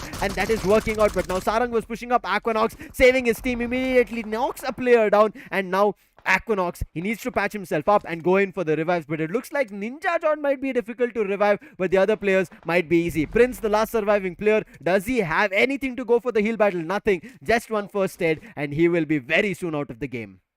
One first aid, but level 1 helmet. Oh, okay, that's a perfect definition of I got your back. Carries his teammate on his shoulders, and he gets him revived. We just thought that Ninja John could have been difficult to revive, but no.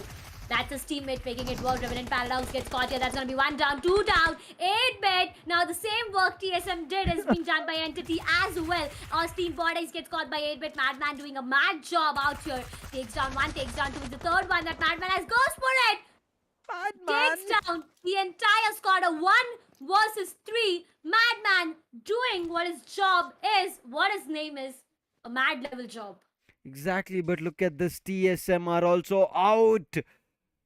Unfortunate, Avi, who was outside, does the most crucial job and eliminates one of the tough competitors over there on the top, and TSM is out. But is OR still surviving? I guess so, Darshita. We saw Atanki with the heal battle, and we see 7 teams are still alive. But in the circle, it's just 2 teams. One is going to be 8-bit, another is going to be Entity, and both of them, I think it's a 3v3 situation, but Noob Grenade connects, because of which it's going to be a 3v2 situation. And we said 7 teams alive. One of the teams is going to be SKYLIGHTZ. That is going to be Pukar with the heal battle, 34 with him, 14 first stage with blind rage, and now Avi goes down. That's Avi's journey here on Sanhok. 7C will also be confirmed with just 3 finishes in their name. Unfortunate, but the fight they were putting up was really looking good. Enigma also will be going down, as we did see in the finish feed itself. But another grenade connects on 8-bit secret. So Soul Hector right now coming in as the medical expert. Madman, can he pull off something mad over here? Can he completely destroy the opponents? Entity are pushing up like a barricade, but the molly comes through. The molly was about to just burn Shadow over there, but he gets out within a jiffy. Right now Entity holding it out, but at least the edges, they connect on Shadow, and right now he's about to burn up. But the push, is it coming up? No. Entity, Noob, he's trying to hold this off. He needs to. He definitely needs to. But look at that. Look at the heal battle going on. There's one down already. 8-bit. They need to be careful. Entity right now looking good. That's gonna be second down. No, done. That's 8-bit eliminated with a blink of an eye. Just how table turns around. There's one more team who gets eliminated. Entity Shadow domination is what this man has showcased. So right now, SKYLIGHTZ, Entity Soul, OR. Where's one more team? Okay, that's blind. Rage is so far away, and with that we get to know on how. Wait, what? 38 is still has. A while ago he had 35. He got 38 once again. Pukar has 27. I guess OR has 13, so I doubt OR will be able to survive. Okay, that's gonna be blind going in first. Yeah. Then it's gonna be OR going in. Then it's gonna be SKYLIGHTZ Gaming. I'm just giving my assumptions. I mean, that's, see, blind, he knows that he has nothing. Okay. Yeah. Going in a style. That's gonna be done, doom, boom. That's one player off already. Rage is done. Atanki on the urge. As I said, right, OR gets down the second. There's a lot of emojis and lots of dance happening all around. Blind goes down. Confirmation. SKYLIGHTZ Gaming. Pukar still with 20. 30 for Soul.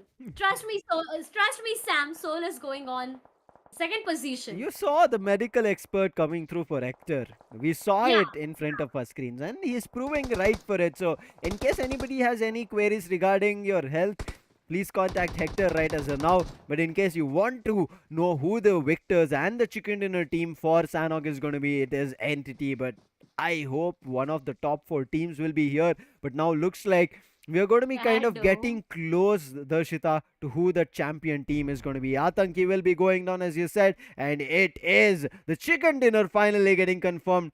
It was a little bit waited for, but it is going to be coming in towards Entity. They had to wait for it, but they got it. They got it in a beautiful way, Team Entity. They did a brilliant job in this entire, match of Sanhok. I mean, I didn't expect Sanhok to turn things around in this way, but it was beautiful to watch how everything was going on. I mean, from the start itself, I still remember with the fly part and the zone prediction I had, everything went in my favor. I wanted a 50-50 cut. We saw a 50-50 cut happening. I wanted wanted the zone to eliminate 50% of play zone itself. Even that happened. I just felt like I'm really lucky because in the previous match of Miramar itself, the BGMI gods, they listened to me. They listened to me really good, and everything was working in my favor. But there's one thing I want to talk about before we go to highlights. We saw GODLIKE, Soul getting into a fight where CHEMIN Yes. ESPORTS, they went in for a third party, right? Now, we talked about it that at the same time, if CHEMIN ESPORTS could have eliminated Soul, CHEMIN could have survived. But what happened? Soul eliminated CHEMIN. Now, I don't know what should I frame it exactly like, but again, if that point was utilized by CHEMIN, it could have been the way around, right? Yes, CHEMIN, we kept talking about them that they are a team which show up on the last day.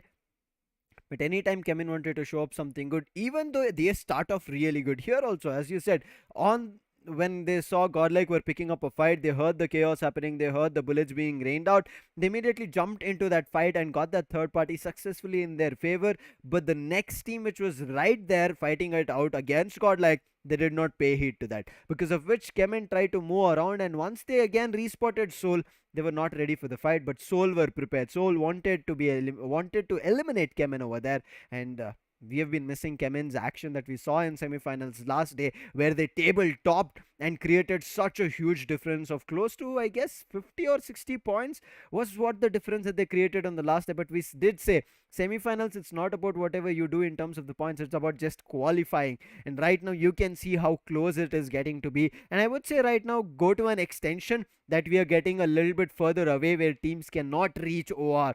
Atanki survived at least minimum around, My I would God. say, 10 to 13 points in total. I think OR has got, so they were already at 313. They will push themselves to 323 or something. And the team which was close, which was TSM, also got eliminated. They had 3 to 5 finishes, but that's not enough on Sanhok, because every other team which was out there was going in for heel battle. So I think TSM will be just getting one placement point, so that will be pushing them only maybe 6 or 7 points. Same goes for Enigma. They got eliminated so early, even though Avi did try to survive, but we saw him eventually being eliminated to the play zone itself. He did not have any chance of going in for a heel battle, but he caused trouble for teams such as NTT and TSM as well, who are looking forward to surviving.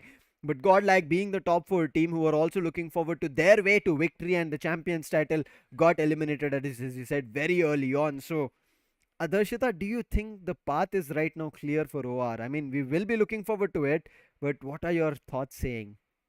It is one last Right? map. One last map. And trust me, production is going to keep us in suspense. We I, are I already in doubt. suspense. Yeah, I know we are, but I doubt we are going to see the overall standings. But let's just have a quick look on Gillette MVP of the match, ladies and gentlemen. That's SKYLIGHTZ Gaming Pukar. 5 finishes, 100% contribution. Oh my Uh, god. this is Sanhok, Darshita, so you have to be okay with some crazy numbers coming here and there, and that's what we see on Pukar. But again, what happened over there was SKYLIGHTZ were crumbling to global esports, and Pukar was the last surviving player. SKYLIGHTZ tried to retaliate, got a couple of knocks, but Pukar, at the end of the day, when his team was like already fallen apart, Pukar, being the last surviving player, immediately turned that battle around to himself and eliminated global esports. So I think this is why we are seeing the statistics. But again, this MVP will not be affecting that much, because Pukar is not so close in the overall standings in terms of the top fraggers list. But right now, Entity getting their chicken dinner, I'm pretty sure they'll be pushing themselves a little bit closer to top 8. I hope they reach it, because as we said, once you reach to top 8, you'll be unlocking $700 for your team for all the efforts. But Soul also want to get to the top 8, and that's the reason they'll be having 18 in terms of total points for themselves. And as I said, OR, they should be getting somewhere around close to 11 points in terms of total, but they get 13.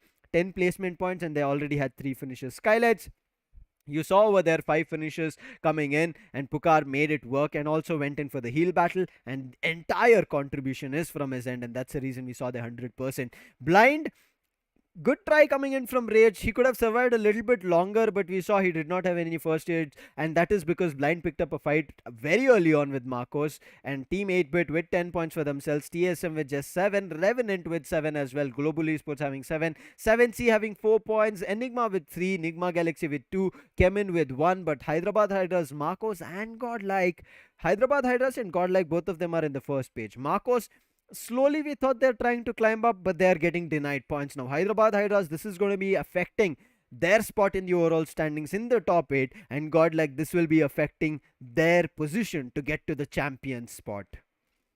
It's going to affect a lot, Sam. It's going to change things a lot. I'm expecting a lot from teams who are at the first sides of the overall standings in the next match. Talking specifically about SKYLIGHTZ Gaming right now, Sam, they're looking good. They're having a good day, right? The entire day, if you talk of what SKYLIGHTZ have done, only and only if this domination was showcased from the previous day, Yes. it could have been better. I'm forced to say this right now because it's just one map remaining. OR, they are not stopping. They want it and they'll get it no matter what, Mhm. no matter how. And look at that, they got already 13 in this map. I talked about it a while ago that if TSM gets 30 in 2 matches, they'll reach to 306. And in Yep. the previous match itself, OR was on 315. So if Mhm. you add 13 points, it's gonna be 327 of total that OR has. Yes. So do you think there's any point? Um, okay, as I said, we'll be kept in suspense. We do not Mhm. have the overall standings because it was the second last match. The last match, ladies and gentlemen, for Get up. one last time, gear up, get your energy drinks, get everything that you want because it's gonna be the last map of this entire journey of Gillette 7Sea Invitational by Skyesports. Oh my god. I cannot I'm believe excited. we are here at the Yeah, last matchup. obviously. From day one till a journey of 30 insane maps, and we are getting our victors. And we did talk about this when we started it off that OR were nowhere in the first 2 days, right? It was the other teams capitalizing, but then OR said, we were playing slow. We did not want to give our everything out from day one, and then they started performing in the upcoming later matches of day one, and now they are reigning top. Godlike held that spot like they were glued on to the first position in the first 2 days. They were not at all giving up. The third day is when OR struck their position in the first hashtag number one, and now from there on, they've been able to keep it strong. TSM for a second did actually table, I would say, push them down, but after that immediate next match, OR capitalized. But TSM, they have been having a wave of a performance. Their graph, it's not just going up. I mean, wave is still a good one, but as long as it's going always up rather than having dips in between. There were a lot of dips that TSM were having, and I think that's one of the reasons it's going to be getting tough. But as you said, with these 13 points, we will be sure that OR will be pushing plus 320, but the point difference was already plus 30, and now it's going to be getting 40 and 50. If it was still 30 doable, that is when you deny OR points. But OR, I don't want to say it, but let's hope it is not the case. Let's hope there is at least some ray of hope, Darshita, till we finish off Erangel, that some new winner can come in. I'm not saying, I mean, don't hold me for this, that I'm not trying to deny OR. They have shown up really well and they deserve if they become the champions. But I'm saying to just spice the competition a little bit up and stay that competition active in this last match. I'm hoping for it. But Darshita, do you think teams are going to be, I would say, denying OR, kind of trying to prevent them from getting any points? They will. They definitely But will. They OR are smart, they're definitely. hiding. Yeah, that's the thing, right? Now I was about to come on that topic. See, we have seen teams when they are sure that they are gonna get it, they make sure that they get it in the most amazing way, right? So Hmm. I'm expecting OR, the emotes. Yes, I am expecting that. But there's one more thing I'm expecting a lot of finishes. Yes.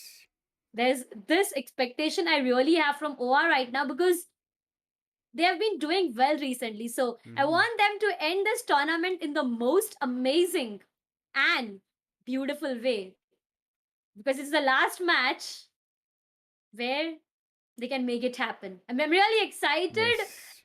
because I'm not even going to talk about the fly path, the way players are playing, Exactly. what has happened, what is going to happen. I'm not going to talk any single thing about all that. All I'm expecting is OR to get a 30 bomber. I want Hmm. that bomb to drop here and explode beautifully while Finish they off take in that victory style. for themselves. Exactly. Finish off it in a beautiful style. But right now, to style yourself, you can get yourself the limited edition BGMI Gillette Mark III razors. I mean, I've styled myself completely sharp for the grand finals today. And it is a razor sharp competition that we are seeing today. So if you're looking forward to get yourself, I would say, get your hands on one of it. I mean, the only way you'll be getting is in the link in the description. So go ahead and check it out, and also show, and I would say share your stories on Instagram by tagging us with the hashtag get your game face on, and also your mark moment if you have any insane BGMI gameplays that you want to showcase us. And don't forget to tag us. We'll be looking forward to it. But it is about time. We're just waiting for the flight path. As Darshita said, we'll not talk about it, whether it's going to be a diagonal one, whether the circle will be coming in. We're just expecting insane gameplays coming from all the teams, showing up one of their best game styles in this last matchup for the Gillette 7Sea Invitational. And without any further ado, we will be heading over there, but before that, quickly getting you guys caught up in case any of you missed out on what happened on this last day for the last 5 matches, because the 6th match is yet to be started off. First match, 8-bit got their victory. It was looking really good. Miramar was taken away from TSM, where we got our hopes completely high for TSM that they might be able to snatch away the title from OR. Erangel victors were SKYLIGHTZ, and it was a dominating victory for them, a 30 bomber. But then NIGMA Galaxy stole the chicken dinner away from ENIGMA because of the circle favoring them, and Entity right as now, as you saw, they got themselves the victory. And here is for the one last time the map statistics, the average that we have seen that teams perform in terms of points, of placement, as well as finishes. And OR are in the second position, Enigma on the first, Entity at the last. And now there is one hope, at least, Darshita, that I want to happen is what we saw on day 1 and day 2, that repetitive winners after Sanhok's victory. I just hope that happens for Entity here. I'm looking forward to that. I am looking forward to that because I still remember I said it myself that I'll only agree if it happens again and again. So yeah, I'm expecting that. Right now, Enigma, they have the highest amount of chances here. Back then it's OR again. Then it's GODLIKE, Hyderabad, HYDRAS, 8-bit, Marcos, TSM, CHEMIN, SKYLIGHTZ, Soul, Revenant, Blind, NIGMA, Galaxy, 7C, Global, and Entity. The 16 performing teams, ladies and gentlemen, that you are gonna witness for one last time in Erangel itself. A classic way to end this tournament, and I guess there could have been nothing better to end it, right? Started it off on Erangel itself beautifully, and we are ending it on Erangel itself. The journey has been amazing. Let me remind you what the journey was like. We started it off with 24 invited teams in the semi-finals itself of Gillette 7Sea Invitational by Skyesports. We filtered the 14 teams to 16 who qualified for the finals. The qualification part, it was tough. Yes. I still remember there's one team who got eliminated just because of one single point difference, and that's how cut close the competition was.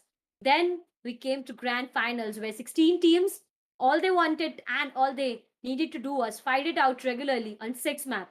Starting it from Erangel, Miramar, repeating the set again, then Sanhok, and then Erangel. And right now, after so much, it's chance, it's time that they perform it for one last time in Erangel itself.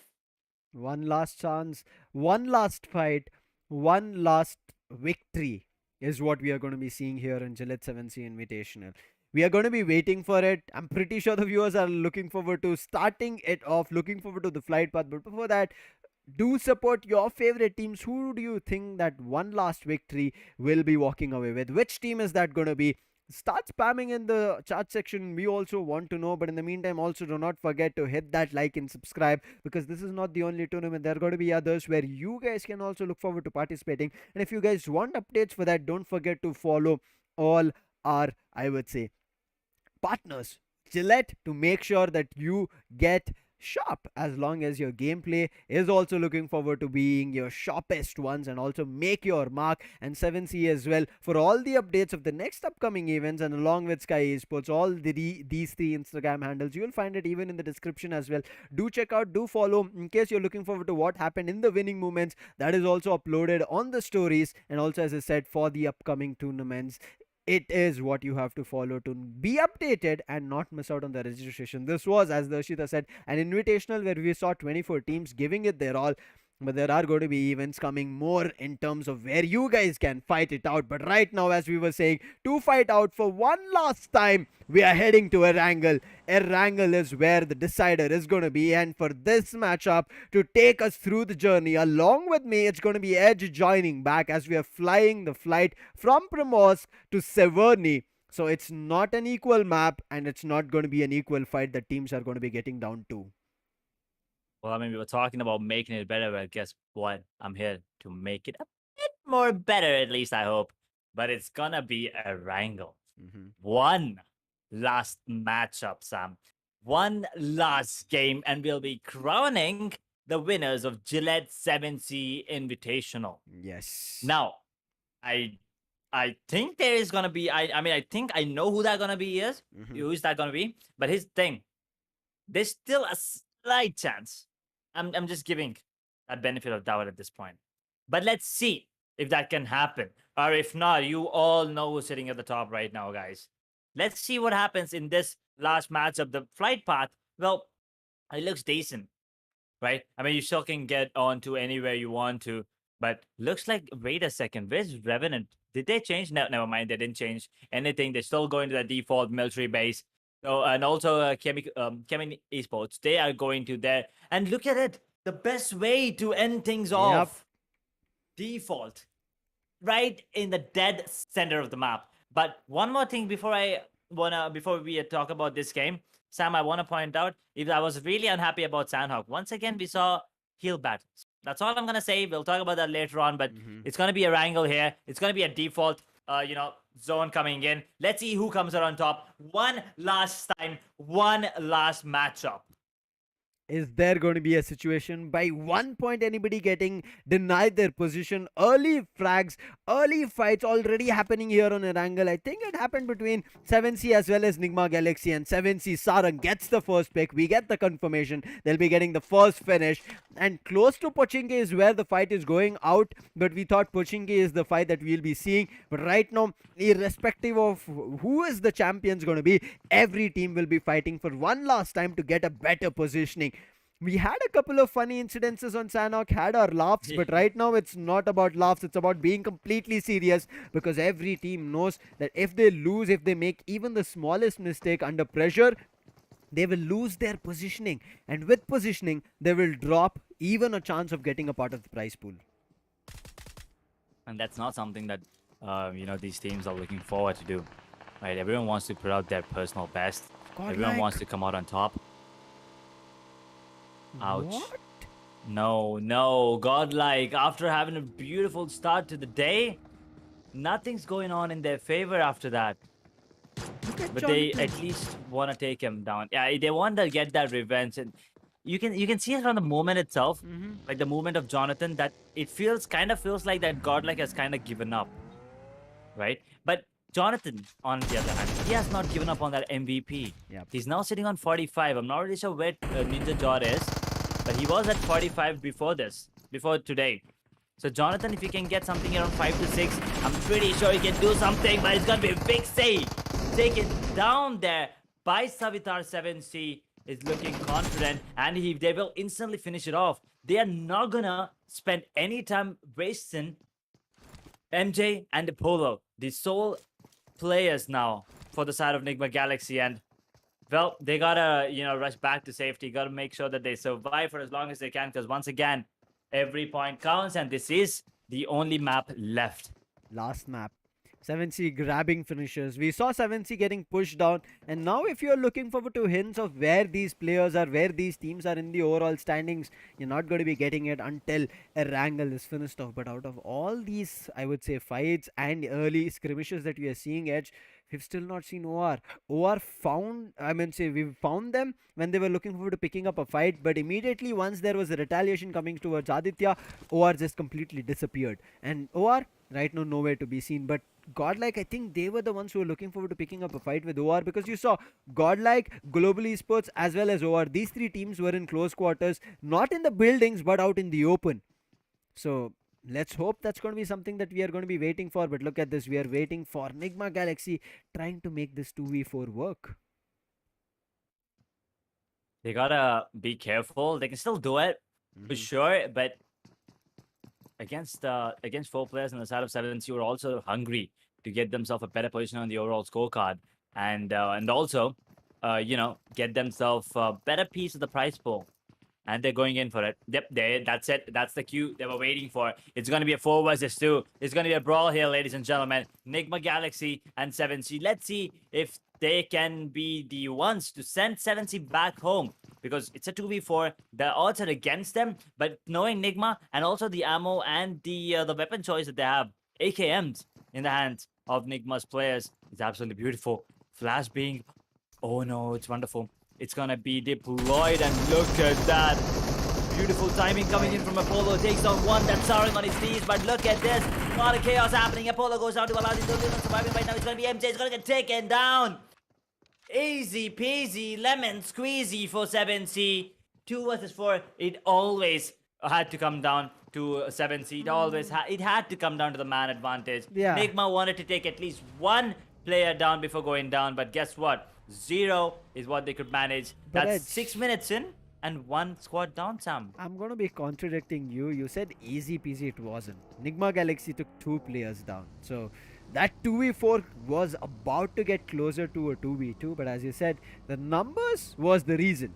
But if Nigma Galaxy had their numbers, at least one more extra player, they could have done a lot. But Ninja Jod, he is also contesting for that MVP, as you said. We saw Jonathan with 45, but look at where Ninja Jod is 48, 3 more. Jonathan, if he finds himself in a better positioning where TSM gets eliminated, we might see that Ninja Jod and both Aquanox might get denied of the MVP, and Jonathan can get himself one. But again, for him to get that MVP, he has to first get more finishes than both Aquanox as well as Ninja Jod, 46 and 48.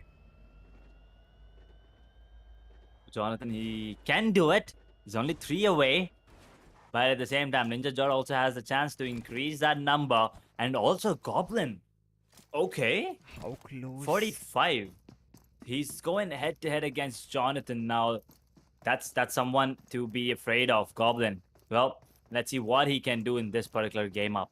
Maybe help his team, because we did not see what the overall standings were of the final, before this matchup. So I'm looking forward to see who is going to be sitting there. And my math, well, we were talking about it, Sam. It's not that great, but I still think OR, TSM, ENIGMA, and then GODLIKE. But that's just speculation once again.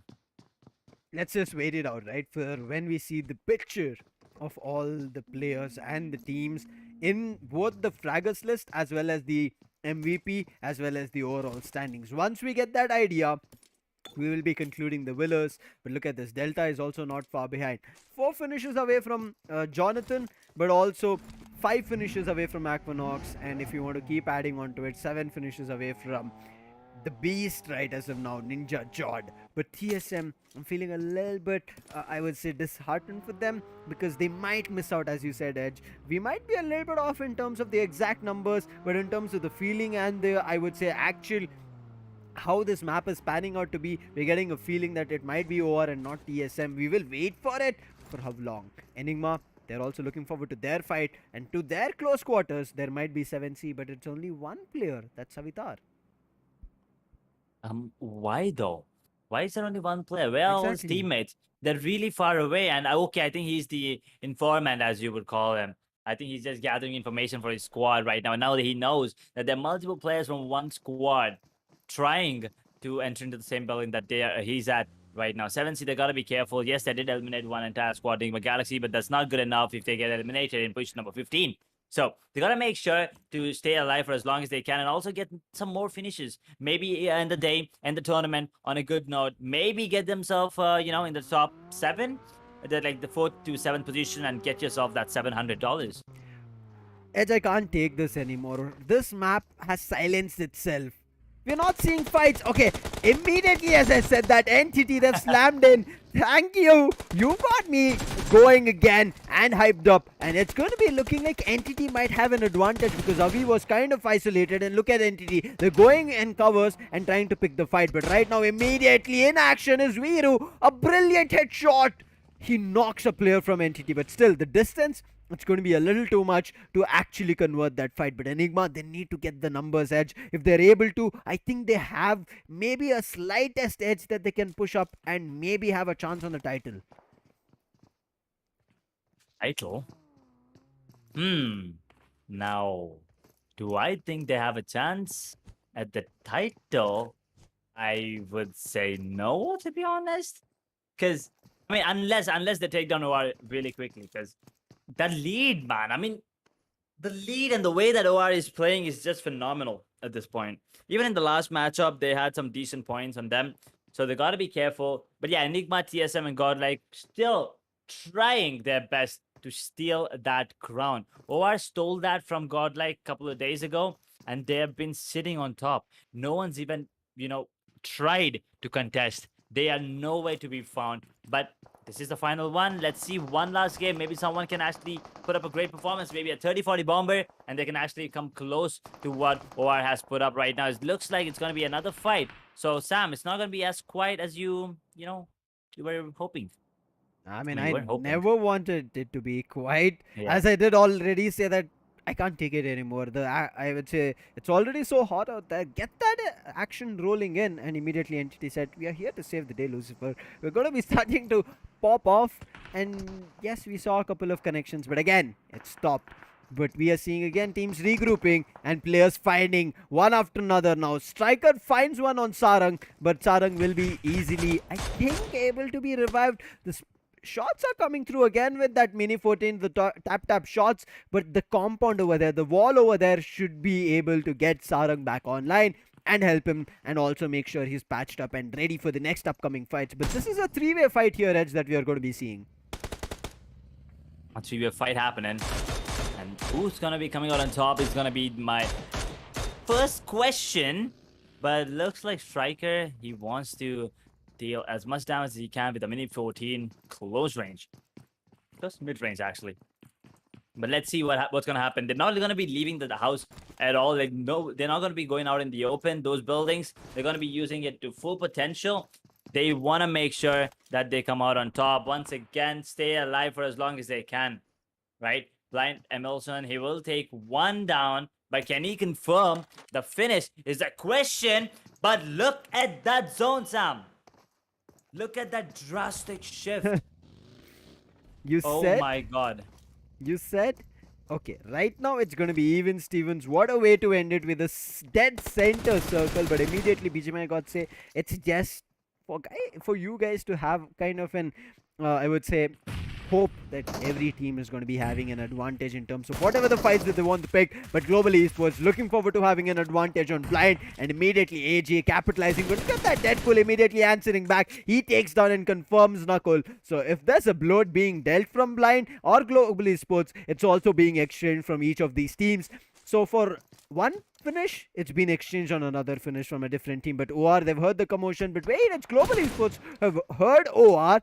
But unfortunate, we see GODLIKE. Jonathan gets knocked, and now it might be difficult for him. But look at this. Neo has spotted TSM. Shadow Edge is down. I think that's the finish that should come through. But Aquanaut, he jumps out of the vehicle and his spray is better. And he connects. And now Neo is down. And also confirmed, I guess. Yes, we see Neo's confirmation as well. So TSM looking forward to answering back, doing the damage. Shadow should be revived right as now because Jonathan, he was already knocked. I'm looking forward to if Jonathan will also be finished off because I can only see Z-God in the close quarters where TSM is at. But Hyderabad HYDRAS, they're also finding frags on Revenant right as of now. This is getting helter-skelter and things are just going bonkers. Whether it's one team picking up a fight or another, entire map of Erangel right now is completely lit up in terms of action. Hyderabad HYDRAS, they were a second ago fighting with Entity, but right now they're fighting with Revenant. Austin Boss X, he was hiding behind a wooden box. Not for long. Striker gets him back. Ace Black, he's about to bleed out. Where is Ace Black? And that's the search going on. And I think Ace Black cannot be revived. He's done for. The other two players, they'll be coming back online. But CHEMIN, they've heard the commotion. Can CHEMIN pick this fight is going to be the question. But Hyderabad HYDRAS, they're looking forward to push up Edge. How crazy is this Erangel matchup going to be? Global Esports outside the zone. TSM right now finding Entity. The fights are just switching up so quick from one direction to another. And GODLIKE are gone. Only one player surviving right now, and that's Z-God, and he's completely getting pushed. Cornered. He's cornered. He's gonna be pushed, but that grenade is gonna give him some space to work with for now. But for how long can he survive is the question. Blind have their number, has his number, and there you go. This is gonna be a fight. Z-God, can he pull it off? 1v2. He gets one. He gets two. Oh, he's gonna get two easy finishes. There's one more for himself. There's one more surviving, but he's using the biggest. He's using the med kit to heal himself up to full HP almost. There it is. Now he's gonna go out dodging. That grenade was beautiful, and Deadpool cooking up another one. But Emerald Sam, he's got to be careful, and with that, that's the end of a beautiful play, at least for a couple of seconds. But Joker on the other side, he's getting a couple more onto OR. The OR is in a lot of trouble because they're getting third-partied by TSM as well. This is the opportunity. This is where you can deny points for OR. But Aru, look at him playing smart. He's trying to dodge and he's already run away from the fight in between these two teams. Now TSM looking forward to capitalizing. Blaze OP is about to bleed out, and I don't think the revive will be coming through. TSM will be giving up that finish, but they're looking forward to the finishes of their own that they can grab from the other teams. Aditya, even though he's out of the game, he will still be able to get one finish because he did do the damage on Blaze OP over there. But Global Esports Joker, 3 tires I guess has been bursted from his buggy. It's going to be difficult for him, and AJ is fallen down. Enigma is still popping off. Entity also in the meantime finding a player from SKYLIGHTZ. But look at Joker, he was waiting, and immediately as Avi peeks, immediately deals the damage and gets a knock. And now Avi, there's no way of recovering him because his players are further away from him. They're back, so for them to push up, they're going to be giving their position away to Global Esports. But Aru gets found, and that's end of OR. And let's hope this is where the other teams capitalize. Enigma is still surviving. TSM, we saw them. They did lose Blaze OP, but they're still surviving. 0 finishes and placement as well, 0, because they got eliminated at the 13th position. Edge, how close is this going to be? Can teams push up to OR now that they have the chance? There are only a couple of teams that can actually do it, right? Exactly. Because since GODLIKE's already out of the picture, there's ENIGMA, there's TSM that can do it. Now, the only 2 teams left alive. But once again, it's not going to be easy. They got to start getting those. And Pau Kilo, he saw his death coming in the form of Goblin.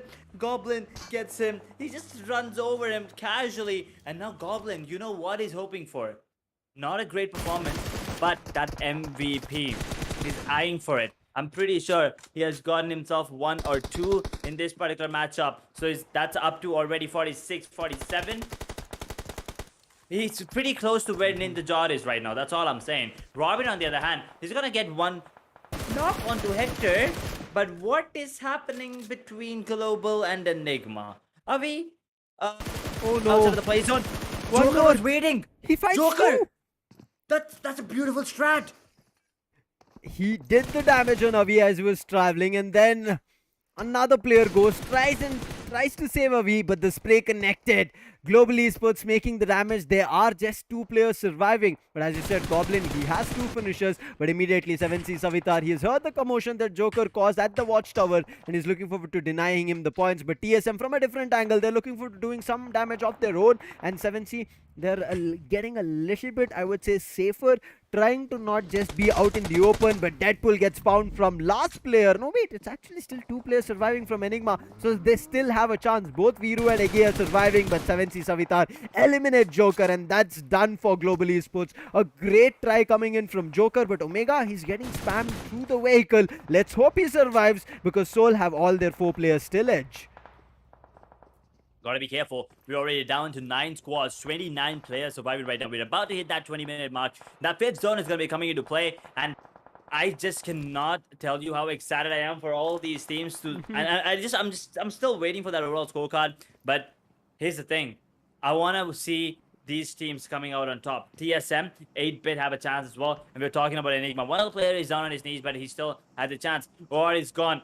GODLIKE is gone. The 2 teams that are sitting at the top are gone. This is your chance. Take it, goddammit. But Viru, he's taking a bit of damage. That's all he's doing right now. That smoke, and Viru revives. But at what cost? If one more grenade lands on his face, he's gonna go down. But an instant knock again. Viru, he has to be careful here. You said a grenade, if it comes, it did come through, but it did not connect on Viru, and Viru in the meantime has patched himself. Yup, super lucky. But right now, the luck, I'm not too sure if it's going to be working out. CHEMIN for Zor 7C. 7C pushing together. The grenade connects from Delta. Look at him bouncing off the grenades with the molly. What? It's doing the damage. He's burning up. I think it's going to be him getting knocked, but at the right time, he will be able to dodge it. And now he's looking forward to patching himself up. But in the meantime, Viru finds a player from NTT. That's going to be Dark Lord. There is a beautiful flashbang that comes through, but 7C did not enter along with that. If they would have entered, they could have done a lot in terms of damage. And look at Entity just rushing in, but it was not an Enigma. They rushed on SKYLIGHTZ and they're looking forward to doing the damage, but from a different angle, from a far off position. Madman picks off Entity Noob, and Entity will be out of the game. CHEMIN still surviving, even though the slam-in came in from 7C, and 7C, they've kind of disengaged the fight for at least a couple of seconds or minutes. Man, oh man, we're already down to 24 players right now. 7 squads only, because I believe SKYLIGHTZ are down and out as well. ENIGMA is going to be the one that sends them home. On the other hand, it's going to be 7C taking multiple finishes onto the players of CHEMIN, where they are the ones that actually sent 7C back home. There you go in 7th position. Absolute, dominant performance coming in from CHEMIN. But the question, Sam, is it too little too late? I agree with you. Is it too little? Is it too late? I have no answers for you. We will be just looking at the overall standings and then making our thoughts. But look at Ninja Jod. He understands. Right now they have the opportunity. Let's try and capitalize. Beautiful grenades coming in from his end. He finds, I guess, 2 knocks, but right now he's getting spotted from the side of CHEMIN. And CHEMIN want to try and take them down, because we were just talking about CHEMIN. They were one of those teams that do a lot in terms of damage on the last days. But TSM's performance, as well as CHEMIN's, as well as Soul's, all of these teams that are right now inside the circle has been a little wavery. But for TSM, Soul, as well as I would say CHEMIN, they have nothing to be worried about from the backlines, because there's no teams coming from the backlines. All of them are right in the forefront. But look at the position in Hyderabad HYDRAS. They have a compound, the single compound that is present, and complete control over it. They have made a fortress for themselves, because Hyderabad HYDRAS previously they went out, but Shadow, he's trying to breach inside the compound. He's found a knock, and along with that knock, TSM is pushing up, and this is the opening that they wanted. They did do the damage on Maxi, but look at 8-bit from a different direction. They find a knock and an instant finish on Ninja Jod. So that MVP title right now is hanging. Hang in there, but can he get it is a question. Ninja Jod, and then there's another contender, that's Goblin. While this is happening, HYDRAS, well, they gotta go home. It's done for them, and all they gotta do right now is wait and watch while 8-bit, they take a lot of damage from Justin. It's gotta be careful. CHEMIN ESPORTS, 7 finishes already, and Justin finally lands it. Secret, he's on his knees, but I don't think he's gonna get that finish. But on the other hand, Viru, he goes down to the play zone. That's done for Enigma, just 4 finishers. But look at this, how close is this battle going to be? The last 4 teams, majority of them looks like have all their 4 players surviving. Soul have 4, CHEMIN have 4, 8-bit have 4, only TSM have just 2 players surviving. I think they lost 2. Ninja Jod's confirmation is already there. I'm not too sure about Blaze. Shadow is surviving along with Aquanox. This is for sure, and Aquanox, as I say his name, he finds a knock on Madman along with the assistance coming in from Delta PG. Let's see if the finish comes their way, because Secret and another player are up close inside the close quarter compounds that they are in. And yes, it's just 2 players, Shadow as well as Aquanox, to do the magic. They can definitely pull it off, but on the other side, Goblin, he wants to go for that MVP, but looks like Justin is not going to let that happen. He will take him down instantly. And there you go. Ladies and gentlemen, we're down to the last 4 teams. 13 players surviving right now. CHEMIN looking strong because they are the only ones with 4 standing. 8-bit have 1 on the knees, so I'm not going to be counting that. It's going to be Soul losing another one. Omega dropped, but 8-bit they have revived, so now they're back to 30.77%. Win prediction as well. You got to be careful. Akshat is scrolling. Robin took down another one. Now there's 2 more players left for the side of Soul. That's Hector and Akshat. TSM waiting it out. The way they position themselves. Justin, he did not see. Oh, wait. Okay. My bad. I thought that Aquanox should have had that, or at least. Me too. But that graphic, it loaded in at the right time to kind of confuse us and also put us in clear vision of what happened over there. But right now, TSM is still surviving, because the commotion and the fight is between CHEMIN as well as 8-bit. And they are kind of putting, I would say, having the fights just in between themselves, and TSM paying no regard to it. It's a good strategy. Let teams lose their players, and then we'll be looking forward to doing the damage. And look at that, Aquanox does it just in time to get those finishes. His names, he gets 3 finishes. Now, I said that MVP title is in the hanging, and Aquanox wants to take it. Maybe Ninja Jod had an advantage, but Aquanox right now taking these finishes one after another. I think we are going to be seeing an MVP coming through. Finish in terms of leaderboard, you can see TSM standing strong. Total of 148 finishes, Edge. Can they get 2 more? I want to see that milestone. I want to see that milestone. And Equinox looks like he's going to make it happen. Gets 1 more. Equinox is on 4 finishers. If his dad Molotov connects, Equinox out in the open. Please He connect gets- this. He does. And there you go. With that, that's going to be 150. Another milestone reach in this Gillette 7Sea Invitational.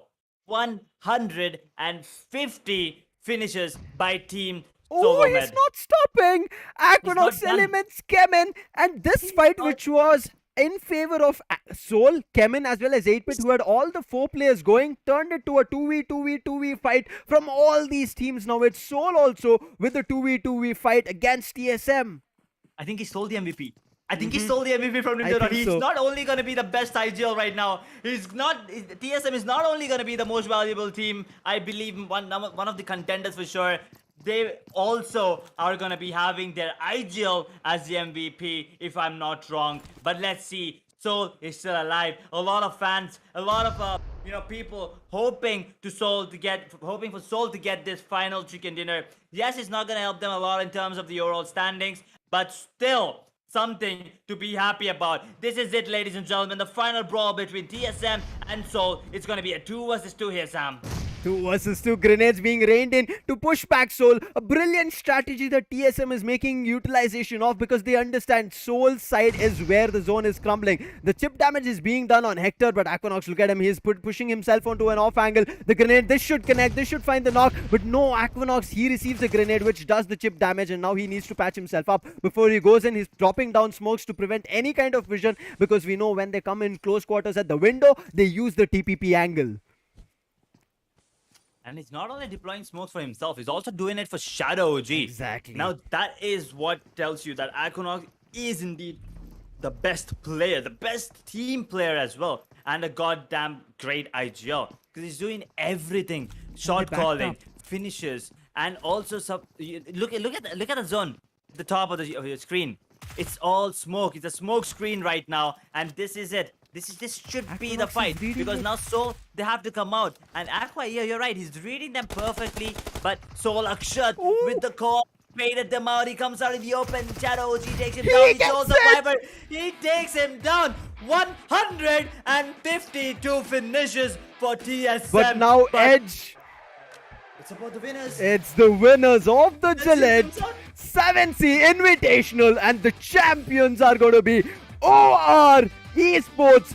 What a play coming in from them. 0 points is what they got eliminated with, but they stand strong because of the efforts that they've put through from the last few matches that we witnessed.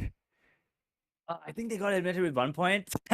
But I mean, Aditya, after going down, he did deal the damage there onto one of the players. So I think, oh yeah, 1 point. But oh my God, we'll talk about OR in a second.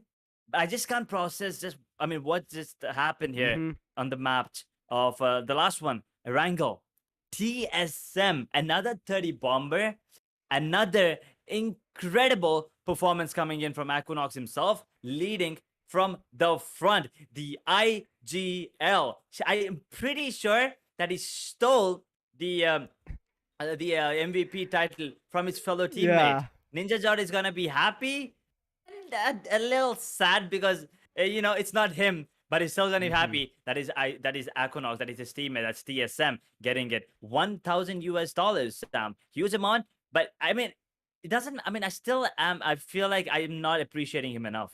Like that's what I feel, because it doesn't really matter how much I talk about Equinox. It still feels like there's something more to say, because that's what he was doing. Shot calling, beautiful performances coming in. No, and not just like he's not just performing in 1-2 matches. He's performing consistently with multiple finishes every time. Yes, there were a couple of games for TSM where they were looking, grim. But after that, Equinox, I don't know what he's talking to teammates. I need to get some classes from him on IGLing because I need it in my pubs. But here's the thing. Whatever he's talking to his teammates, he's riling them up. And every time that TSM comes out, they come out huge. But unfortunately, that's just not good enough. Now, here's the thing. I want to see how, what's the difference between them and OR is. Exactly, Edge. This should have been even closer. Last match, if TSM could have performed from Erangel, Miramar and Sanhok, we could have seen this being even more closer. Just because TSM could not perform. But what an end to this spectacular show, this spectacular event. I don't know what to talk about it. I don't know what more I could have asked for it. But the way, as you said, right, how Aquinox riled us up, and the way he was picking fights, even the last one, he read right like a Exactly. book of how Seoul were pushing up. He understood that as the circle switched up in the favor of TSM, and especially there was a huge gap in the left flank, there was a run from Hector. He read right into it. He went for a face up. Who does that? Aquinox. Too good. This guy's on Too another level. good. I mean, we study books and stuff. This guy's studying players. Players. This guy's VOD reviewing every single day, and also the calls. I mean, the last fight you saw him and Shadow OG staying there, right? Yes. And Aquinox was out in the open, running to the other side of the circle. Was he asked Shadow OG, "You stay there. I'm pretty sure someone's gonna come out for me." And then Shadow, he was like, "Okay, sir." Then he stood there. Akshat, he peeked for 1 second. That's good enough. Shadow OG with his brilliant aim instantly took him down. Was absolutely phenomenal. But let's see. I think the runners-up are here, and I think it is gonna be Team TSM. But let's see who's gonna be, and it is indeed TSM. Your runners-up for the Gillette 7Sea Invitational. They deserved it, Edge. They deserved it. And especially this last run. I mean, I'm okay with it that OR put up a brilliant show. They never gave up and they never went out with any points. The only time they went out with no points was now in this matchup, in this last map where we saw them fighting in Erangel. Maybe another one as well previously, but it does not matter right now whether they lost, whether they did not have any points, because they are already crowned as the champions and they'll be very happy about it. There will be. I mean, talking about that 0 point, I mean, they were not going out. That's the thing about OR, right? They always perform consistently. Yes, And they were doing exactly. it from day number one. Yes, they were not at the top. Godlike was sitting at the top day number one. Day number two as well, Godlike was there. But then, since that consistency was there on the side of OR, they sneaked their way to top one. No one saw that one coming. Everyone thought they might be in second or third. But once they got onto that number one spot, they never let go. Not at all. They applied some very quick super glue something, and they stuck themselves to the top right there. And let's take a quick look at the overall standing here. We have Blind Official, unfortunately, at the bottom of the scorecard with 148 total points. 7C, 154, 156 on the side of Marcos Gaming. Unfortunately for these three teams, they will not be getting any piece of that prize pool. Blind, 7C and Marcos, nothing but Global Esports will be getting 300 for themselves, along with Nigma Galaxy, Entity and Revenant. Soul as well, because we did talk about it from the 9th to the 13th position. You place yourself in the top 13, $300 is there for all the blood and sweat you put through. I apologize for the reviewers. We were bursting your ears, maybe eardrums, because that's how the last matchup was. And this is how a spectacular show comes to an end.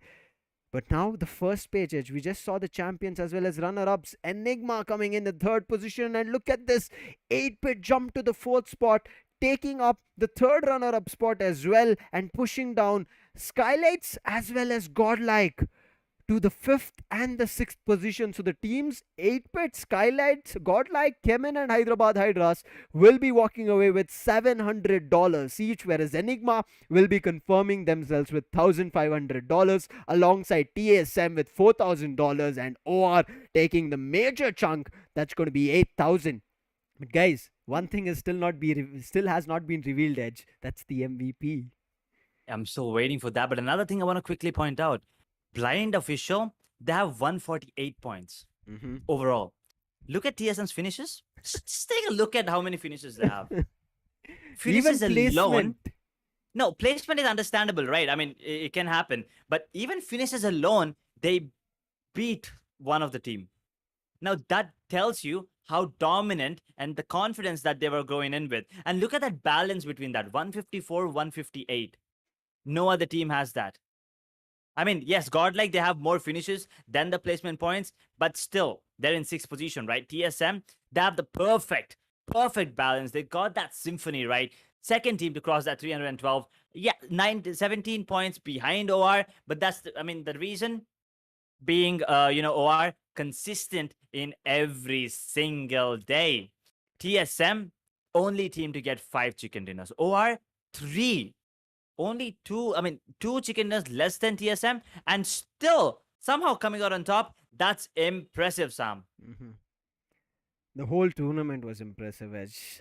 After seeing the overall standings, after seeing the battle that every team fought, irrespective that it was a situation that they might have not gotten the chicken dinner or something like that, or maybe the champions title, everybody gave their all. You saw 8-bit as well, and if 8-bit could have done a little more early on, they could have gotten a lot more points, because look at the difference. It's going to be 14 points, and for the side of TSM to get the champions title, it is 17 points. So one extra match could have been a change, could have been a decider of a different champion. But that's why we said you have to pay attention to the countdown. But one thing that we are going to be witnessing and watching is how OR are feeling after getting them the champions title, right? The interview is going to be up for you guys to witness, and I'm hoping to know how their energy is in their boot camp. What are they feeling? What was their mind like when they started off, especially this D-Day, to get the title?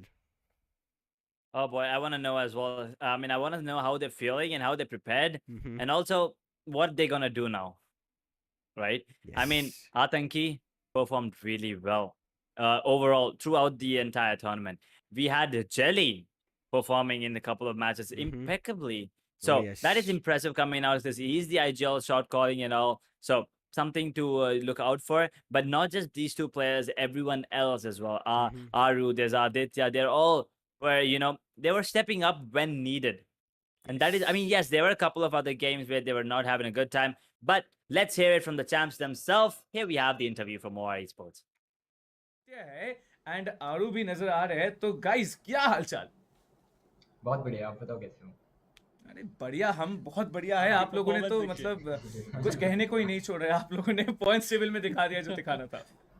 जी बिल्कुल। यहाँ पे सबसे पहले ना मैं jelly से ही question पूछना चाहूँगा, जो अभी हम लोग बात ही कर रहे थे एग्जैक्टली आपके आने से पहले। मतलब जेली साहब, आप कैसे आखिरी सर्कल तक मतलब सरवाइव कर जा रहे हैं? उसके लिए कुछ अलग से आप कुछ क्लासेस ले रहे हो तो हमें भी आप बता दें। नहीं, वो क्लासेस मैं खुद को खुद ही देता हूँ सर्वाइव करने की। तो बस वो सिर्फ मेरे को आता है। ओके, तो मेरा जो अगला सवाल चलिए आप ही से रहने वाला है। पहले मैच के बाद हमने देखा था ओआर अर्ली एलिमिनेट हो चुकी थी एंड पॉइंट डिफरेंस जो आपके एंड गॉडलाइक के बीच में था वो 52 पॉइंट्स का था। कल के आखिरी मैच के बाद वो कहीं ना कहीं रिड्यूस होकर के अराउंड 30 पॉइंट्स के आसपास आ चुका था। तो उसके बाद आप लोगों को क्या लगा कि यहाँ पर गॉडलाइक रिकवरी कर सकती है, या फिर लाइक आप कह रहे थे कि नहीं नेचुरल गेम प्ले खेलेंगे, देखा जो होगा देखा जाएगा? नहीं, अपने को पता था हम लोग निकाल लेंगे। पहले मैच में अपनी साइड से थोड़ी चोक थी, लेकिन इतना पता था कि हो जाएगा आराम से। तो बस वही था, कॉन्फिडेंट थे आराम से, तो निकाल लिए थे उसके अगले मैचेस। देखिए जली, मैं एक क्वेश्चन वापस से पूछ रहा हूँ। जैसे आपके मैचेस अच्छे भी जा रहे थे, बुरे भी जा रहे थे, तो मेरा एक सवाल रहेगा कि जब 0 पॉइंट के साथ आखिरी दिन की, आज की मैं बात कर रहा हूँ, 0 पॉइंट जब आप देख रहे थे एक मैच के साथ, तो क्या बातचीत चल रही थी कि फिलहाल नेक्स्ट मैच को लेके हम क्या होने वाले, थोड़ा पैसिव होंगे, एग्रेसिव होंगे, मतलब क्या माइंडसेट चल रहा था जब एक मैच में 0 पॉइंट के साथ बाहर होना पड़ रहा था? तो नहीं, हमारा गेम स्टाइल एक ही रहता है। हम मैच के अकॉर्डिंग पैसिव या एग्रेसिव नहीं हो जाते। जैसा अपने को लगता है कि यहाँ से जोन मिलेगा उस हिसाब से जोन में जाते हैं, किल्स उठाते हैं, जो भी रहता है। मतलब किसी भी चीज़ के ऊपर ऐसा वो नहीं होता कि एग्रेसिव खेल लेते हैं, अभी वैसे खेल लेते हैं। जैसा गेम है बस वैसा ही खेलेंगे, चाहे नीचे चल रहे हैं चाहे ऊपर चल रहे हैं। ओके, चलिए फिलहाल मैं एक और सवाल पूछ रहा हूँ। जैसे इस पूरे इंटायर ग्रैंड फाइनल पे कोई ऐसा मोमेंट जिससे आप बहुत ज़्यादा खुश हो गए और बहुत ज़्यादा निराश हुए, 2 चीज़ें आप बताएंगे इस पूरे ग्रैंड फाइनल को अगर हम नजर रखें तो खुश तो मैं इसी चीज़ हुआ हूँ कि हम लोग चैंपियन बन चुके फाइनली, बहुत टाइम बाद आज। और बुरा तो ऐसा कुछ था नहीं, क्योंकि मैनेजमेंट बहुत ही ज़्यादा अच्छी है स्काई की। टाइमली सारे मैचेस स्टार्ट होते हैं और बहुत अच्छी मैनेजमेंट है, कास्टर्स बहुत अच्छे हैं। तो बुरा मेरे को लगा नहीं कि कुछ भी था इस टूर्नामेंट में। वेल यू नो, मैं आपसे तो फिर से बात करूंगा, लेकिन एक बार मैं आतंकी से बात करना चाहूंगा अगर आपकी इजाजत है तो हाँ, आतंकी बिल्कुल, आ जाइए। लो आतंकी भाई, बात करने आ रहे आपसे। ओके, तैयारियां आज तो पार्टी हो रहा है, आज पार्टी होगा और बिल्कुल होना चाहिए, मतलब आतंकी से भी खुश है बातचीत यार। करेंगे हम। जी। ओके, तो आतंकी, आतंक अगर मतलब आपके नाम में आतंकी है, आतंक तो आपने मचाया है पूरे के पूरे मैचेस जितना भी देखा है। तो आपको मेरे जब पिछली बार बात हुई थी आपके आईजीएल से, उन्होंने कहा था कि आपको फ्री हैंड दिया गया है एंड उसका तो भरपूर आपने इस्तेमाल किया है, बट इसके साथ साथ एमवीपी के रेस में भी आप नजर आ रहे थे। सो मेरा सवाल आपसे ये रहेगा कि आप अपने टीम के साथ साथ फ्रैगिंग करना पसंद करेंगे, या फिर आपका माइंडसेट था कि फ्रैग्स निकालेंगे एंड उसके साथ साथ टीम तो आती ही जाएगी ऊपर? नहीं, देखिए मेरे माइंड में मेन तो होता कि टीम प्लेयर हूँ मैं, लाइक सोलो नहीं जाता कि खुद के किल से क्लियर नहीं जाता, लेकिन टीम्स का होता है कि अगर टीम मेरी साथ में है, लाइक टीम के साथ ही फ्रैग्स निकालने हैं, तो वही होता है मेरे साथ। बिल्कुल, इसी के साथ साथ मेरा अगला सवाल जो है वो ये रहेगा कि नई टीम है, आप बहुत रिसेंटली ओआर के साथ खेलते हुए नजर आए हैं, कितना टाइम लगा आपको टीम के साथ साथ सिनर्जाइज करके इतना बढ़िया गेम दिखाने में? सिनर्जी तो लाइक पहला टूर्नामेंट जो इसके पहले हुआ उसमें ही हो गई थी हमारी सेट, और ये टूर्नामेंट के आपके सामने है, सिनर्जी फुल सेट हो गई और कोऑर्डिनेशन अभी सब कुछ सही है। थोड़े थोड़े छोटे छोटे मिस्टेक्स होते हैं अभी भी, वो हम फ्यूचर में और भी सही करेंगे। ओके, बिल्कुल बिल्कुल। वेल, आपके बाद मैं यहाँ पर सीधा आदित्य को पकड़ने वाला हूँ, तो जी आदित्य को भाई। जरा आप हेडसेट दीजिए, आदित्य से भी बात करेंगे। आ रहे हो। राइट, एंड यहाँ पर अगर हेलो मैं किसी गाइस, बात हेलो को हेलो कहना तो हेलो हेलो हेलो, दर्शक को भी हाय बोल दीजिए आप, यहाँ पर बहुत सारे लोग हेलो आपको देख गाइस, रहे हेलो हैं। एवरीवन। ओके, तो आदित्य, आपने भी बहुत अच्छा खेला है, हमने देखा है आपकी तरफ से। आई रिमेंबर सेमीफाइनल्स के दौरान एक मोमेंट था, आप और आतंकी अकेले बचे हुए थे एंड चारों ओर टीम्स थी, सेंटर ऑफ द सर्कल था, हाँ, मिरामार का मुकाबला था, अकेले आप बचे हुए थे एक डिप में। उस मोमेंट पे जाके आपके दिमाग में क्या चल रहा था?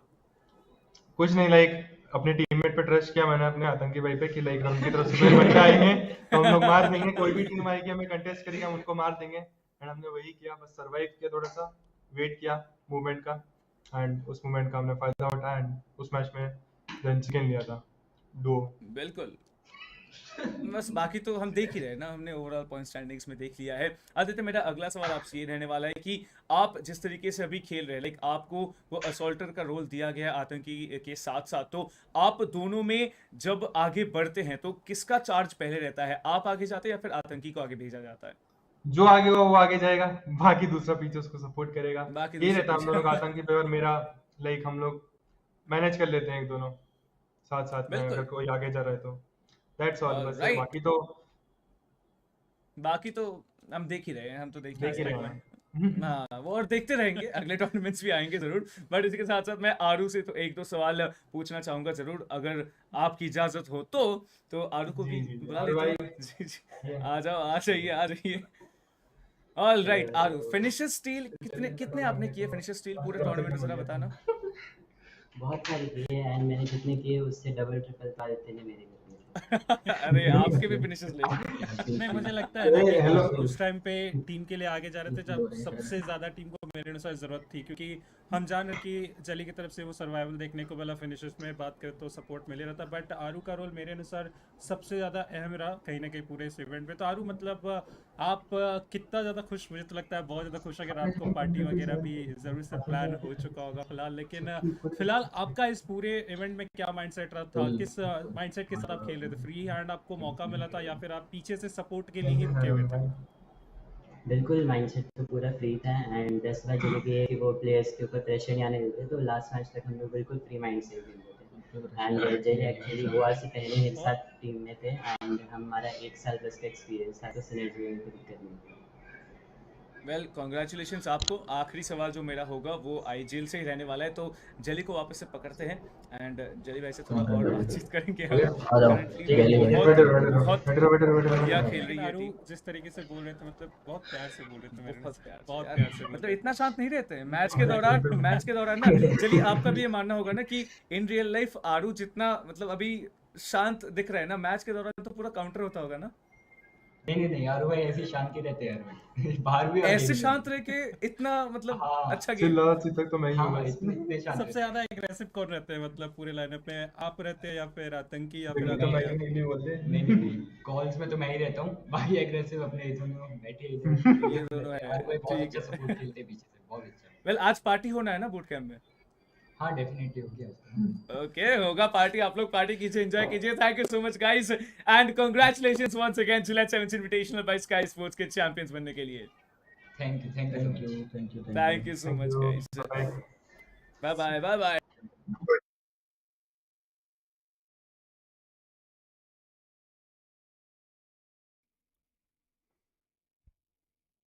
That was a nice and fun interview. Congratulations, OR Esports, from our end as well for becoming the champions of the Gillette 7Sea Invitational by Skyesports. It was a really great journey to witness what they did. And you saw, once the interview was going on and the questions were being asked, they said, right, most of them had the free hand over there. They were free in terms of their executions of what they can do, what they can pull off, and the synergy was there within the team, because of which the assistance was coming through whenever they wanted. Yeah, but I mean, Jelly, you got to give it to him. He's been, he's been letting them play as they want. And it's been working out as well. I mean, I'm pretty sure if it wasn't working, Jelly would be like, now, guys, you have been going out. You've been given a lot of freedom. And it's not working now. You know what? I'm going to give in the calls. You guys listen to me. But it worked out, right? Atanki did his job. Aru did his job. Aditya did his job as well. All of them as a team succeeded. And that is why they'll be taking away the biggest chunk of the prize pool. But Sam, you know what I'm waiting for right now? TSM. I want to hear what's going on in their mind. I want to see what Ninja Jod is feeling after Aquinox put up a great performance. I want to see how the entire squad is doing after what Aquinox just pulled off. I mean, he looks all cute and, harmless, but once he jumps on the server, man, oh man, he's the dangerous guy you've ever met. You see Aquinox, you run. You start running. There's no way this guy is stopping. And it's not just him you need to be afraid of. His entire squad. Because his entire squad is controlled by Aquinox. Leader with an example. That's what you're going to be calling Aquinox over there. He has been great. And as you said, he knows what to do. Especially that last few seconds of the fight between Soul and TSM should have given you the impression of what Aquinox just pulled off. And you did clearly, I would say, debrief it and describe it and break it into parts. Shadow giving a call, just stay in that position, and Aquinox going in a different direction. Brilliant. And yes, as you said, we will be looking forward to what they had in their minds and what went wrong, because I'm pretty sure all of us will be a little bit disheartened, especially with the performance that they put up in the last matchup. If their last matchup was not this brilliant, we would have been okay with them. But right now, without any delay, let's give it back to the Hindi desk, where they're going to be having a chat with TSM. अब तो आदत सी हो गई है like आप लोगों से बातें करना. तो guys, runners up once again, कैसा लग रहा है आप लोगों को? आदत हो गई है, नॉर्मल है यार. ये ना लगा मुझे लगा थोड़ा सा मुझे भी लगा. वेल, मैं पहला सवाल यहाँ पर एक्वानॉक्स से करने वाला हूँ. आप क्या निंजा को टक्कर देने के लिए आए थे आज खेलने के लिए? नहीं, ऐसा कुछ नहीं था. ऐसा ही लगा था. रेस्पेक्ट को आ रहा था ना, ओके, अब बोला जीतना ही है. एक एमवीपी तो आए. एक एमवीपी तो आए. ओके, और आप देखते हैं एमवीपी कौन बना है, वो मुझे भी अभी नहीं पता है एक्चुअली. आप बने हैं एमवीपी या फिर निंजा बने हैं, वो तो हम देखेंगे. बट मेरा अगला सवाल रहने वाला है निंजा से. निंजा, आपने पहले दिन में जरूर उतना बढ़िया फ्रैग्स नहीं निकाल पाए, बट उसके बाद से ना जितनी भी बार मैंने देखा होगा स्टैंडिंग्स, निंजा ऊपर है. ये कैसे कर लेते आप? पता नहीं, बस मारता रहता हूँ, अपने आप ही किल्स निकल जाते हैं. जोन दिला देता है अपना आइजल, बोला मारो तुम, जिधर मार सकते हो मारो. मतलब उसी फॉर्म को लेके चलना. आइजल का कॉल आ चुका है तो मतलब उसको अनुसार हम लोग चला. बट इस बार टीएसएम को हम थोड़ा जल्दी रोटेशन करते थे कि सारे ही मैचेस है. मतलब अक्सर हम देखते थे सिटी प्लस कंटेनर आप लूटते थे तो थोड़ा वक्त लगता था, बट इस ग्रैंड फाइनल पे थोड़ा अर्ली रोटेशन आप लोग को हम लेते हुए थे. इसका रीजंस बता सकते हैं आप थोड़ा सा? तो बता आइजल, न्यू स्ट्रेटजी. नया कुछ ट्राई कर रहे थे. काम आया, बहुत मैचेस में काम भी आया. वेल, मेरा सवाल आपसे ये रहेगा कि आज दिन जब शुरुआत हुआ था, आप लोग #2 पे बने हुए थे एंड आपका जो पॉइंट्स बफर था वो अराउंड 30 पॉइंट्स का था. तो तब से आप लोगों का टारगेट क्या था कि पहले ही मैच से रिकवरी करनी है या फिर धीरे धीरे करके रिकवर करने के बाद आखिर में चैलेंज करना है?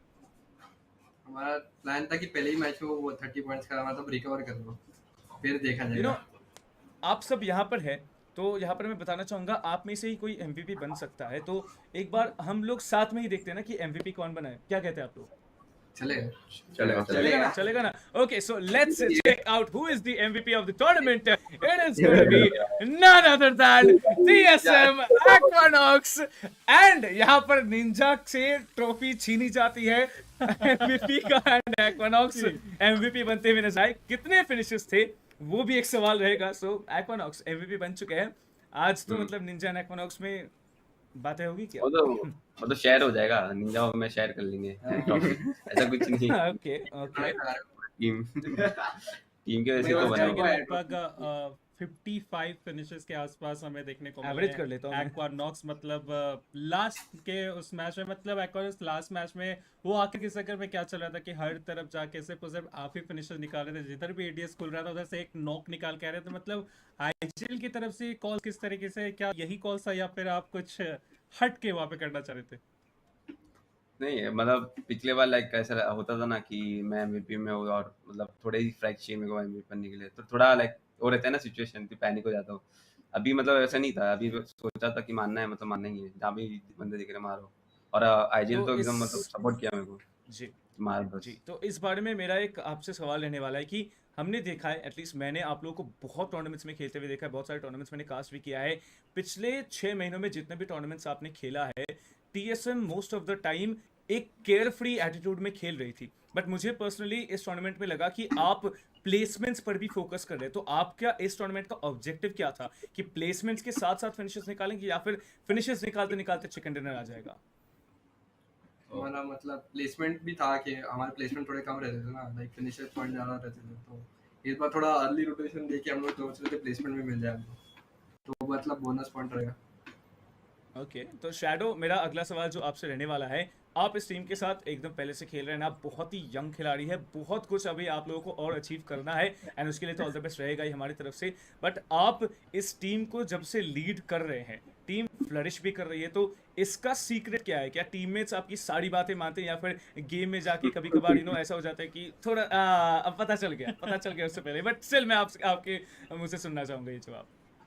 नहीं, टीम में सारी कॉल्स मानते हैं, जो मैं बोलता हूँ वही करते हैं, मतलब वो ऐसा नहीं होता, आइडियाज देते हैं मेरे को गेम में, तो मेरे ऊपर है कि मैं इतना डिसाइड मेरे को करना है। ओके तो आपने ऑलरेडी एक्वानॉक्स को एक अवार्ड हमने दे दिया है एमवीपी का, तो ओवरऑल अगर आप बात करते हैं एमवीटी कौन बने हैं, लाइक एमवीटी मोस्ट वैल्यूएबल टीम कौन बने हैं, आपको क्या लगता है? हम ही होंगे। हम ही होंगे ना? ओके इन्हें ऑलरेडी पता है, तो एमवीटी बने हैं none other than TSM. Yes, team solo में एमवीटी बने हैं, ये है कॉन्फिडेंस, एंड ये कॉन्फिडेंस बनता है गाइस। सीरियसली आप लोगों ने बहुत अच्छा खेला है। 154 फिनिशेस, मतलब बहुत, ऑन एन एवरेज कितना होता है? 10 फिनिशेस पर गेम, 5 फिनिशेस पर गेम। 55 तो अब बात करें तो हाँ 55 तो एक्वानॉक्स लेके चलेगा निकाल के चले गए, बाकी भी साथ मिला, तो मतलब एक बहुत अच्छी टीम है। देखिए सपोर्ट मिल रहा है यहाँ पे एक्वानॉक्स की तरफ से, बाकी प्लेयर्स भी जिस तरीके से चल रहे हैं, तो मतलब माइंडसेट अपकमिंग इवेंट जो भी स्काई के होने वाले उसके लिए भी क्या यही लेके आप आने वाले, जो कि इस बार कुछ कमी रही, मतलब आपके अनुसार इस पूरे इवेंट पे ऐसा क्या रहा जिसके कारण आप #2 पे फिलहाल एंड करते हुए देखने को मिले? लाइक थोड़ी गेम्स जो अर्ली बन गए, अर्ली मर गए थे हम लोग 0 पॉइंट लेके, वही गेम्स थोड़े से। ओके तो इसी के साथ साथ मेरा अगला सवाल जो आपकी पूरी टीम से रहेगा, आप लोगों का विजन क्या है? लाइक हमेशा किसी ना किसी टीम का एक विजन रहता है कि हाँ हम ये अचीव करके रुकेंगे, तो आपकी पूरी टीम का विजन क्या रहेगा? शायद इंटरनेशनल ट्रॉफी, इंडिया का फ्लैग, इंडिया तो जीतने वाले बाहर का।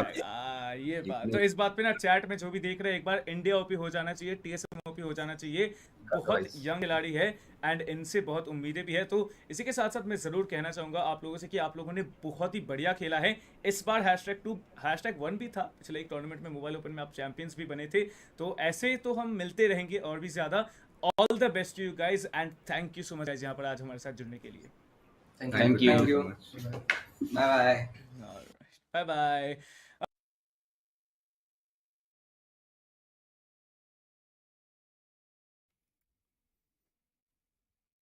So that was your runner-ups of the Gillette 7Sea Invitational by Skyesports TSM. You heard from them that they just went out bonkers for all the players, and also yes, we had a little bit of a confusion. We thought Aquanox was the man leading the charge, but over there we saw the IGL was different and made sure the team functioned even better. So this is something that keeps changing edge, but at the end of the day TSM functioned really well, and especially on the last few days that we see them flourishing, and they get not only the runner-ups title, but along with that they're tagging 2 more titles, MVT as well as MVP. Aquanox gets the MVP, meaning $1,000 for him, and another additional $500. So the total sum coming up for team TSM is going to be $5,500. That is true.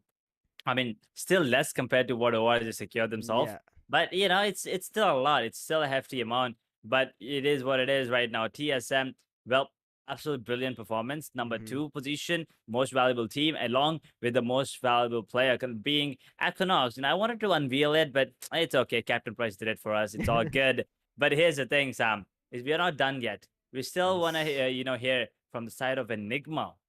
Now, how? I mean, they gotta be feeling a little disheartened that they're in Hmm. number third spot as of now after brilliant performance on day number 1 and day number 2. Yes. Well, you sometimes, it happens, right? It happens to the best of us. Best of us. Unfortunately, they couldn't come back stronger. Yes, they were going great, but after a couple of days, it was kind of a downhill ride for them.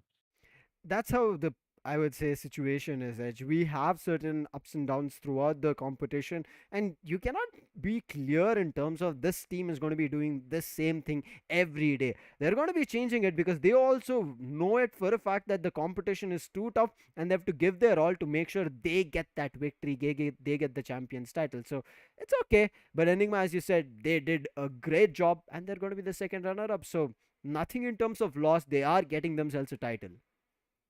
They're going to be getting themselves at least something for their efforts, and it's not something that they wanted, but it's still something that most of the teams didn't get.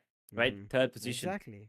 There are 15 other teams that were fighting for this spot. Unfortunately, they couldn't make it. Congratulations, Enigma, once again. But we'll be, talking to them in a few minutes. But also, Sam, what do you think is going on in the heads of the players of Enigma? Okay, we'll talk about Enigma a little more. What do you think is going on? And what do you, I mean, as we also talked to TSM, right? They said their future plans is to Mm. represent India on a global level.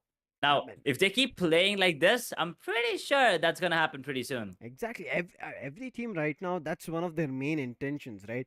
Dominate here in India and then head over to the international stage on a global level, dominate over there, and have every audience over there cheer for them. Right now, it's going to be the Indian audience cheering for their favorite teams. But once they go to a global stage, right, the entire Indian audience will be cheering for them, irrespective of whichever team they were the early supporters to. And that's what everybody wants, that they want their nation, their region to be represented and also dominated and have their name in the esports competition. So I'm hoping for any of these teams doing a lot more, because yes, we are gaining space, we are gaining momentum, we are making the noise, and people are hearing us out there. And I'm pretty sure Enigma, also being a third runner up, will be a little bit disheartened because they did, I would say, taste chicken dinners, and they were also one of those teams who had lot in terms of the chicken dinners compared to the other teams. Yes, TSM, I would say, gained today 5 chicken dinners and became one of the teams who are having the highest chicken dinners, but before that it was Enigma. And Yeah, even in today's Miramar action, they had a chance over there, but the BGMI gods denied them. So I think these are the situations that you cannot, I would say, predict about. You have to just be okay with it and try to figure a path out.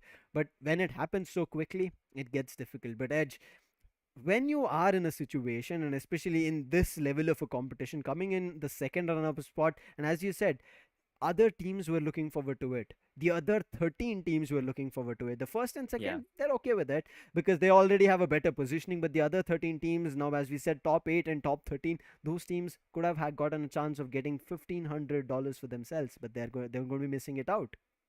Exactly. I mean, you gotta feel bad for 14, 15, and 16 because they'll be Yep. going home with nothing. But I'll hold on to my answer as of now because we have Enigma, the second runner-up. We'll be heading on to the Hindi desk once again for the interview. Thank you. अच्छा तो लग रहा है, बुरा नहीं लग रहा क्योंकि अभी टीम में वीरू का एडिशन हुआ था, नई टीम थी, काफी मिस्टेक्स करने के बाद भी हम लोग टॉप 3 आए, तो मतलब ऐसा अच्छा लग रहा है, ऐसा खराब नहीं लग रहा, बट #2 आ सकते थे।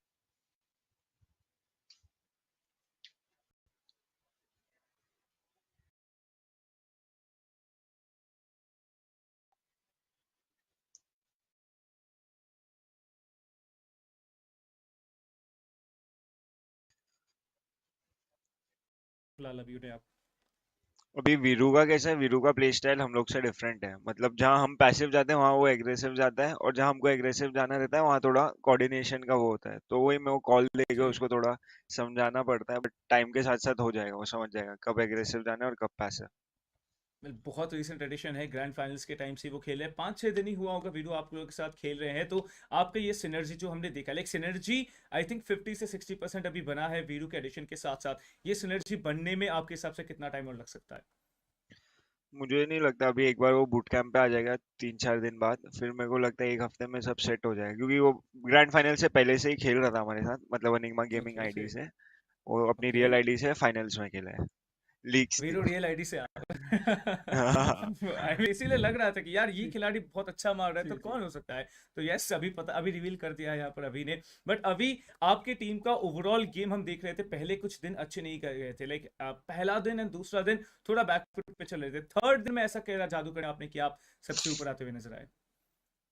ऐसा तो नहीं था, मतलब जोन्स भी हम ले रहे थे, और मतलब जो फाइट कर रहे थे ना वो भी जीत रहे थे, तो मतलब पहले एक दिन पे शायद हम लोग ने 2 चिकन डिनर कुछ मारे थे, तो तब थोड़ा एकदम वो जी। हो गया था, बूस्ट अप हो गया था, फिर कंसिस्टेंटली खेले हैं, बट ठीक है, और अच्छा कर सके थे। अभी आपके टीम में सपोर्ट रोल कौन खेल रहा है, लाइक आप खेल रहे हैं या फिर ईवो खेल रहे हैं? सपोर्ट रोल बेसिकली मैं ही खेलता हूँ, बाकी तीनों को मैं वो छूट दे देता हूँ, तुम लोग मारो, मैं तुम्हारा देख के खेलता हूँ बस, बाकी 3 असॉल्ट करते हैं, मैं ही सपोर्ट खेलता हूँ, और अगर ईवो भी अगर इन रहेगा लाइनअप में तो वो असॉल्टिंग ही करता है, सपोर्ट से मैं खेलता हूँ। देखिए, आप आईजीएल है तो मुझे लगता है इसका जवाब सबसे आप बेहतर दे सकते हो कि फिलहाल एनिग्मा की टीम की माइंडसेट क्या है, कि वो सेंटर पहले ज़्यादा पसंद करते हैं या फिर एजेस में ही रहना फिलहाल पसंद करें इस पूरे ग्रैंड फाइनल का? हम लोग का ऐसा कुछ स्ट्रैटेजी तो नहीं है, मतलब अगर हमको सेंटर मिलता है तो हम सेंटर ले लेते हैं, अगर हम सेंटर से एज हो जाते हैं तो हम वापस सेंटर के लिए नहीं भागते, हम मतलब देखते हैं क्या कर सकते हैं, और मतलब मिल रहा है तो वापस सेंटर ही जाते हैं हम लोग, ट्राई तो करते हैं सेंटर लेने का। ऑलराइट, तो आप कह सकते हैं कि काफी मजा आया हमें भी एनिग्मा गेमिंग का।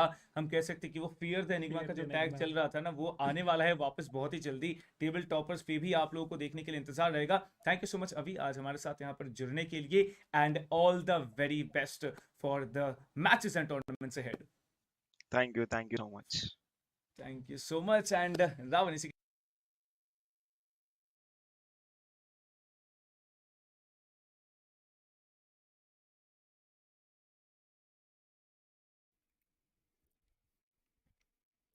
You heard the words of the runner ups as well. They were not disheartened, they were happy because they understood the level of the competition.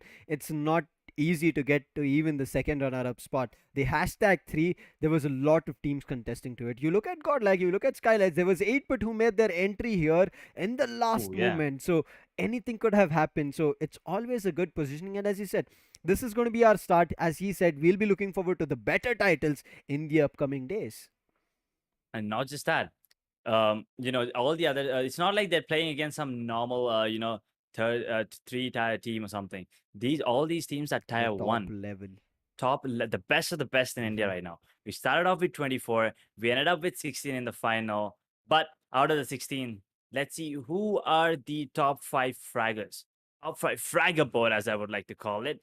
Equinox, 50 freaking 5 finishes with 30 matches being played and 35.71 contribution. You might think that's less, but you know who's following Equinox? It's Ninja Jot, also from TSM, with another massive. Now that's 105 finishes between these two, Sam.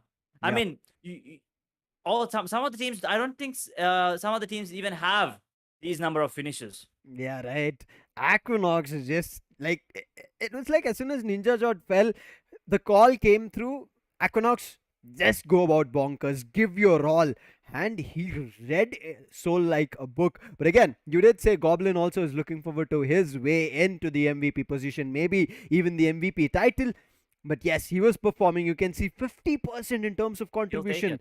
He would have taken it away. But Soul, they started losing players, and that's the reason Goblin couldn't hold himself. And if he had the assistance coming in from his teammates, maybe he could have done it. But Jonathan, as well, as we expected, maybe Godlight completely functioning, they lost a player way too early. I think it was Neo who completely fell apart, and it was a quick knock and finish coming through. And I think that's where everything started falling apart for Godlike. Godlike, as a 4-man squad, do damage to every team, but once they start losing players, they kind of lose their momentum. But Delta as well, we thought maybe he could have made his way up a little bit better, but unfortunately will be stuck at the 5th position, as we saw him today when we started off. And the other 5 players as well. Number 6, GODLIKE's Neo. 40 finishes, only 5 today, unfortunately, I believe. 1.33 finished that ratio. Enigma's Vero sitting on 39, 1.3 finished that ratio for him. Knuckle from the side of Global did a great job as well, 36 finishes, along with Atanki and Pukar. 36 finishes. But okay, we're extending it a bit. We have Vexy. Well, he's doing a good job as well, 36 finishes. Maxi on the side of HYDRAS with 34. OR Jelly, the IGL, and I hope I'm not wrong this time, from the side of OR with 34 finishes. Brilliant, Edge. What we have been just seeing from every player. They've been doing their best. I would say everybody deserves to be here in the top fraggers list. We saw every player. It was not looking like in this competition a couple of players were lagging behind.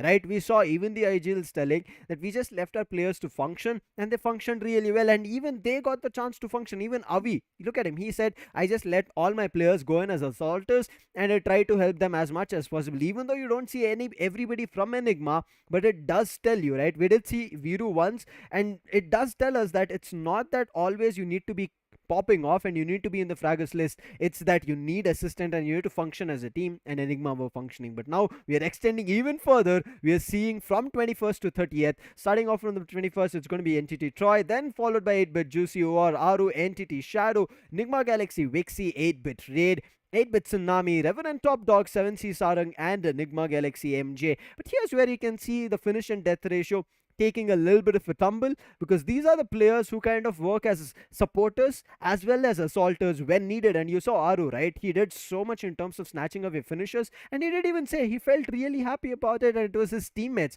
helping him out. And that's how it's going to be, and it feels really good, right? All these players getting their recognition in terms of whatever they've done throughout the Gillette 7Sea Invitational.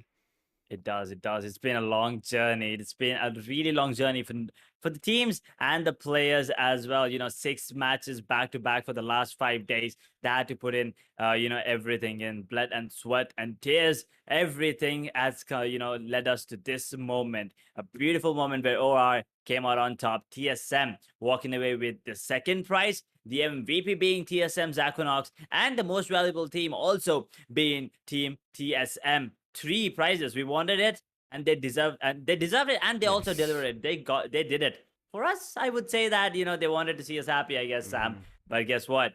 There's Enigma as well with that 1500 to go with it. But gotta feel bad for GODLIKE, because they started off really well on the grand finals, but they kind of fell off. And the team that I really feel bad about is Marcos, because they were the first team to get that chicken dinner. Exactly. I mean, it's a little bit disheartening, but again, congratulations to all the 16 teams. It was not an easy journey to become even the grand finalist, and they put up one hell of a show for us, for the viewers, to make sure this competition reaches the top-notch level, and they made it interesting till the last match as well. And that is, I would say, huge appreciation, and also a huge thank you and heartfelt one for all the participants, all the invited teams, to giving their best. Even the 24 teams, the 8 teams that left out in the semi-finals, they also did a brilliant job. But now we are about to come to the end. In case any of you missed out of the action, or who won the first few matches, or you wanted to see the end moments of what happened on every map, you can follow us on at the rates of Skyesports Gaming, where you'll get all the end fights, even at 7C's Insta handle. And in case you want to look forward to getting yourself on the hands of the Mark III Razor, the limited BGMI edition one, you can find it on link in the description. Make sure you get your hands on. The tournament might be over, but your chances are not over to get that. But also, huge thanks to the entire team of Skyesports to bringing in such a, I would say, well organized as well as such a tough tournament. And also, it would have been possible because Gillette themselves made this possible, becoming a partner alongside 7C. But this does bring us to an end, right, Edge? Thank you to the viewers as well, because you were the main reasons that we saw one hell of a matchup, and the support that you were giving to your favorite teams. And as I always say, just before the end of the tournament, if one thing comes to an end, it makes way for better things. Here's thank you for everybody out there, and we'll be looking forward to meeting you again soon. With that said and done, this is going to be me, Lucifer, along with Edge, signing out for the tournament. Bye-bye.